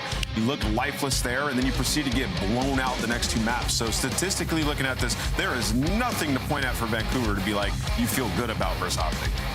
Let's take a look at the maps decided by the teams. We will not see Den or Exposure for Hardpoint, thanks to Optic and Surge's vetoes. Colossus and Den also gone, so no real Den until you get to that game 3. Is that a good thing for Surge? I just really hope we get to game 4, Chris. Why? Because Optic haven't played Blackheart. Really no good maps for Vancouver. And do you think that Blackheart truly still is the ranked map that everyone just feels comfortable on? Well, I think we brought that up for C9 because you definitely get the most reps on that and ranked, and it reigned to be true. For Optic, though, there's no reason they shouldn't be great at There's that map. no reason. You got Shotzi and Hook in your back pocket. Absolutely. They should be disgusting at that map. I'm also excited if we even get there, though. That's going to be the biggest question. To that point, though, I'm interested in it not just because Optic haven't played it. It's because in their map pool, they're 1-in-5 on Den. They played a considerable amount of it throughout this split as well. So if they were to be good at Blackheart and add that to their map pool, it makes them that much more dangerous. So hopefully we get to 4. I don't know how Vancouver could do that. Probably have to be the raid S&D, but I'm about to say it has to be a search and destroy. Can we just say that the biggest improvement from Optic last year to this year is Bruce's barber?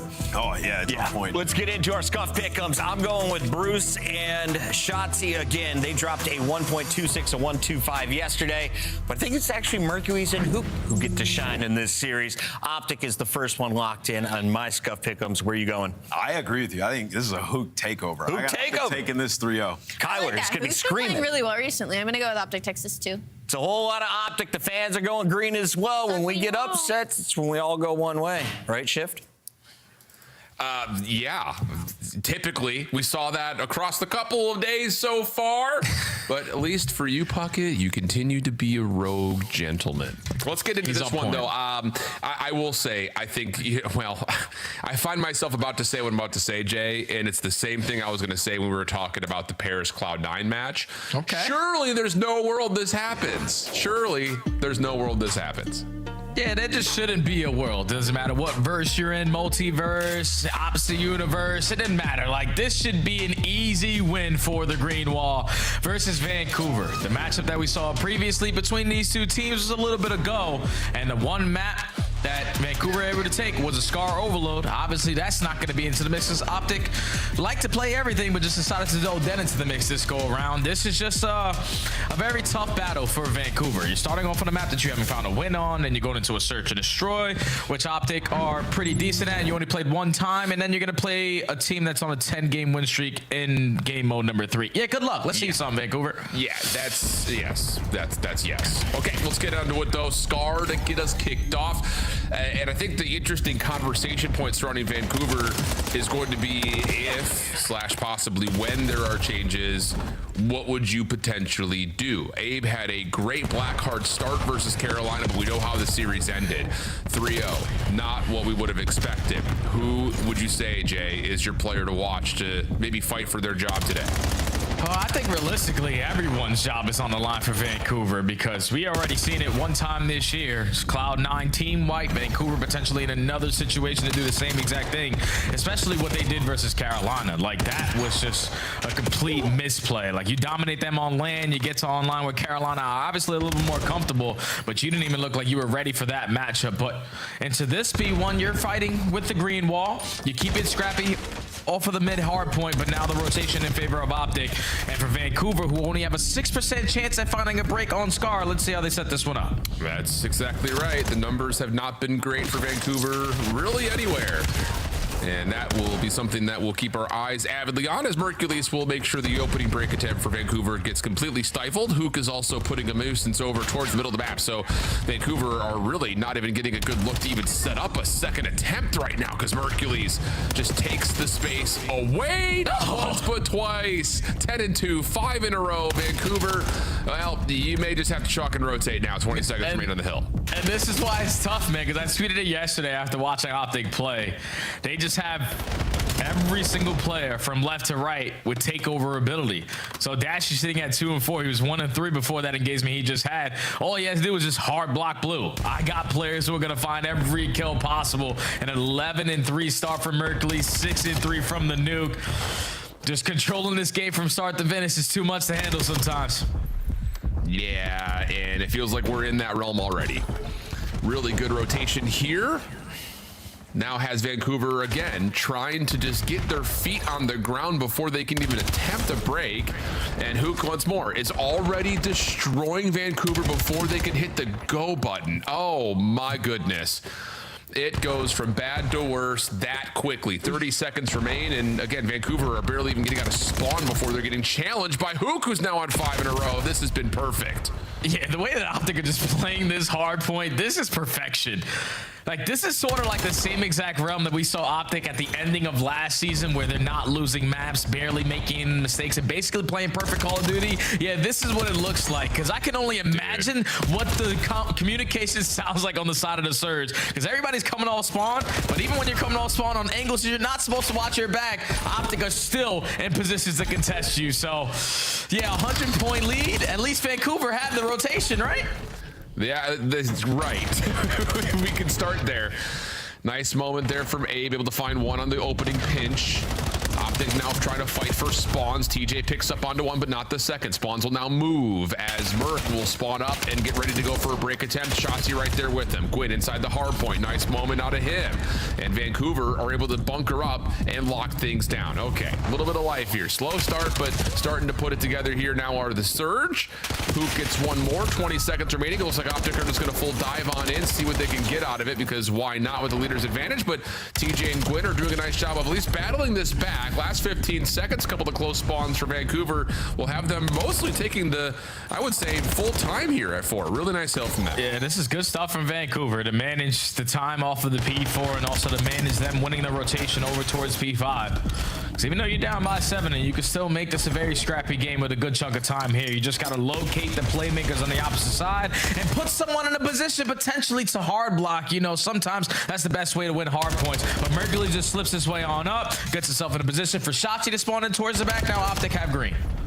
Yeah, and this has just been such a casual game for Bruce right now. He has just been sitting and watching lanes, but all the SMGs and, well, SMGs, let's say all the other players in the map are just pushing forward, finding their kills and an extra behind it. So Dashy is just chilling, hanging out, and at this very casual moment of another 100-point lead brewing, we'll see how Optic are vibing with the listen in. Close left, yeah, go. Push up, go. Everyone go. Yeah, I'm trying to go for it. You can go for it as well. Still got a white wall spot, probably. Definitely, most likely. You're at blue. What, back blue? Yeah, deep blue. Some spawned out, I think. Back blue, top blue. Actually, 2 spawned. I think they all spawned out. Would you been big guy? Help him. I did not spawn out. 2 white wall. Watch out on time, TJ. 2 on time. Another guy's full set in it. I full set him time. He's still watch out. What's up, broken? Gonna be right side time. Yo, they're shot, guys. Really, they're shot. One shot. Top blue's weak. They're shot still. They're shot, TJ. They're still the shot. What the fuck? Top blue backed up. One could be on the right on us. I want this shot. Shot dead. I'm 1 HP. Another one shot. Dead. That's it. Keep blocking blue. There's one rush blue. White wall on time. Left side time. Half health. Nice. There's still white wall. Nice. There's one rush blue, I'm pretty sure. I'm almost I don't know where they're spawning. I spawned green. Someone could have spawned wood side. Blue, he's wood. He's intergen right now. He's top blue. On the time, dead. One's top wood steps. Hey, he's on you. Low right. Not weak. Ace and B. Ace and B. He's still A-search. A-search dead. I'm needing time. What's up, top blue? Top blue, watch out. I need time. Top blue, bullet. Right, I'm He's on new boys. Low gen. Low new. That guy was top blue. Another one top blue. Hey, rush up, bullet. Okay. I can. Not peeking. Go on, Burke. Shot by time.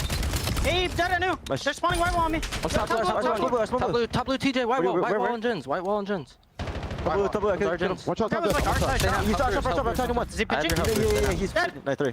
I'm floating for ops. Top paint already, top paint. I'll come. Nice. Watch out this. I'm staying down. I'm watching top. I'm watching top. Good play, good play. Top not challenging. One guy's low, Yo, one is reverse left. Dead. Dude. I mean, it's just one of those things, and I think a lot of the Green Wall are sitting here saying it, and probably others are like, dude, if Hook continues to play like this, I don't know if anyone's going to touch Optic this stage. Oh yeah, it's GG, bro. Like, the nuke is on point. It's like the human radar. I promise you, for everyone watching this series, all Green Wall fans, even some of the people that are supporting Surge, you watch the nuke's POV of when he plays ranked player, even when they're scrimming. He's literally the human radar and knows every little ounce of the game that he needs to. Every position he finds himself in, he is quarterbacking, he is telling his teammates where the pressure's gonna come on in, and he is still doing all of that while managing to be double positive. The nuke is at a different level ever since the ending of last year, or even before that when he ended his stage with Surge. Like, he grew that leadership role and he's taking it all the way to the sky. Yeah, it's yeah. It's one of those things that really does just catch you off with no words to be said besides just appreciating what you're seeing on screen. So here we go. Opportunity once again, though, for Vancouver. As, again, P4 was good for them and the last time around. This third one's going pretty well for them. And it just kind of goes to show, in a way, as this game is still likely going to be, if it continues the way it's going, a pretty casual walkway for Optic. But it just goes to show that you're never really out of a map if you can put together one good hill in the first set, keep the game within 60 points. Like, anything can happen. And hold on a second, you trade out Shotzi here and you're going to be able to set up the majority of 3 going into spawns for 4, and Vancouver find themselves again only down 70 points. You hold this, we've got ourselves a game. Okay, Vancouver are not really banking on breaking, they're just banking on holding, and so far that has been the recipe to success. Only going to be down by 50 points. Still keeping yourself into the mix. Abe looking for a one-on-one gunfight versus Shotzi. Cannot locate him. His teammate does, but Optic for now have the spawns. Yeah. Really, really nice break attempt for Optic. They were able to flip the spawns for a moment the last time we were here. This hit, way more convincing. Largely just not getting picked early off of the extremities, allowing those pinches to continue to not just find wins around the back for the spawns, but at worst, continue to block them. Shotzi, Dashy finding eliminations. Vancouver still in from the front, but Shotzi, a little bit of messiness, but still is able to kind of finesse his way up the staircase for one. Gwyn shut down in the last 10 seconds of scrap time. We'll have Optic, pretty much putting the finishing touch on this map as we rotate back over to 5 one more time. Yeah, just looking for an opening kill. As the nuke already takes a lot of space through the middle of the map. Finds TJ Halley, is able to finesse, find kill number 2. And now he almost single-handedly breaks down the P5. But Optic are here contesting towards the backside. They have them trapped. Damage in towards Lunars. No trade initially, but there's Dashy up top to find it. And now into the hill we go. Gwyn predicted, but able to win the gunfight. TJ's able to earn himself a Hellstorm. He'll use that to try to keep Optic out of the hill, but they only need a couple of seconds, so you have to sprint it forward. One more player needs to step foot on it. Although both players are actually up top right now, so not going to happen initially, but that gunfight win from none other than Hook will give us a map 1 win. And yeah, man, I mean, it's nasty watching this Optic team right now with how they're slaying. But again, how much does that truly matter in the long scheme of things? Because like we just saw, like the fight from Surge comes down to, hey, we get one really solid hill, we're not out of the picture. It's just the problem was you only got one really solid hill for each of the 2 rotations we had. Yeah, and it was just way too late into the game when you found that good hold. When you give Optic an 100-point lead off of the first 3 HPs, they know they keep P4 scrappy, you keep P5 scrappy, and then you just do the same exact thing you did in the first set, which is dominate the P2. Even though Vancouver make the scoreline a lot more respectable, Optic, if you were watching that game from start to finish, they were in firm control. Dashy barely had to pick up his controller. Mercules was dominating the first half, Kyler the entire game. And that's just another one added to the belt there for Optic in Hardpoint. On Scar. So where they're looking good, man, when they're just playing ahead of the game. And when you have such a slow start the way that Surge is, it's hard to come back versus the best team in the game. Yeah, so they'll stay flawless this stage on the map. That is, what, 5 straight series they've played it, 5 straight wins on the map. Definitely one that they've added into the pool. and one that they really had, let's be honest, kind of in the back pocket, just a touch as we were going through Major 1 as well. But now all of a sudden for Optic, you kind of look at their map pool overall. Colossus has been pretty good for them over the year or so at this point. Exposure was obviously their kind of bread and butter early, but now you've got Scar as a staple too. The only real question mark really comes down to, can you finish tight games on Den, which they're 1-4 on it, but you lost one of those maps by 1 point. Another, it was a 200 to 250 affair. Both of those were actually to Miami, surprise enough. And then what are we doing on Blackheart? You know, are we just going to hard veto it all year long, or are we actually going to be able to see them jump into the mix and add it as one of their main maps to the pool? Yeah, I think the Desk hit it perfectly. Like, Optic, the fact that they have been auto-vetoing Blackheart all season, when realistically you look at this lineup, they should be one of the best teams at Blackheart. They probably just didn't want to give any chances early into the title for any of the teams who love to play the chaos. They wanted them to use their brains, but we have an opportunity potentially to see it in this series. Vancouver just got to at least try to force that game number 4, and I don't really know how it's going to happen though, Al, because the next map coming up, Raid Search and Destroy, you got the #1 S&D player, not only for the stage, but basically the last 2 years in Mercury, sitting at a 1.7 KD. And the only advantage you have versus Optic in Search and Destroy are going to be on the defensive side and retakes, and that's due to the fact that Optic don't really allow you to get the bomb down. So this is going to be another tough map.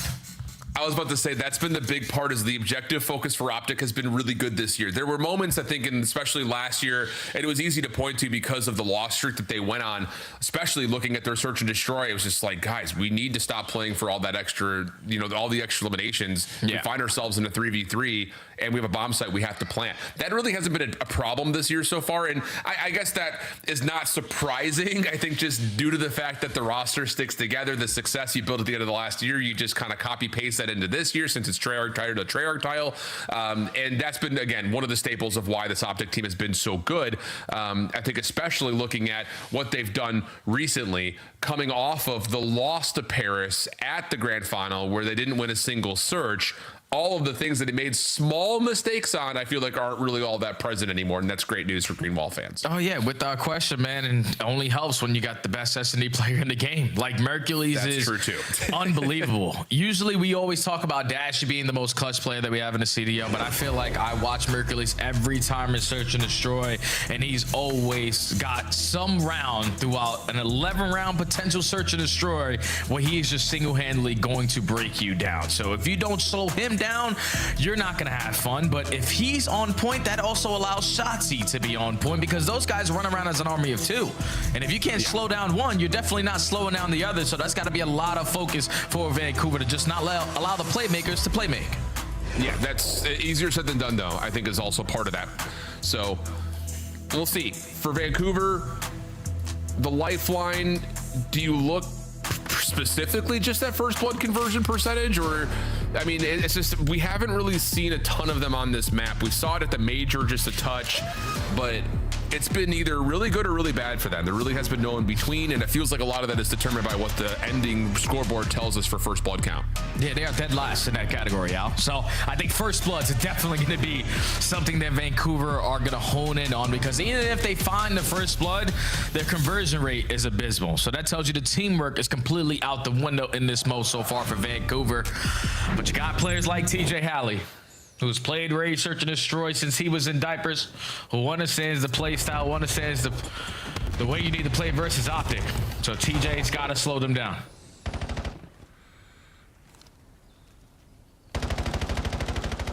Well, opportunity early. Oh, nice shots from Gwyn. With the Semtex to follow for TJ, isolating on towards top side laundry for a plant through the pillar side. Mercules, at the moment though, it goes a little bit unnoticed. Shotzzy on the quick pinch, not able to get there in time to isolate onto Gwyn. So we go from a 2v4 to a 2v3 once Shotzzy eventually gets the trade. But how about this full wrap for Vancouver? And how about the read from Hook? Oh no!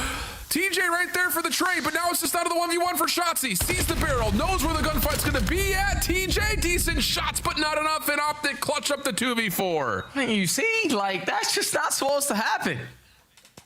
The XEO duo Somebody needs to create a nickname for Shotzi and Hook because they've been a duo for so long in the same exact roles. We need to give them something cool, like, you know, the Tiny Terrors or something. But eventually someone will tweet me in and we'll work on it. But a 2v4 to start off raid, when both players are on the complete opposite side of the map, you can just see the chemistry on full display. Shotzi works the deep pinch, finds the first call to Gwyn. I don't see anyone else in towards ring, so they had to be working on the backside of Laundry. You give the communication to the nuke, he finds a double, you turn it into a 1v1, and Shotzi's able to put the finishing touches on it. If Vancouver were trying to gain some momentum early, yeah, it instantly got taken away. Wow. Ooh, Dashy almost, but it's Gwyn instead for first blood. Abe, cautious, my friend. And how about this? The read on the other side says there might be someone on the flank. TJ gets caught just sprinting. I mean, we don't, again, kind of the same story you're just talking about. If you're Vancouver, you don't see anyone pushing ring with this double setup. You have to take your time on the pinch if you know Optic's not playing forward. And instead, now you get another lifeline to Optic off this 3v3 post plant. Shotzi's in a really tricky spot, and he's going to get a freebie. Hey, spots one. Abe, unfortunately, is not going to be ready for this one, or was he? Because he gets him down to half HP. Gwyn finds one on the pinch as well, so it's a 2v2. Now it's a 1v2 all up to Big Brucey. Man. Bruce has Gwyn. Again, best pistol player in the league. Oh, a nice slide from Lunars. Yeah, Dashy knows if he was just a little bit lower on the Optic, maybe that would have connected. But no, little slide underneath is good for Lunars, and Vancouver will salvage this after the first blood comes through. Yeah, just a small hezzy right there from Lunars to not immediately go for the reach out. But it's to force Dashy to think for 1 extra second. And he's not able to line up the crossfire onto the head of Lunars. But it almost works out. 20 seconds left. You spot him, and just that little hesitation of sliding on in gives Lunars the advantage to tie the series. Tie the map. Yeah. Nades from Optic, very heavily focused in towards Zig. Shotzi swimming. Gwyn, did he notice this? Doesn't look like it. Awkward here for Shotzi. Catches his breath literally, and now has the pistol ready to go. Gwyn still seen over the top. Pistol shots from Shotzi are perfect, but he will be traded out by Gwyn's pistol. Abe looking for a plant, but not committing, as Vancouver are possibly considering a rewrap, but they're leaving Abe by himself. At least he's able to win the first gunfight. Yeah, big plays out of Abe. So when his ISO one-on-one, keep the numbers in favor of Surge, but still going to be delayed on the plant. So this allows Optic to take a lot of more space away around the map. Mercury's on the pinch, just looking for the timing. Gets info into Lunars, just going to reposition back to Dashy. Should be all right for the reposition for now. Just comes down to the timing of if they catch Vancouver slipping through Benjamin, though they do not. But back over towards Zig. That's info. And Dashy's going to step up, try to find the first gunfight win. He's in some trouble.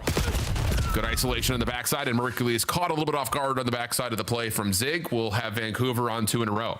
Yeah, that's just one of those rounds there. Like, if you're Dashy and Mercury's like, I don't know what the hell they're doing. Like, they had the man advantage. They had all B positioning, but they're still yet to work the bomb plan. And just making that play call on the side of Surge forces Optic to be completely uncomfortable throughout that entire round. So slow and steady wins the race. Not ideal the way I would have played it, but Surge still able to secure that round back-to-back now with the round-up advantage.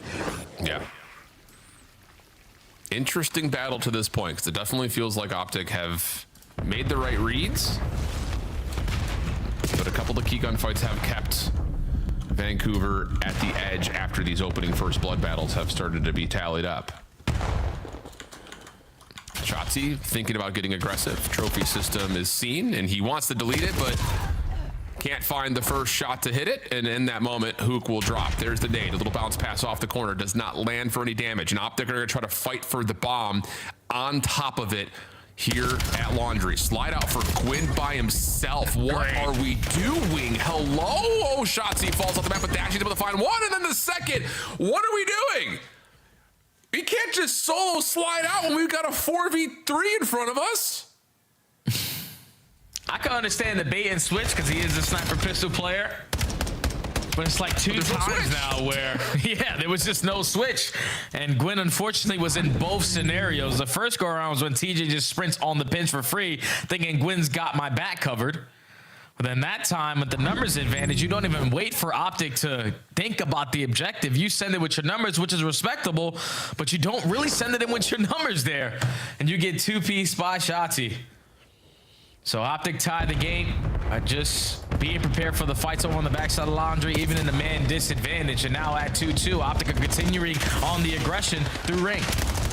All smoke down, making it difficult with the aim assist, but Gwyn still is able to find one. Pistol out, no, and the action quick, fast, furious, only really seeing one perspective of it.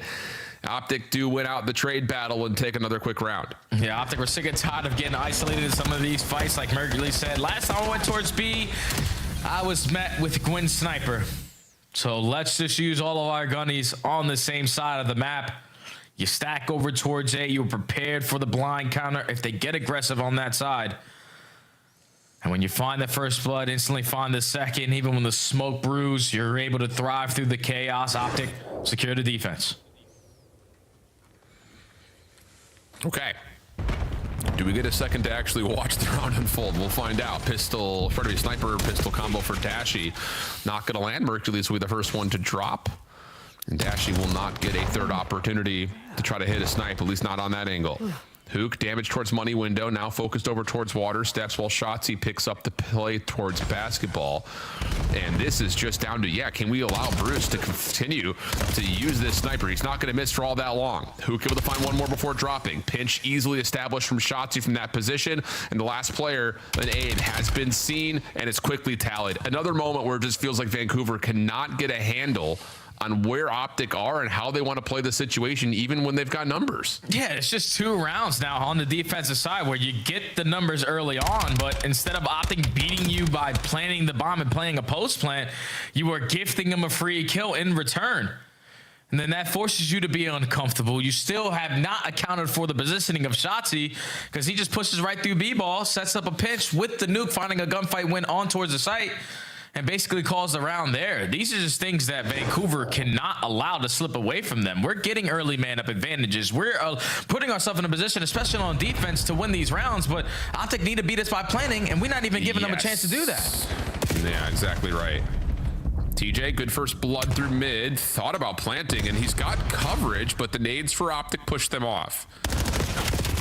Gwyn can't finish the kill right in front of him. And another numbers situation has Vancouver scrambling towards B. Dashy is here and he hits. I mean, oh man, dude, Jay, I can't if he wins that with the pistol. Oh my goodness. Possibly last shots needed, and yep. It's just another number situation. I get it. You're pushed off by nades, but once those are out, you still have Gwyn top ring. Yeah, it's like Vancouver are playing nervous or scared. Like Raid hasn't been out for 15 years. You get the first blood with ring control. I can understand you didn't have laundry, but Optic are now forced to make the play. And when they do, Gwyn is ready for it, but he's the only one in a position ready for it when all of your teammates were just there. And then you wrap back to a site with no information. No one spots out anyone in a power position, and Dashy just gets a freebie with the snipe. And now Optic have chained 4 rounds in a row to be at game point. I'm starting to lose composure, Jay. I'm right there with you, brother. First blood onto Gwyn. And look at the position for Optic. Shotzi's in money.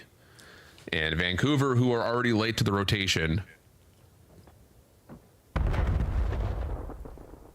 will have an opportunity to potentially isolate onto Abe here at mid, and that's exactly the case. Yeah, I mean, we're lost right now, Jay. We are lost. Now that we are the definition of lost. GG. Wow.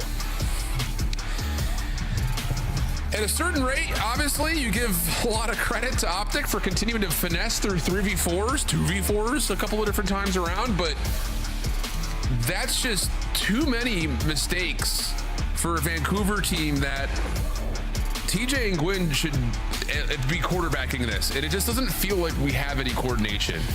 And that's your long-standing, or longer-standing duo for this team, and it just feels really disconnected, like supremely disconnected to where we're almost borderline playing as 4 individuals.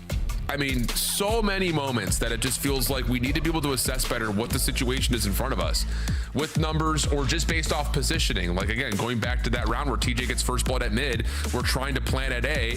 You've got Gwyn top ring, and a couple of nades don't just push them off from the plant. It forces them to go to the one spot where Dashy's watching for crosses. It feels too scared. Put it that way. It feels too scared. Yeah, Vancouver are definitely playing a little bit nervous, but Optic are just capitalizing on those nervous moments. These are professional players on the opposite side. Like, man up advantages, you had the advantage, you can't throw them away, but Optic still, even man disadvantages, are using their teamwork to bail them out of these situations. Because even when that first blood goes down at the A site, when they find the first blood, they got all of mid-map, Gwyn sitting at top ring, they understand, like, our best chance at winning this round is to try to stop them from planning. So they send it through ring, and with who putting down shots, your teammates watching over you to at least even up the numbers, and then the play falls into Dashy's hands. It's just like, even when you think Vancouver are making a lot of mistakes, Optic still made mistakes, but are just way better at capitalizing because they're a better team. So Optic are up 2-0 in the series, and they're looking for a clean 3-0 because they're the best overload team in the game. Let me summarize all of that with one visual moment. It's crazy. It's panic. It's absolute mayhem. We're going to break. We're coming back with overload. I'm going to fix my pop filter. Be right back.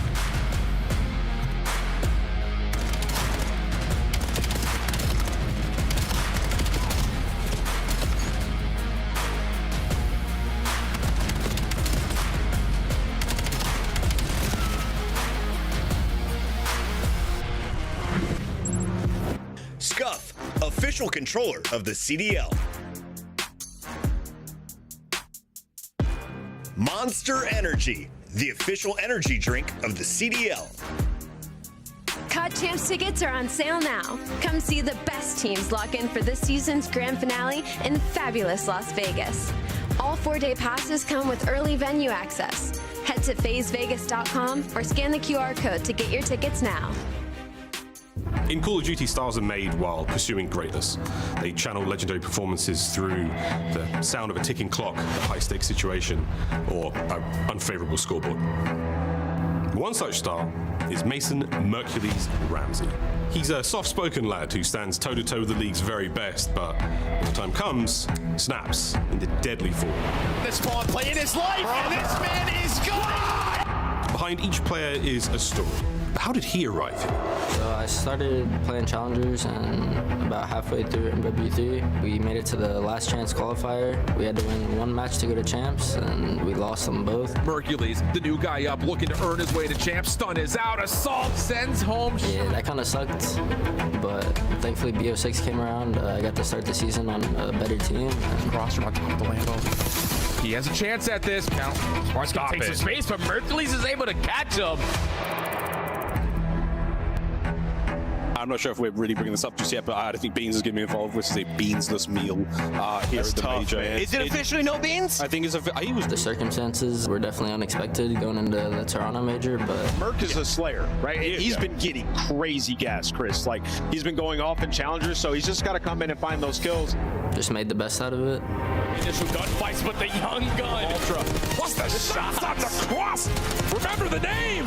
It's Mercules. Storylines like that write themselves, so it's easier for us to sort of follow. But when that kid went on there, and obviously like the amount of people talking about him, immediately had him on my radar and sort of kept my eye open.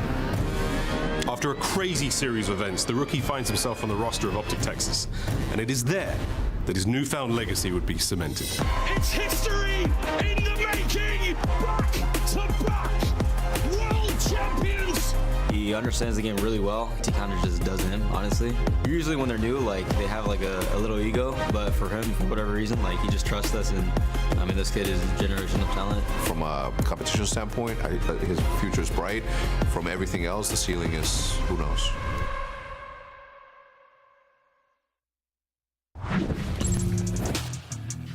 It's truly a story unlike anything we've seen before.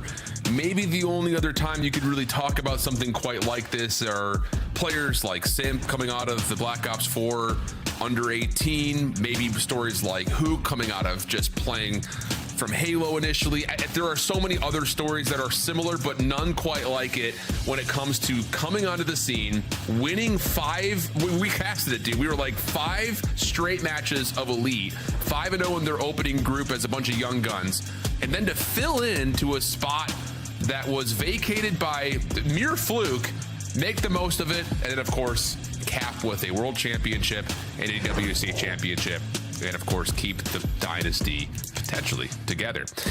Jay, it's something that a lot of teams are trying to replicate. Yep. Believe it or not, Mercules is a 1 of 1. No carbon copies of what he brings to the table. Yeah, the golden child effect, man.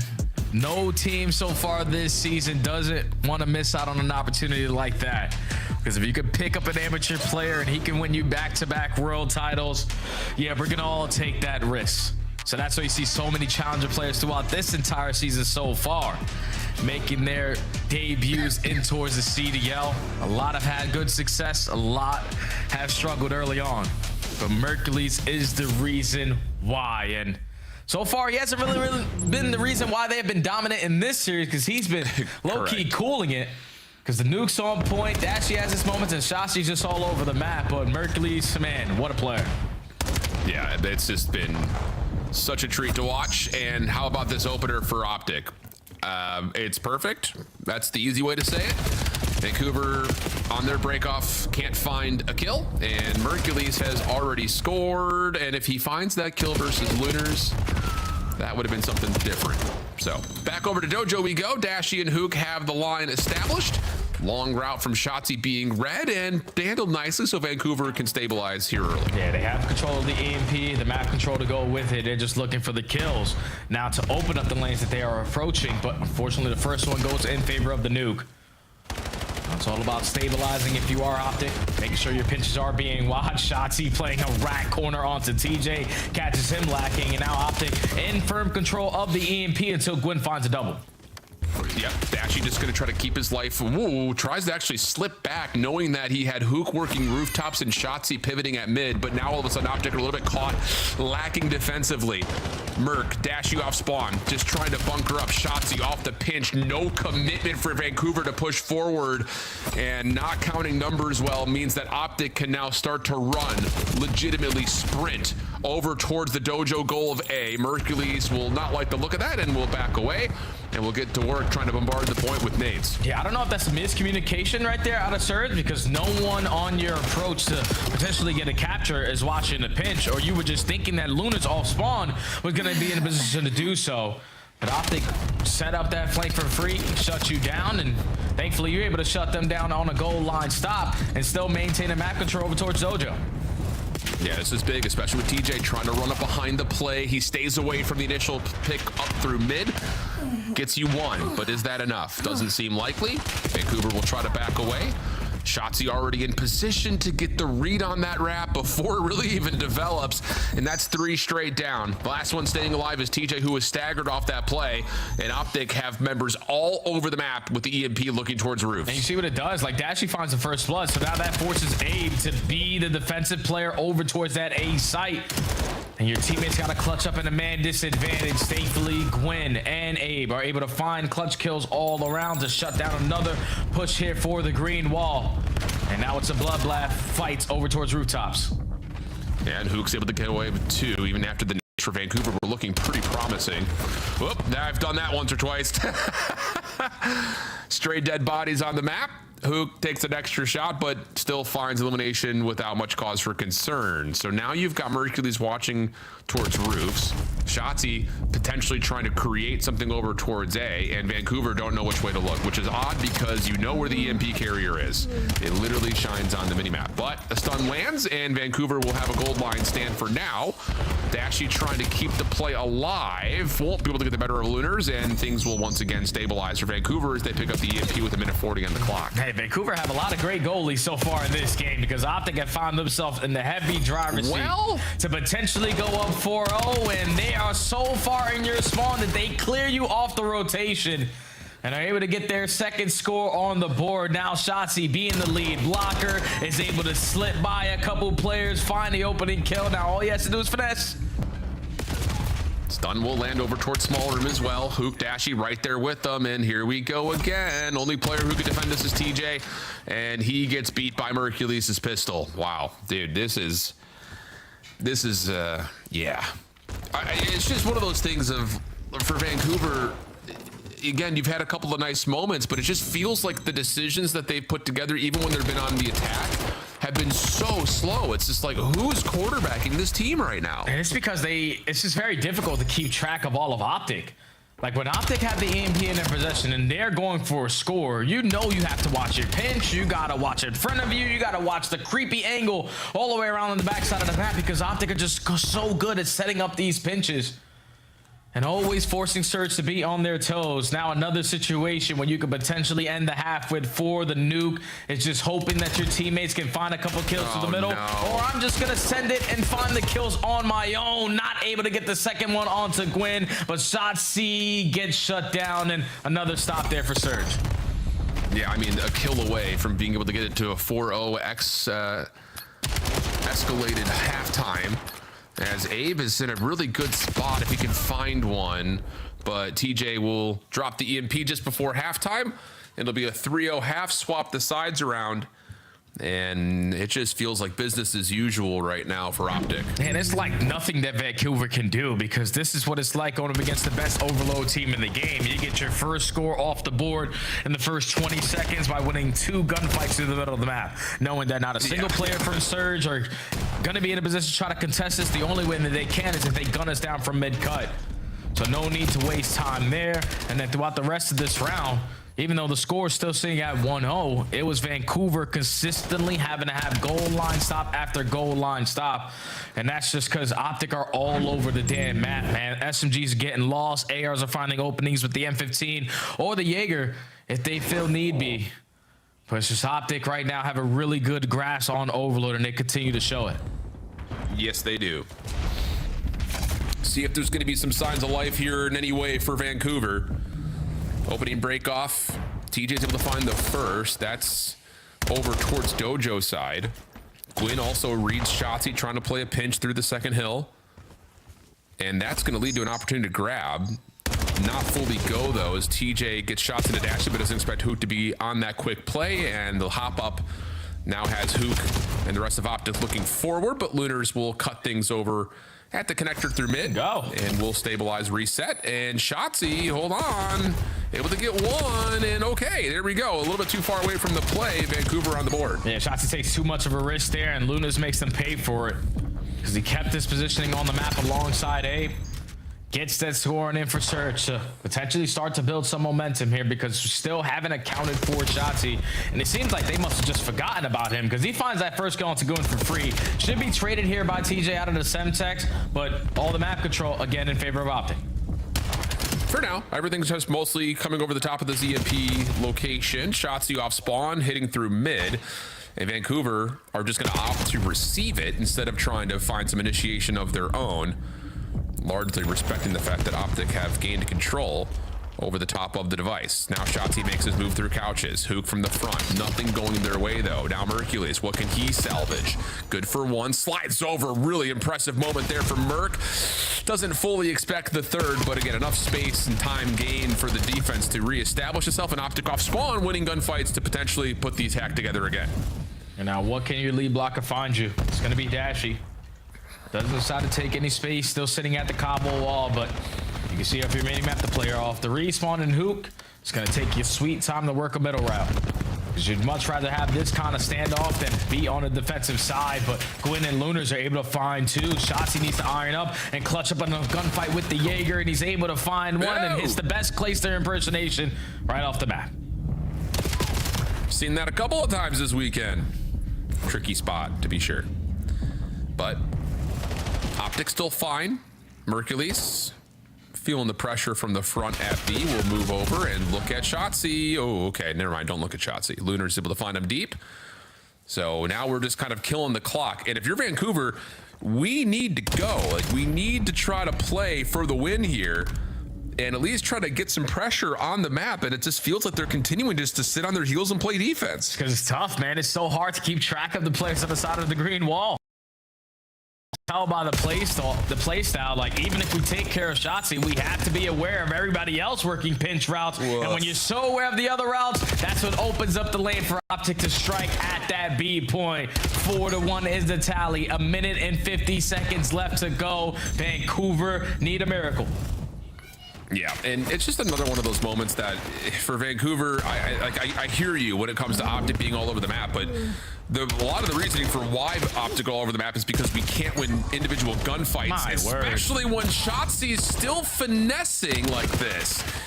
I mean, we have to be able to win gunfights here. And that's the other part of the problem. If you're Vancouver, we're dealing with everybody negative right now. Some of them worse than others, as Dashy is able to pistol whip one more. Hook trying to get his fun involved, but Abe will be able to shut that down, and Vancouver will have numbers for the first time as Shotzi lurks behind the play. Yeah, now look, they think that, all right, our pitch has been cleared all now. Shotzi just chooses the right time in the strike, and even though he doesn't locate kill number 3, it single-handedly shuts down the push here for Surge. Now 1 minute and left to go.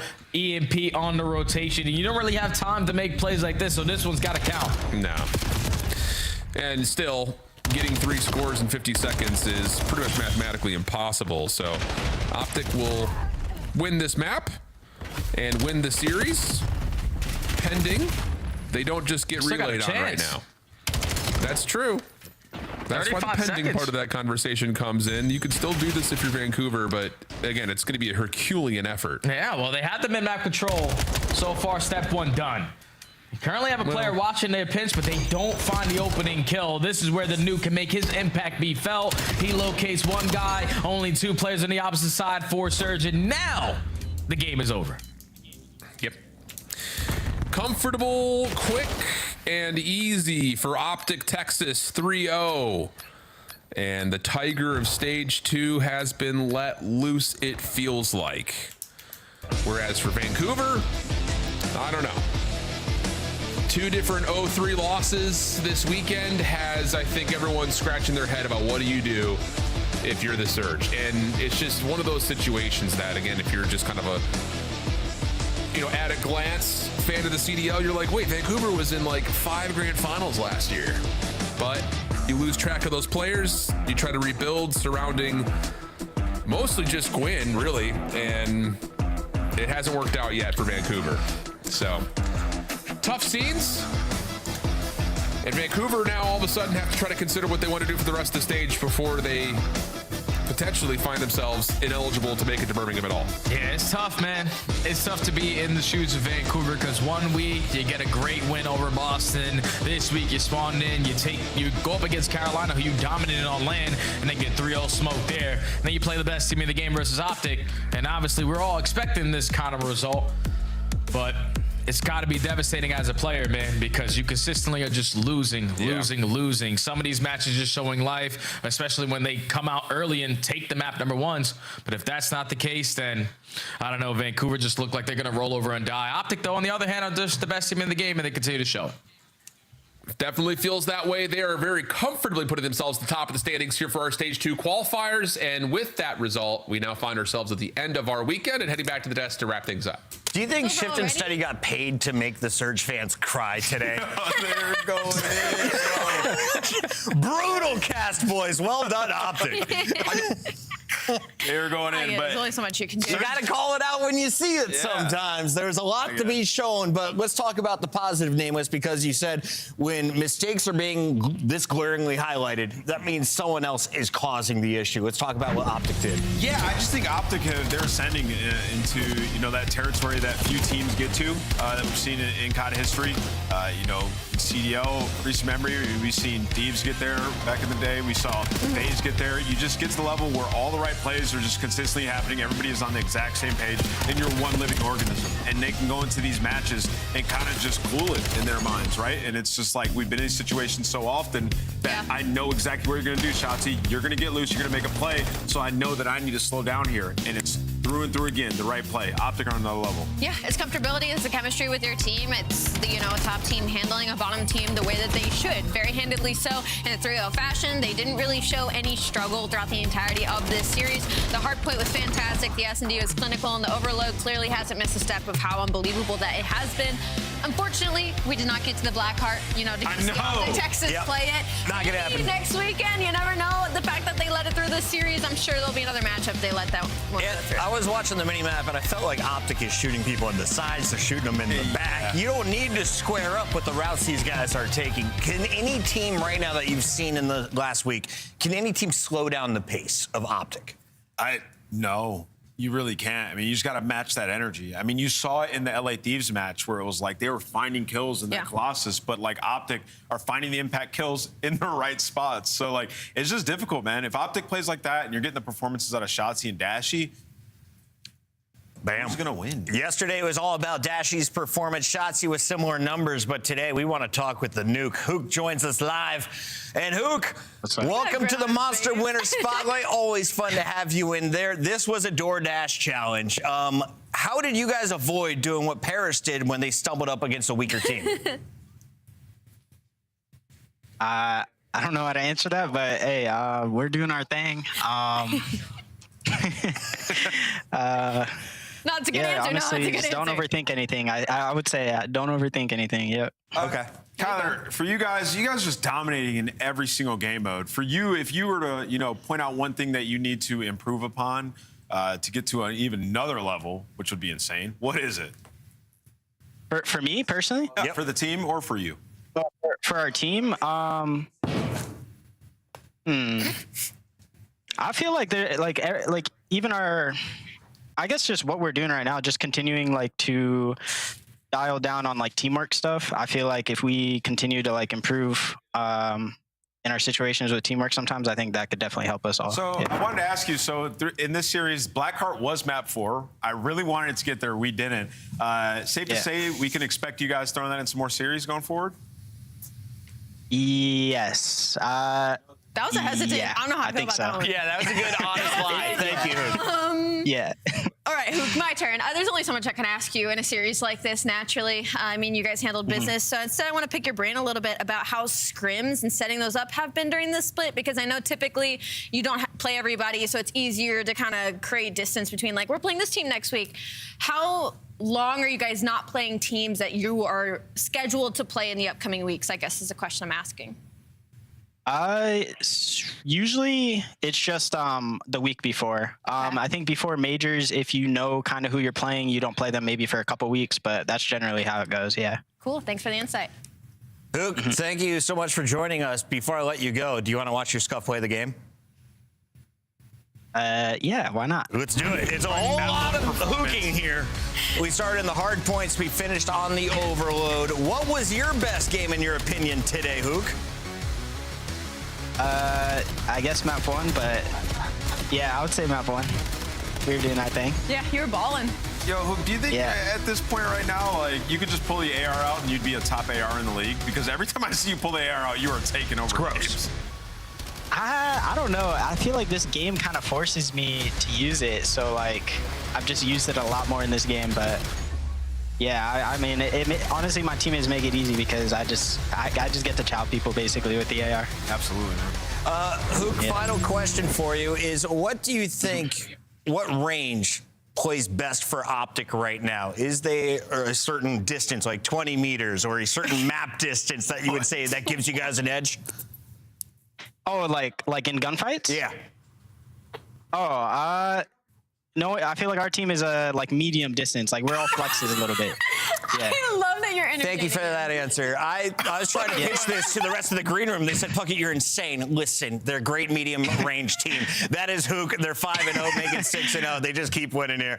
We're done for the weekend. We're going to let Hook go party, but we got to recap everything that we witnessed on the day. Nameless, let's start with you. What did you see in our opener matchup? Yeah, I mean, today, coming into the day, we were thinking it would be some blowouts. We were hoping that was the banger. Exactly what happened today. For Toronto. You said 14 maps on the day. Yeah, I did say, how many maps was it? Oh my 3, gosh. 6, 9, 12, 13, bro. Close. It's because we were hoping for at least a game 4 on map number 1. Here's a look at your purple team that came out swinging. All the fans, all the experts Went with Paris Gentlemates, but they ignored the fact that there were 2 dens in this building. My God, Toronto Koi. Like, the difference is so stark from the start of the season to now, just with this one change in the roster. Like, this is a Toronto Koi that we were expecting when we started the season, you know? And I think it was Jay or somebody said the same thing earlier. And so now it's like you add another contender to the pool of people that could win a major. We got to slow down, bro.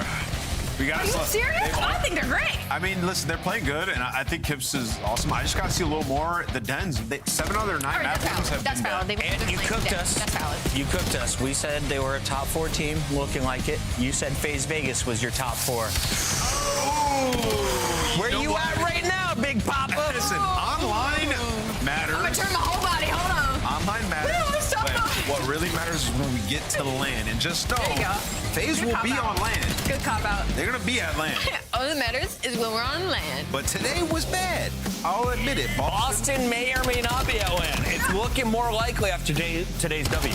As I rack my brain, weirdly enough, I feel like in the past, Boston always plays well versus Faze for some reason. Am I wrong in thinking that for some reason? I think you have it confused with LA Thieves. They beat LA Thieves a few times last year. Well, maybe it was LA Yeah, Thieves. LA. Maybe it was LA. Because I was like, there's a top team that they kept playing like really well for some reason. But good for Boston. Yeah, Sparta, another good day. Yes. He's the real deal. He's the real deal for sure. He's earned himself a consistent spot in this league, I think. Him and Nasty, nice dynamic. I could see them being a top AR duo in this league. If you can get consistent performances like this from Purge and Snoopy, I did think it was the right idea to play exposure as map 4. Yeah. Because you got the AR in Purge's hand and he was making plays with that. So expect to see that a little bit more going forward. But yeah, Boston showed some fight and Snoopy and Purge bought themselves some time. Yeah, and of course, we want to give a big shout out to Purge's performance in the IGL role, but more importantly, the slaying role today. When the SMGs get kills, the team can walk away with the W. Miami did not give any opportunities for Cloud9 to get rolling today. This was about the closest it was in Hardpoint. From there, Miami stomps them out. It was 250, I believe 135 at the end. And then in Search and Destroy, where we thought maybe this is Cloud9's new strength, Super shuts it down with a sniper rifle. That guy's unbelievable. He is the best sniper in the league. The fact that he was such a humble king when we interviewed him, too, it's like, I don't know. Without the aim assist, somehow I'm even better. It just gives me so much dope. Oh my God. Before, like, he just punishes aggressive play style. So if you're a team that's, like, trying to, like, bait and switch and then get up to their base, he's going to pick you apart because he's going to shut down whatever area of the map that he's in. So, yeah, Super delivered today. Are you saying that Miami should be able to shut down the pace of Toronto? Yes. Should be. I mean, if it's not Den. If it's not Den is a great point. See, Toronto beat them earlier. Great stuff, guys. Fantastic tuning in from around the world. Who won on our KD leaderboard today, though? I'm going to go with Hook. No, it's Spart. Spart. It's him, bro. Big 1.33. Is Hook's not even on here. Yeah, they did it too fast. Yeah, some names in here. Super playing well. Oh, it's all the qualifiers. All qualifiers, not just today. If we read the title, guys, we'll understand the context. Smart, top player after 2 matches. Keep it up, my guy. Yeah. What did you learn, though, as we wrap up week number 3, Allie? Teams have about 5 or 6 matches left. That we don't know anything. That we literally don't know anything. The amount of upsets that we've had this stage, we keep saying each stage, all the upsets were crazy. We've never seen anything like it. We can't get better than this. Well, it keeps getting better, I guess. I learned one thing. We have a new, for sure, best team in the game, and it's Optic Texas. I think all of Challengers is taking their fury out on Envoy. They didn't get it done today, but they're trying their best. Let's take a look and see who Envoy has to face off against next week. As we go into week number 4, we open up with another 3-match Friday. Vancouver needs a fix before they take on Cloud9. If they lose that matchup, you have to think you're not going to Birmingham. Whole week. LA Thieves versus Faze Vegas, and then G2 versus a soaring Heretics. Is it closer this time around? Can Heretics cause an upset in that final game? For sure. Honestly, I was going to call it the blowout bowl between Surge and Cloud9, but forgot Cloud9 beat Gentlemeats, so they can't blow it up at this point. Yeah. So never mind. Too soon to blow it up. On the other side, we'll see what happens with Vancouver. Nameless, final thought? Phenomenal day. See you on Ranked. Great day. That's more than it's only 7 o'clock. Come see me in gold.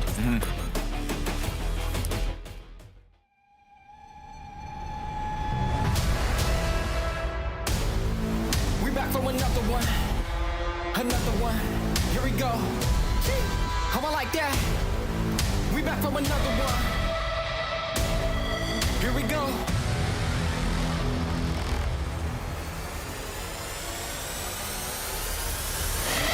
We back on the scene like we never left. Time to go put them back on the shelf. No, we do not need permission. We came in alone, now we leaving you by ourselves. Now nobody wanna play me. Everybody think I'm crazy. Guess I gotta live up to it, nothing but to do it. Hear me out. Let's go. They know we done been there before. They know how to we gon' do it again. I think we gon' do it again. I'm ready to go for the win. Very Tell them let's do it again. Let's do it again. Do it again. You know what we doing. Do it again. Tell them I'm here for another one. Let's win. Let's do it again. You know what we doing. Do it again. Tell them I'm here for another one. Tell them let's do it again. Who you know got the power to turn on the switch anytime that they want. Who you know got the energy. I bet I can take it that you know who don't. I'm on the move and better believe I stick to the plan. I got the city behind me, yeah, 'cause they know I'm the man. Hold up. They know we done been there before. I think we can do it again. I like that. I'm ready to go for the win. Who ready? Tell them let's do it again. What am I watching, bro? Let's do it again. You know what we doing. I like that. Do it again. Tell them I'm here for another one. Tell them let's do it again. Who you know got the power to turn on the switch anytime that they want. Who you know got the energy. I bet I can take it that you know who don't. I'm on the move and better believe I stick to the plan. Keep going, Craven. They know I'm the man. They know we done been there before. I think we gon' do it again. I like that. I'm ready to go for the win. Who ready? Tell them let's do it again. Oh my God. Let's do it again. You know what we doing. Do it again. Tell them I'm here for another one. Let's win. Let's do it again. You know what we doing. I like that. Do it again. Tell them I'm here for another one. Tell them let's do it again. They come in, they handle business, absolutely, and that is our final match of week 3. So I did. That's bomb. I run away. Young, get your chase. Wait, that was you assassinating? My bad. Yeah. Dante, I thought you were getting assassinated. I heard. No, that was me. I'm so sorry. I just killed your clip. I'm so sorry. It's just one of those days, bro. Shit, I'm not losing my store. I'm not my head. Come on, kid. Why you just on them? Go, baby. Come on. Let's go, baby. Go. Mike wants to do that. Fair enough. Go, bro. Come on, baby. Go.